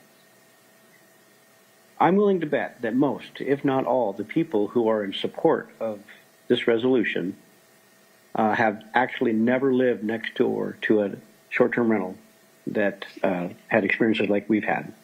It does change your perspective a bit. I've tried the short-term rental route a bit in one of the fourplexes that I own in Tacoma, in the Stadium District. And what I've learned is you can do everything right. You can do your screening, you can look at reviews online, and you can get some decent renters. But it only takes one bad tenant to disrupt the lives of those around them. I had an experience with a bad tenant. Thank you, Michael. Who rented. Yep. Oh, I'm out of time. Sorry. It's okay. Thank you very much for being with us and for your thoughts. Next, we have Devin Epp. Following Devin, we'll have Brett Johnson and then Tina. Devin, please state your name for the record. Hi, my name is Devin Epp. Can you hear me? Yes, we can. Hi, my name is Devin Epp, and I am a local attorney here in Pierce County, and my husband is a medically retired welder. We are in strong opposition of the short-term rental restrictions.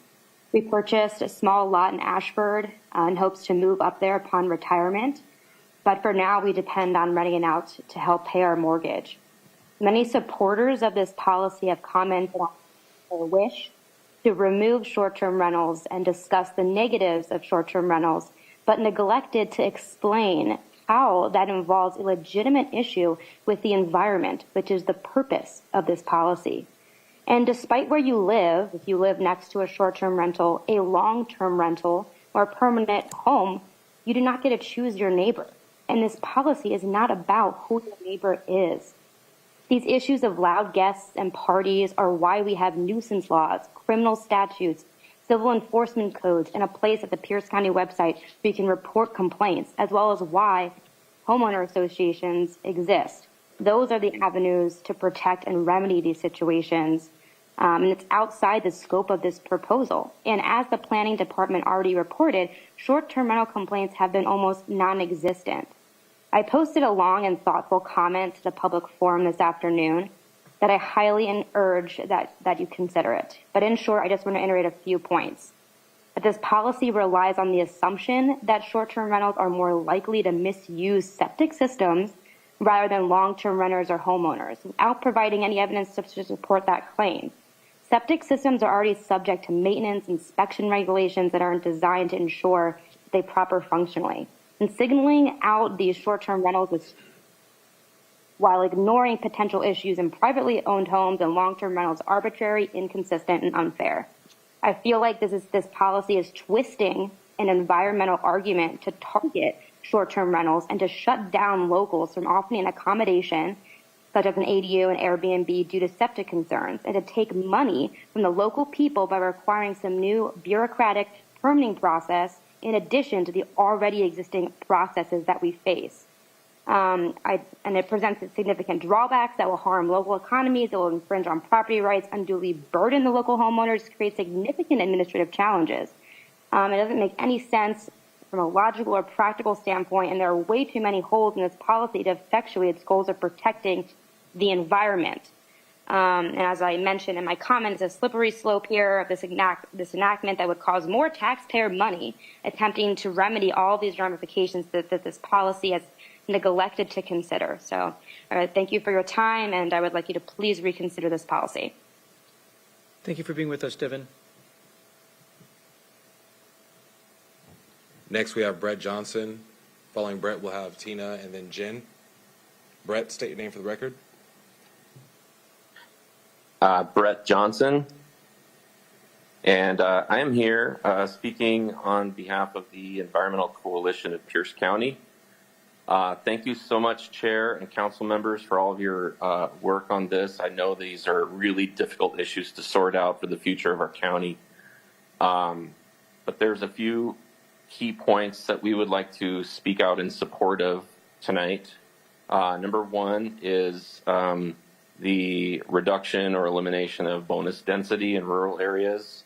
There are a lot of things at stake here when we talk about increasing density out in the countryside. One thing is our aquifers and their ability to recharge year after year, and the water supply that they provide to residents. That can be affected with more and more people moving out there. The effect on traffic, the effect on habitats. It was mentioned earlier by the executive director of the Tahoma Bird Alliance about the reduction of bird habitats, but these habitats are important for a lot more than just birds. Insects, mammals, all different kinds of plant species that thrive in them. We're concerned about those ecosystems surviving and thriving in the future.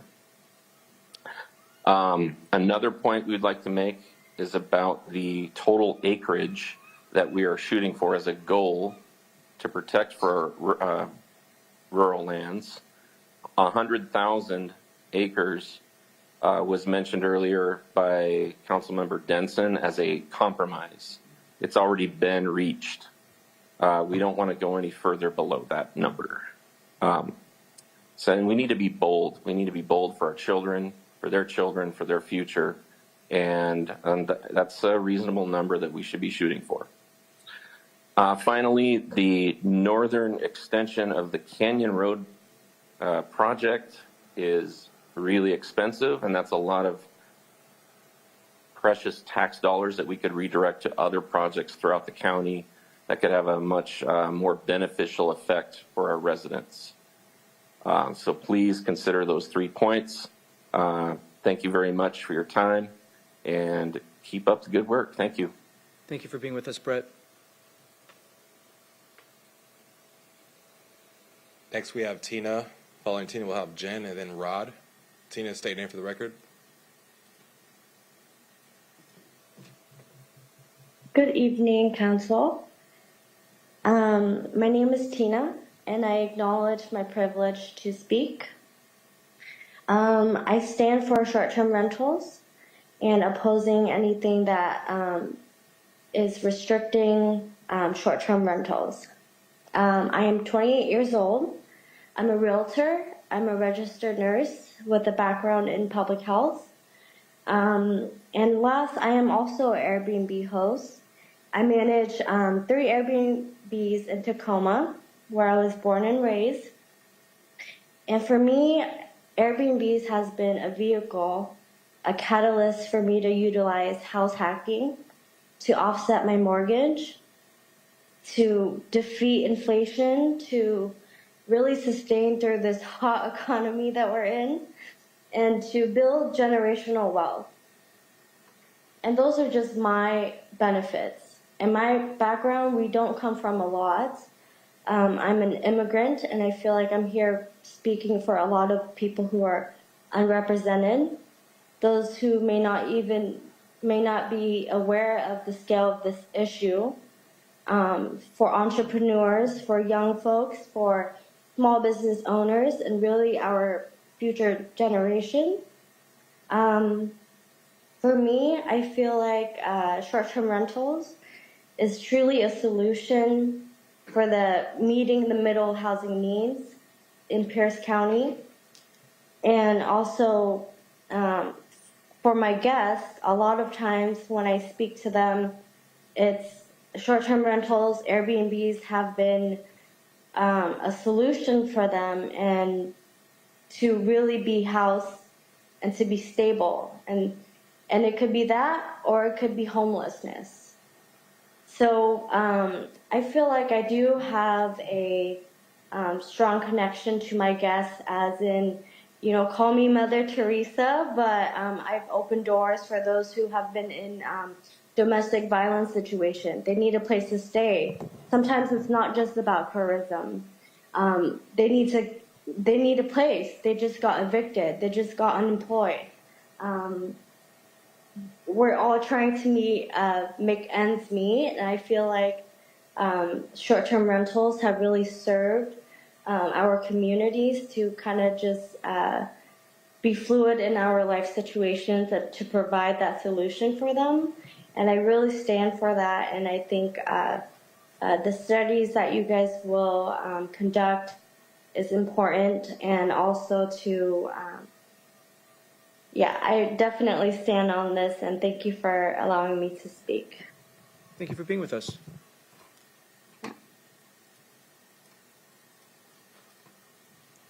Next, we have Jen. Following Jen, we'll have Rod and then Paul. Jen, please state your name for the record. Hi, my name is Jen. Can you hear me? Yes, we can. Hi.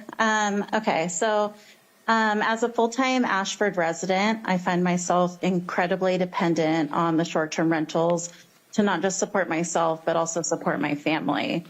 It's given me an opportunity to not just live here, but absolutely thrive here. I interact with guests daily who not only love getting the opportunity to spend time in our community, but also love spending money locally, which we need out here, not just in Ashford, but in Elbe, in Eatonville, in Mineral, in Morton. I built relationships as a cleaner with each owner, over 25 different property owners who don't just treat Ashford as a cash cow, but I don't know, just as an opportunity to build up and beautify our community. harshly regulating these properties doesn't just affect the property owners. It affects us actual residents who rely on being able to service these properties and be able to stay in a rural town, which is why we're out here, which is what we love. So thank you. Thank you for letting me speak. Thank you for speaking, Jen. Thank you. Next, we have Rod. Following Rod, we'll have Paul and then Jacqueline after Paul. Rod, please state your name for the record.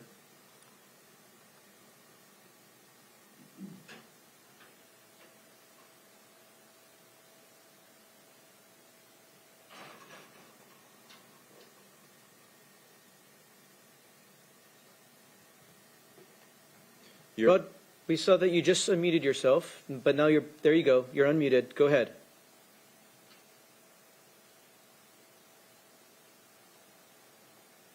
Rod, if you're speaking, we can't hear you.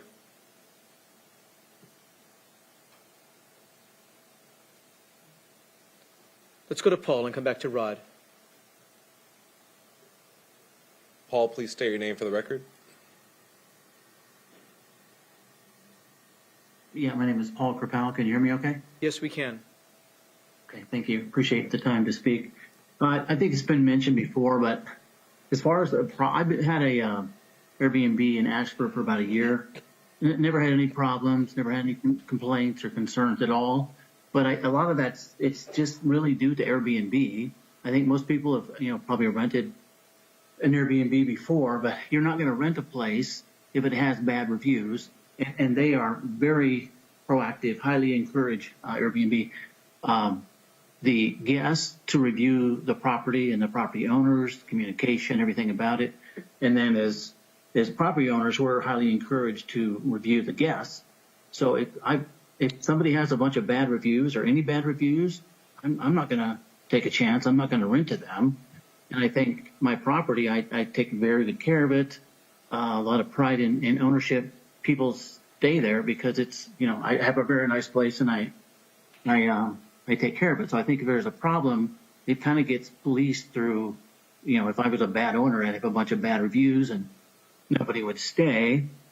But I just don't think if people have negative reviews about them, I won't rent to them. I think most people operate like that. Another thing, this is definitely critical for my retirement, for sure. The fixed income I'm on right now, this is certainly critical income to help me, make it month to month. I think the only other thought I would tell you is driving around my neighborhood or pretty much anywhere. When you drive around, there's always places that have, boats and broken down cars and it's just junk in the front yards of any neighborhood. Everybody has that house in their neighborhood.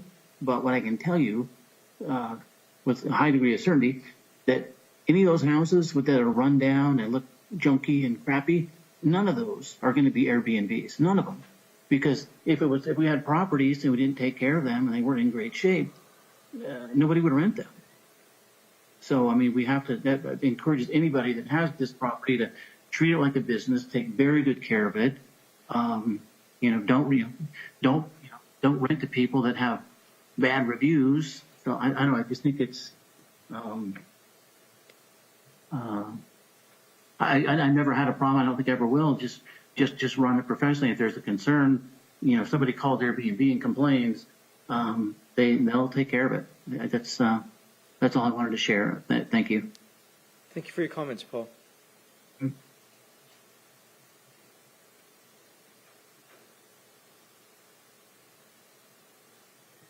Next, we have Rod. After Rod, we'll have Jacqueline. Rod, please state your name for the record.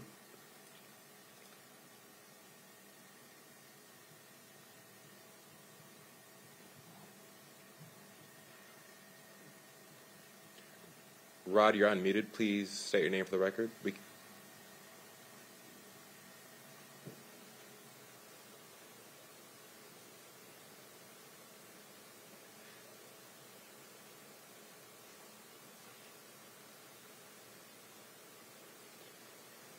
Rod, we can't hear you, so we're going to go on to Jacqueline, and we'll give you one last shot. Sorry, we're trying.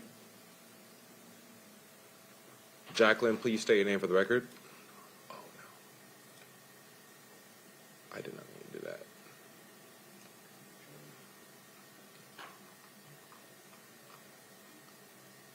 Jacqueline, please unmute yourself. Hi there, can you guys hear me? Yes, we can. Hi, thank you so much for letting me speak.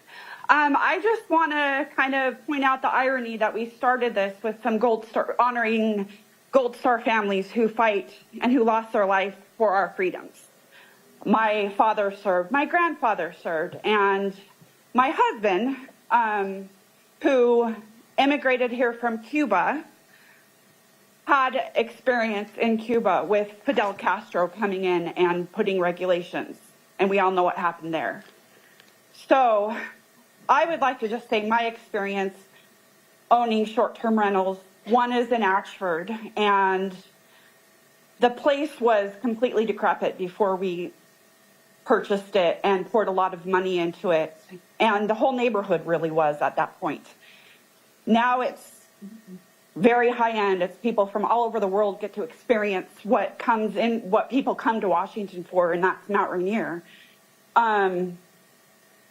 Another one of my properties over on the coast has, the home values have skyrocketed. There's been zero issues with any of my neighbors. They've actually loved having us running our rentals.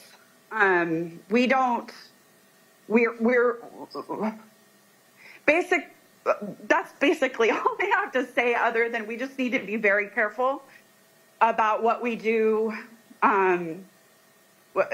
keeping our property rights. We're paying our taxes. We're helping the economy. I find it odd that a couple of the people from Gig Harbor seem to be having issues, but we're not actually seeing that with some of the complaints with the police that anyway. So I hate speaking in public, my apologies, but I just wanted to, I just really hope that we can reconsider keeping this in. It's not really having to do with the comp plan. We should keep them as separate issues. So thank you for your time. Thank you for being with us, Jacqueline. Thanks.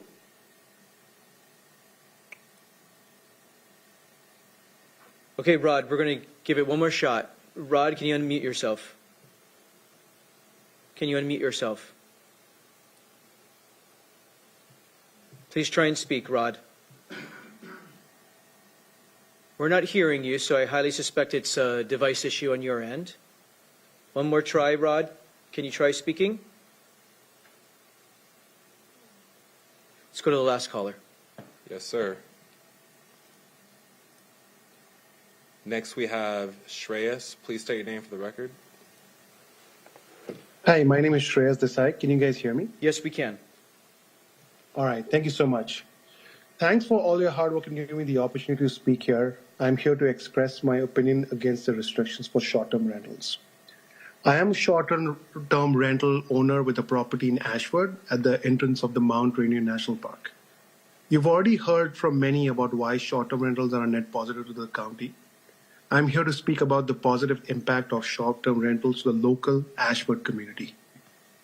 In the past 6 months alone, I've used the services of a plumber, an electrician, the local quarry, an excavation service provider, handyman, cleaners, painters, landscapers, tree cutters, nurseries, snow removal service, septic system technician, among many others. Each of these service provider is a resident of Ashford or LB. Let me talk a little bit about two particular service providers here and my conversations with them. Our housekeepers are residents of the area, and I've shared how their employment was seasonal and intermittent. Since they started helping STR owners in the area, they now have a stable income and look forward to a bright future and actually harbor hopes to own their own STR one day. Without STRs to service, you'll be back to seasonal work and drastically reduced income. Another person I had a great conversation with was our electrician. This is a young man who's about to become a father. He shared with me how STRs have completely transformed his family's future. He said that about 10 years ago, his only hope for a good life was to leave the area as there were so few opportunities. However, with STRs, he has regular work and can afford to live in the area where he grew up. STR owners are also proactively using service providers to fix every issue and not ignoring or delaying issues like many homeowners would, which provides regular employment for these service providers. Besides these service providers, visitors to my short-term rental have made purchases at the local store, they eat at the local restaurants, and purchase local art. I strongly believe that STR owners should be good neighbors. As mentioned by someone else before me who shared real data from Airbnb, the percentage of complaints that Airbnb received from all the bookings in Washington is 1/300 of 1% of all bookings. This is a very small number and should be dealt with seriously. However, putting restrictions on everyone who is playing by the rules doesn't feel right. I remember a few years ago, I lived in an apartment complex which had a few picnic areas. There was one particular area where a few residents frequently left trash behind after their gatherings. To address this issue, the apartment management decided to remove all picnic tables and benches in the entire apartment complex, making it inconvenient for anyone to enjoy the outdoors. That was not the right solution then, and restrictions on STR in the entire county for a localized problem are not the right solution now. Thank you for your time. Thank you for being with us. Last call for comments on the EIS alternative. Last call, either on Zoom or in council chambers. If you're in council chambers, we'll invite you to the podium if you haven't spoken yet. And if you're on Zoom, we'll invite you to raise your hand. We have Rod. Do we want to try Rod one more time, sir? One last time. We are Rod, please state your persistent. name for the record. *6 to unmute.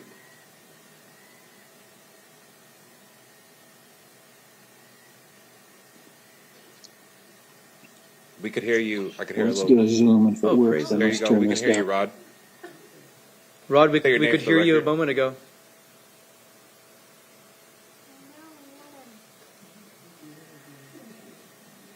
Rod, we could hear you a moment ago. Am I up? Yes, we Yes, can hear you you. are. Don't touch anything, Rod. We can hear you. Just speak. It's his wife's problem. I will take the problem there.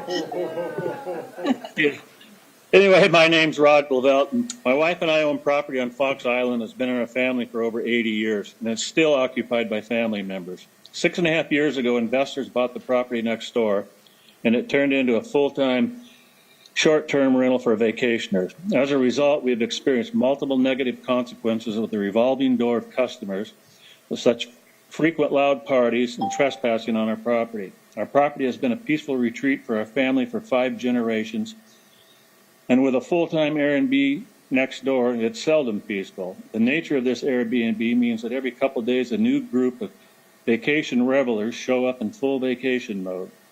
It feels like we're in a campground rather than on rural private property. It has completely changed the character of the neighborhood, and the owners of the short-term rental are profiting greatly at our extreme expense. Our permanent home in King County, as unlikely it would seem, we also have an Airbnb 2 doors down from that home. It also has created multiple difficulties for us and our neighbors, including large, loud parties, blocked driveways and roads, and excessive litter in the neighborhood. The presence of short-term rentals in neighborhoods is becoming very common, and we can tell you that it is not always a positive situation like reported by many short-term rental owners in previous comments. We think it is important for Pierce County to put some parameters in place before it is too late. I've attended other meetings regarding short-term rentals, and there's always a predictable common theme. The vast majority of pro-STR people either own one or otherwise profit from them. The vast majority of people who oppose STRs live in a neighborhood affected by them. In most, and if not all cases, the neighborhood existed before the short-term rental. So to me, this is primarily about profit versus quality of life. So we respectfully urge Pierce County to approve this resolution and further evaluate the impacts of short-term rentals on our community so that reasonable and fair regulations can be made to help protect the property rights and quality of life for regular Pierce County residents. Thank you. Thank you for being persistent, Rod, and to your partner. Yeah, thank you for your patience. Thank you. And at this time, we have no other hands, Chair. Well, seeing no other hands and seeing no other members of the public here in council chambers coming to the podium, we're going to close the public hearing, bring it back to the council. Mr. Taylor, a couple of questions before we proceed. First of all, thank you very much to everyone who participated in the many public hearings in committee last week and again this evening. Thank you very much. It sincerely does let us do our job better. It also helps illustrate how complicated things are and how much we are trying to balance a lot of different topics, many that weren't even discussed today. We are clearly have a lot of things we're trying to balance. So thank you for the feedback. And we are listening. We sincerely are listening. Mr. Taylor, a few questions before we proceed. A lot of comments tonight on short-term rentals. Are there any regulations or limitations being proposed in the EIS, the Environmental Impact Statement alternative regarding short-term rentals this evening? So perhaps the answer to that is no. Perhaps I should read the actual text of the proposed policy that's being considered. Let's restate. Yeah, Councilmember Denson stated that during her remarks, but after the public hearing, it's been a while. I think we should restate the language, the policy language. It is not a regulation nor a limitation. Policy language. Mr. Taylor, can you read that into the record? Yes, I'd be happy to do that. And so what's currently proposed is a new policy language for the comprehensive plan. That will be part of the analysis for the final EIS, the analysis of this policy language as recommended by the executive. This language would be a new land use policy 106.8. And again, I have to emphasize this is draft until the council takes action on this in the fall. So this is for purposes of the EIS analysis. The language would state, recognize short-term vacation rentals are important for homeowners and small property owners to earn supplemental income while providing adequate protections to address impacts to neighborhood character, the environment, and infrastructure such as ferries, parking, and on-site sewage disposal systems. And there are two further implementing policies or actions, 106.8.1, which would state, consider the unique needs and character of different community plan areas and neighborhoods when evaluating development regulations for short-term vacation rentals. And then the second one, which I think many members of the public tonight are addressing, is a action 106.8.2, which would state or states, consider restrictions on the number of housing units that may be used as short-term rentals to preserve residential housing supplies while also protecting areas that rely on tourism activity for economic opportunities. So I highlight the language says consider in both of these actions, and so are proposed actions. When the comprehensive plan periodic update comes back to the council for consideration, these policies and implementing actions would potentially be included in that draft. There would be a package of implementing regulations eventually that would respond to this policy. Those implementing regulations would be considered by ordinance. They would also be subject to public review, hearings at the committee and council level. The way this language is structured, it would not ultimately require the council to enact. It gives you that option, the way that it's written. So hopefully that addresses your question. I'd be happy to go into it further. There are no regulations or limitations being proposed this evening. That is correct. That is correct. I probably gave you too much information. No, it's helpful. Thank you. And whatever comes forward from the executive and the planning commission will be considered in open public meetings, and the council has any number of opportunities in front of us. We don't know what the executive and planning commission is going to give us, and depending on what they give us, we can say we want a work group to work on it, we could consider what they put in front of us. Yes, there are lots of options. So people need to follow the process, but nothing is being decided tonight. There are no regulations or limitations being placed on short-term rentals tonight. Future work to come. Not related to short-term rentals, Mr. Taylor, please remind council and the public what the next steps are for the comprehensive plan update process. So thank you. Assuming the council takes action on the resolution tonight, the resolution will be transmitted to the department. This resolution provides guidance to the department or instructions relative to the final environmental impact statement. Has been stated several times in prior meetings of the council. After that, the department will finalize the EIS, and then in the fall, the department will transmit to the council the final EIS, a draft or proposed comprehensive plan update, as well as a package of implementing regulations that respond to that comprehensive plan update. So that will be in the fall. As Mr. Kruger addressed earlier, and one of the earlier amendments, that delivery date that the council desires is October. So that's the target that's being aimed at with the amendments that you approved earlier today. And that would enable the council then to consider the comprehensive plan update before the December 31, 2024 statutory deadline that's set forth in the Growth Management Act. And that proposal will come to committee, our Community Development and Environment Committee. It'll be heard and considered in committee and then forwarded to the full council for deliberation, like this process. So lots of more public input and public process to come. Again, we appreciate everyone who's participated. There's a lot more to come, and we hope you stay participating. Does any other council members have any other questions or comments at this time? We're on final passage. Is there any other final remarks? Councilmember Hitchin.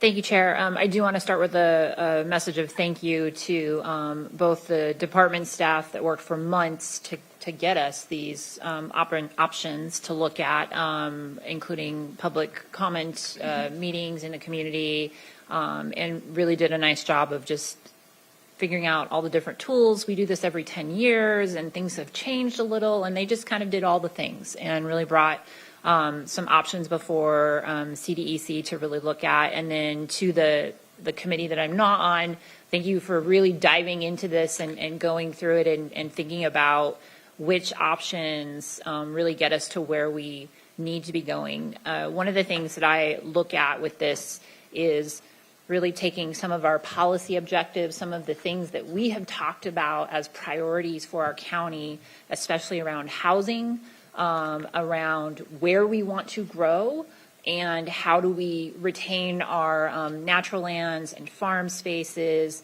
while looking at our economic development, knowing that we're over 100,000 units short on housing and many other things that we are trying to solve. This does a lot, and I'm really excited to see a variety of these things. I know it felt very much like it was about short-term rentals. That was one item, and it's an important one when we're looking long-term. And for me, that was, again, one of the reasons I supported that CPA 7. Is that the right number? I should have it memorized. Because I want to understand the long-term impacts in areas like Anderson Island, in our rural areas near the mountain, in the Key Pen. What are the long-term impacts? Because we are intentionally working on densifying some areas and not allowing density in others. And I want to understand how short-term rentals might play into that and impact. So it's not for me about what is going on right this second. It is about what could go on as we increase density in some areas, as we allow more growth, as we allow people to move in and out of our communities, which they can do, but short-term rentals are a business, and so I just want to understand the impacts, and so this allows us to study everything related to that and come back and think about it long-term. That's my goal. So I appreciate it. I too hear everybody on Anderson Island that's reached out has been very, I guess, frustrated. They felt blindsided. But when we were doing the ferry study, there was a lot of conversation around the swell that happens in the summer and the impacts to our ferry ridership and ferry budget. And that we can't charge visitors more like they can in some ferry systems. We have to treat them the same because it is a county road. There's a lot of things that we can't do because of the system that we have. And so I want to know the impacts. So thank you all for your work on this. Thank you, staff. And I'll be quiet because it's been a very long night and we have several other items to go over. Thank you. Thank you, Councilor Hitchin. Councilor Morell. Thank you, Mr. Chair. Again, I appreciate all the comments and everyone who stayed to the bitter end.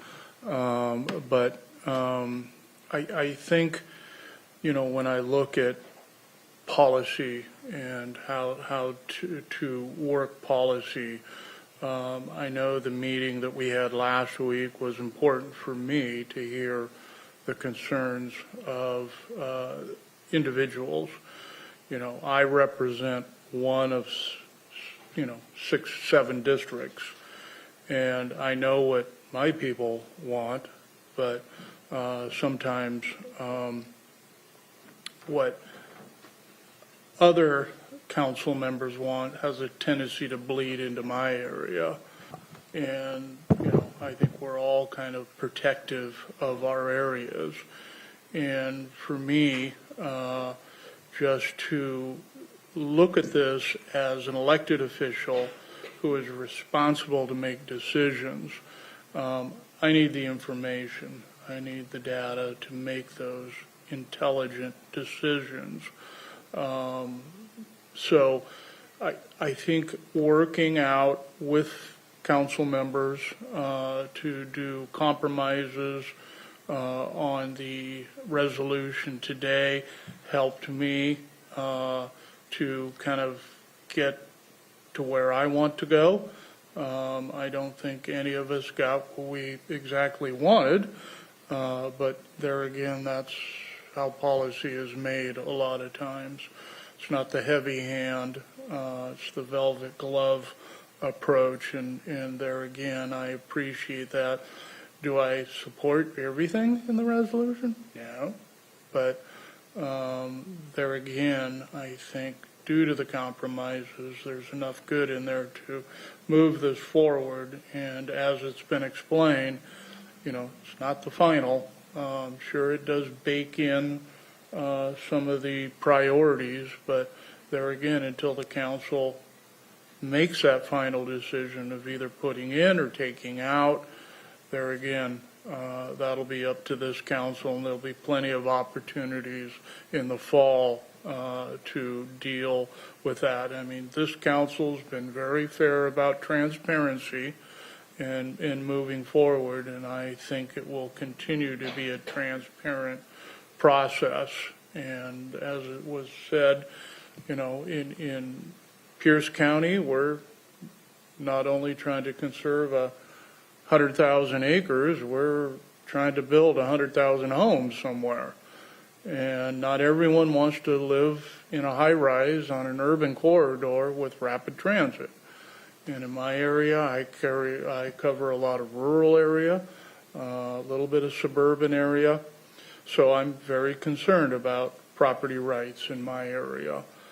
So I will continue to express those concerns, but I think moving forward, I think this is probably the best that I can see coming out of this resolution. So thanks everyone, all my peers for hanging in there and dealing with last minute changes and verbal amendments.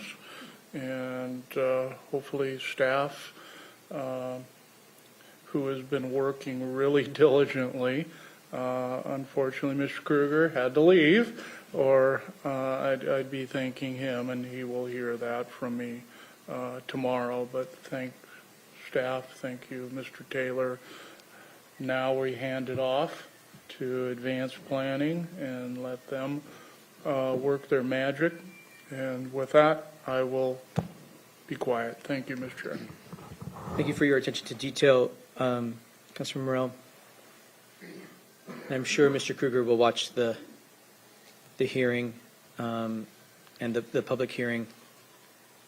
I'm glad we let him go see his daughter. That's why Mr. Taylor stepped in. I'm glad we let him go see his daughter at an award ceremony. She's a senior in high school getting ready to graduate, and I'm told she's won at least one scholarship so far at tonight's ceremony. So glad we got him to go do that. Councilor Kruger. Thank you, Chair. Well, that's good news with his daughter.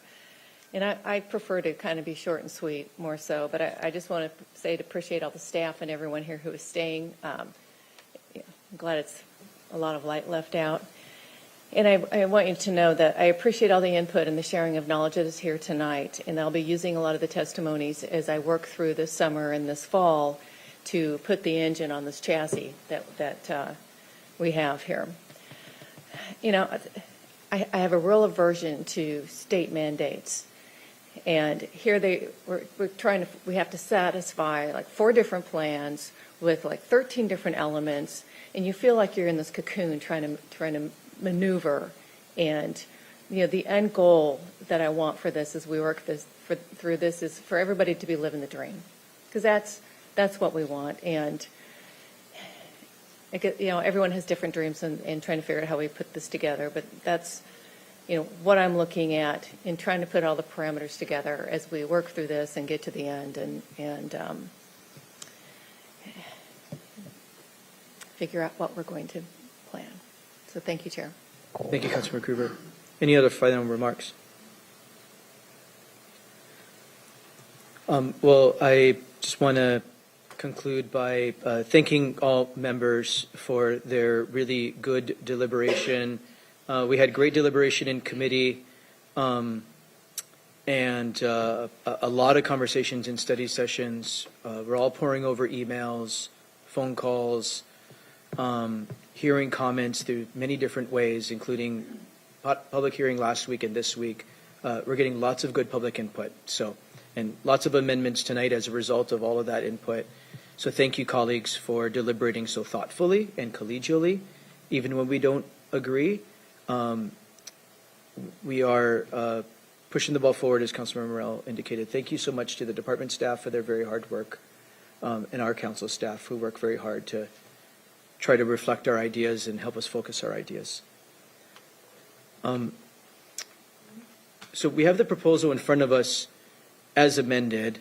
And one last thing, I would just say, we have a lot of community engagement, which is great. It's great that a lot of the public is understanding how to participate, and through your participation, it's clear that you figured out how to participate. So I'm very grateful for that. Comprehensive planning can be confusing. It just is. So if you have any questions about where we are in the process, or what is a policy in the comprehensive plan versus a regulation, and no question is stupid. It's very complicated, and we only do this once a decade.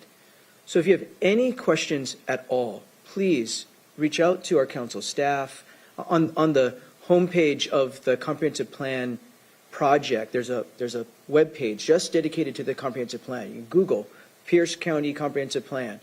You can get the homepage of the comprehensive plan update, and there's on the right-hand bar you can contact staff for information. Please just ask any question. Where are you in the process? What does this policy statement mean?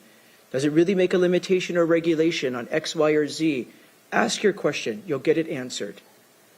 We want you to engage. We want you to be able to follow along and to be able to engage properly.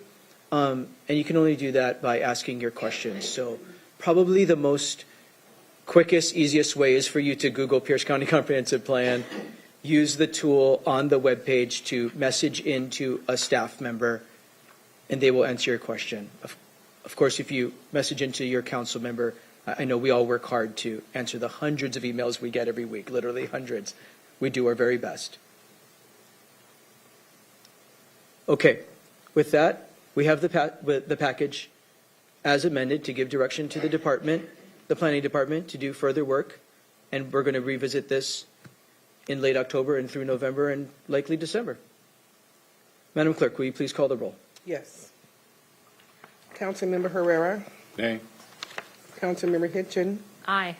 Councilmember Morrell, Aye. Councilmember Krueger, Aye. Councilmember Denson, Aye. and Councilmember Mello. Aye. The result of the roll call vote is 5 ayes and 1 nay. On a vote of 5 ayes and 1 nay, the resolution is adopted. That brings us to Section 9, ordinances. We have 3 ordinances on our calendar. We have proposal number O 2024-515. Councilmember Krueger for a motion. Thank you, Chair. I'd like to move Resolution 2024-555. Ordinance 2024-515. I shut my pages. Oh, 2024-515. Thank you. It's late. It's good. Thank you. It's been properly moved and seconded that we adopt ordinance 2024-515. Madam Clerk, will you please read the title into the record? Proposal number O2024-515, an ordinance of the Pierce County Council vacating a portion of Snellstrom Bush County Road, lying in a portion of the southwest quarter north. Last line, please. The last line is Range 4 east of the Willamette Meridian, Pierce County, Washington. It is continued from May 14th. Thank you. Mr. Swanson. Yes. Thank you, Chair Mello, members of the council, and I realize it is me standing between you and getting home after a very long day, so we will get through these 3 ordinances. The first one coming before you is ordinance O 2024-515, which would vacate a portion of Snellstrom Bush Road, which is out in District 3. The best kind of overhead, there's some maps in your packet, be it at pages 116 to 118 that probably provide the best view of where this is located in the county. The county is in receipt of a petition from the property owner who owns the 3 parcels that are that the road right of way goes through, and they have petitioned to vacate that land. What the ordinance before you does is 5 simple things. It first finds that the roadway is not useful to the county's roadway system. It also states that it would be a public benefit for vacating the roadway, that the public would benefit from the vacation. It provides a legal description, the exact legal description of the roadway segment. It reserves and retains a perpetual easement under, on, and over the vacated land. It finds, and it also, it finds that the property is not tax titled and is designated type E, meaning that payment from the petitioner of the assessed value of the property is required prior to transfer. That amount is $12,000. That check has been received. It was received on April 12th of last month, so the county has received that payment, so that has been satisfied. And then also the ordinance sets the conditions in which the transfer of title officially happens. There is an equity analysis in your packet, which is also included in your packet is a letter from the county engineer who does recommend granting the proposed vacations. The county engineer did find those 2 elements were satisfied, that this roadway segment is not needed in the county's roadway system and that it is in the public's best interest to do so. There was a public hearing in the Economic and Infrastructure Development Committee on April 23rd related to this proposal, where it did receive a due pass recommendation. It was on your agenda last week, where it was continued due to the 20-day notification requirement just falling a few days short. We now have met that 20-day notification requirement, so there will be a public hearing here today. And with that, again, the $12,000 appraised value fee, the check has been received by finance, and that portion is satisfied. I don't believe we have department staff on the call anymore, but council staff is available to answer the questions. Thank you. Are there questions for our council staff before we open up for a public hearing? I don't see any. This is a public hearing on this ordinance to vacate a portion of Snellstrom Bush County Road. Anybody here in chambers wishing to provide comment? We'll invite you to the podium. I'm not seeing anybody in council chambers. Mr. Weinsberry, anybody in our Zoom room on this ordinance? Yes, sir. For any members of the public who wish to provide comment on proposal number O 2024-515, press the raise hand icon on Zoom or star 9 on your telephone keypad. And I see no hands at this time, Chair. Seeing no hands, we'll close the public hearing, bring it back to the council. Are there final remarks by council members? I don't see any. Madam Clerk, will you please call the roll on ordinance 2024-515? Councilmember Hinchin. Aye. Councilmember Morrell. Aye. Councilmember Krueger. Aye. Councilmember Denson. Aye. Councilmember Herrera. Aye. Excuse me. And Councilmember Mello. Aye. The result of the roll call vote is 6 ayes, 6 and no nays. Excuse me. On a vote of 6 ayes and 0 nays, the ordinance is adopted. We're now at ordinance number 2024-519. Councilmember Morrell for a motion, please. Thank you, Mr. Chair. I move proposal, ordinance number 2024-519. It's been properly moved and seconded that we adopt ordinance 2024-519. Madam Clerk, please read the title. Proposal number O 2024-519, an ordinance of the Pierce County Council granting an all-inclusive franchise to the City of Orleans for location of sewer lines on certain county-owned rights-of-way and authorizing the county executive to execute said franchise. Thank you. Mr. Swanson. Thank you, Chair Mello, members of the council. Ordinance O 2024-519 is before you. It is a sewer line franchise with the City of Ording. This ordinance would authorize the executive to execute a 5-year renewal of a franchise agreement with the City of Ording to allow for the construction, operation, and maintenance of a sanitary sewer pipeline in Pierce County's right-of-way. The City of Ording does operate a sanitary sewer system in portions of District 1 of unincorporated Pierce County. There is a map in your packet that shows their service area on page 144. You'll see the service area includes a small area right outside the city lines as you cross over the Calistoga levee, and then in the kind of southeast portion, I'm sorry if my map is upside down, the northwest portion of the city corner, like kind of the High Cedars golf course area is also provided sewer service by the City of Ording. This is a renewal of a 15-year franchise that the council approved in 2008. All utility franchises that do operate in unincorporated Pierce County must operate in compliance with the manual on accommodating utilities in Pierce County's right-of-way. We are currently on the 6th edition of that. As that manual updates, the franchise requires franchisees to comply with updated versions of that manual. The county engineer has reviewed this application and does recommend granting the franchise. There was a public hearing on May 14th in the Economic and Infrastructure Development Committee where this did receive a do pass recommendation, and then there will be a public hearing again this evening.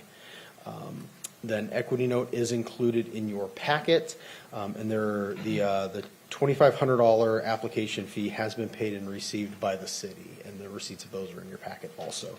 With that, again, I don't believe we have planning and public works staff, but we do have council staff available to answer any questions. Thank you, Mr. Swanson. Are there questions for council staff? I don't see any. This is a public hearing on this franchise agreement, sewer franchise agreement, the City of Ording.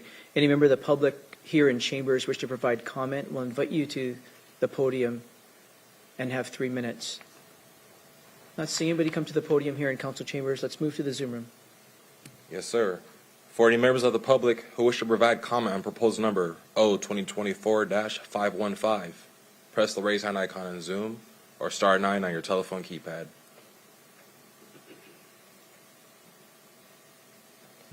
And I see no hands at this time, Chair. Seeing no hands, we'll close the public hearing, bring it back to the council. Are there final remarks by council members? Not seeing any. Madam Clerk, please call the roll on ordinance 2024-519. Councilmember Morrell. Aye. Councilmember Krueger. Aye. Councilmember Denson. Aye. Councilmember Herrera. Aye. Councilmember Hitchin. Aye. And Councilmember Mello. Aye. The result of the roll call vote is 6 ayes and 0 nays. On a vote of 6 ayes and 0 nays, the ordinance is adopted. We have our final ordinance this evening, proposal O 2024-520. Councilmember Morrell for a motion, please. Thank you, Mr. Chair. I move proposal number O 2024-520. Second. It's been properly moved and seconded that we approve ordinance 2024-520. Madam Clerk, please read the title. Proposal number O-2024-520, an ordinance of the Pierce County Council granting a non-inclusive franchise to the City of Orleans for location of water lines in certain county-owned rights-of-way and authorizing the county executive to execute said franchise. Thank you. Thank you. Mr. Swanson, for your last briefing of the evening. Yes, again, thank you, Chair Mello, members of the council. Again, the second ordering franchise before you is for water line services. These service areas do not align, so there is a map that is included on page 168 of your packet that shows the water line franchise service area. The area across the Carbon River Calistoga levee remains the same, but the majority of this service area is actually south and kind of east of the city along the along the Carbon River. The Calistoga levee crosses the Puyallup up there, but that area is the main area of the franchise. The Ording Water Utility is a utility in good standing with Planning and Public Works. This is a Group A water system as it has far more than 15 connections, meaning it is subject to review under the Pierce County Coordinated Water System Plan. Planning and Public Works staff has completed that review and found that this renewal of this franchise would be consistent with that Coordinated Water System Plan. Again, this would be a 5-year renewal of a 25-year franchise that was last approved by this body in 1996, and then was amended in 2005 to actually add some service area to the franchise agreement. Again, as a utility operating Pierce County's right-of-way, they are required to operate any work done in the right-of-way in accordance with the manual and accommodating right-of-way or accommodating utilities in the right-of-way. The county engineer has reviewed this application and does recommend granting it. There was a public hearing in the EIDC committee on May 14th where this proposal also did receive a do-pass recommendation, and then we'll have the second public hearing in just a few moments here on this ordinance.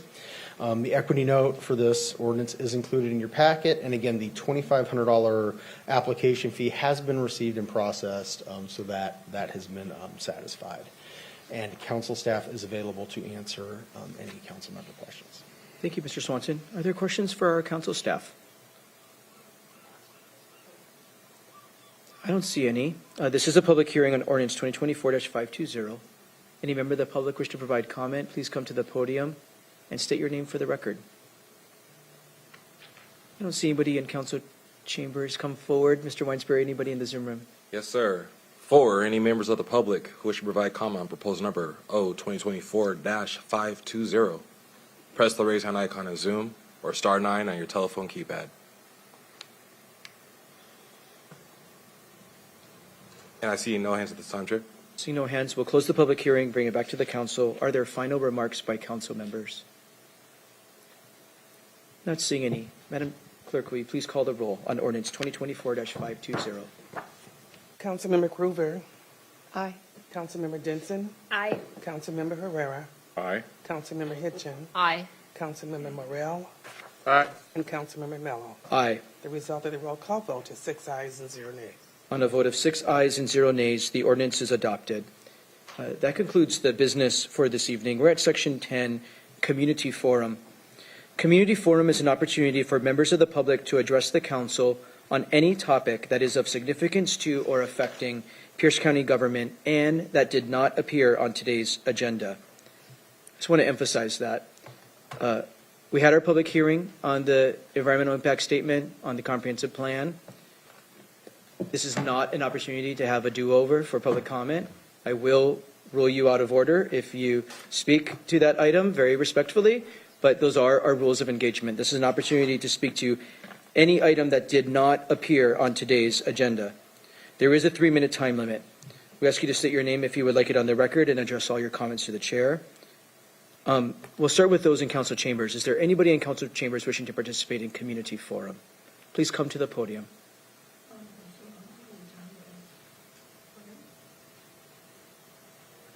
Are you being convinced to participate in Community Forum? Well, You don't have to. I got a letter saying that I would be spoken to at 3 p.m. today. We're happy to talk to you after the meeting and sort out what No, to. actually, I'm on the agenda I just am apparently. Are you an appointee? Yes, I am. As I said, I got this letter saying for me to be here at 3 p.m. I was here. Oh, my Lord. Ma'am, would you mind, would you mind coming to the podium and introducing yourself? We owe you like a Coke or something for being so patient. Yeah, right? I'm so sorry. We try to see if there's any of our appointees here, but there's so much other going on. I'm so sorry. Can you introduce yourself for the record? Sure, I'm Ola Leonard. And you were appointed to the Board of Equalization.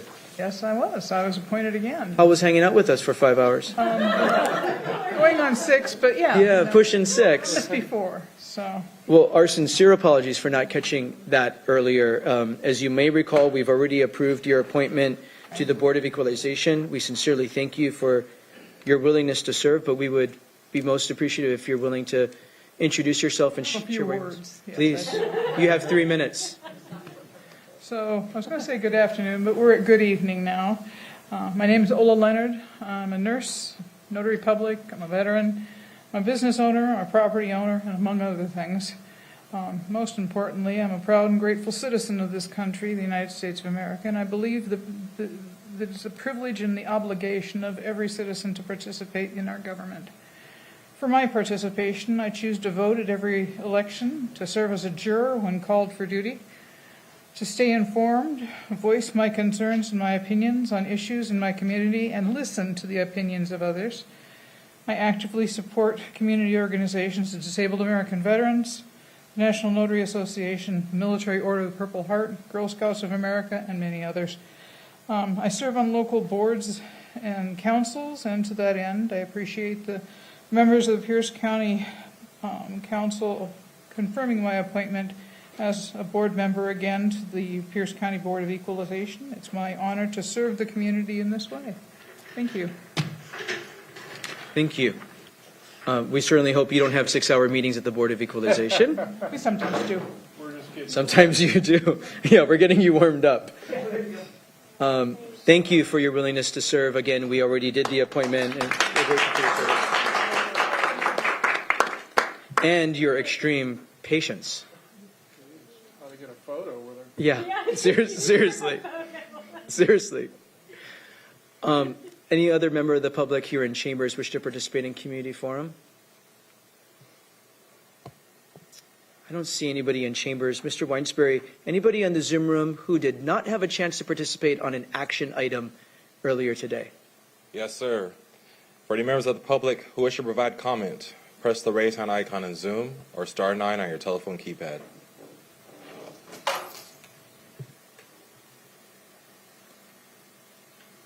And there are no hands at this time, Chair. Seeing no hands, we'll close the community forum portion of our meeting. Thank you again for being with us and, again, your patience with us this evening, Ola. We are at section 11, other business and announcements. Is there any other business or announcements from council members? Well, I'll just state that Monday, May 28th is Memorial Day, and Pierce County administrative offices, including the office of the Pierce County Council, will be closed in observance of Memorial Day. Our offices will reopen on Tuesday, May 29th, including council's study session and regular meeting at 3 p.m. Our study sessions at 12 noon. We encourage members of the public to observe Memorial Day at one of the many events around the county this weekend.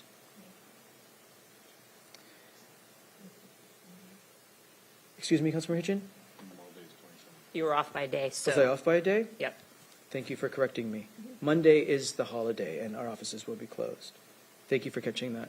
Monday, May 27th. Thank you. Monday, May 27th is Memorial Day, and that is when Pierce County administrative offices will be closed. We'll reopen the next day, May 28th.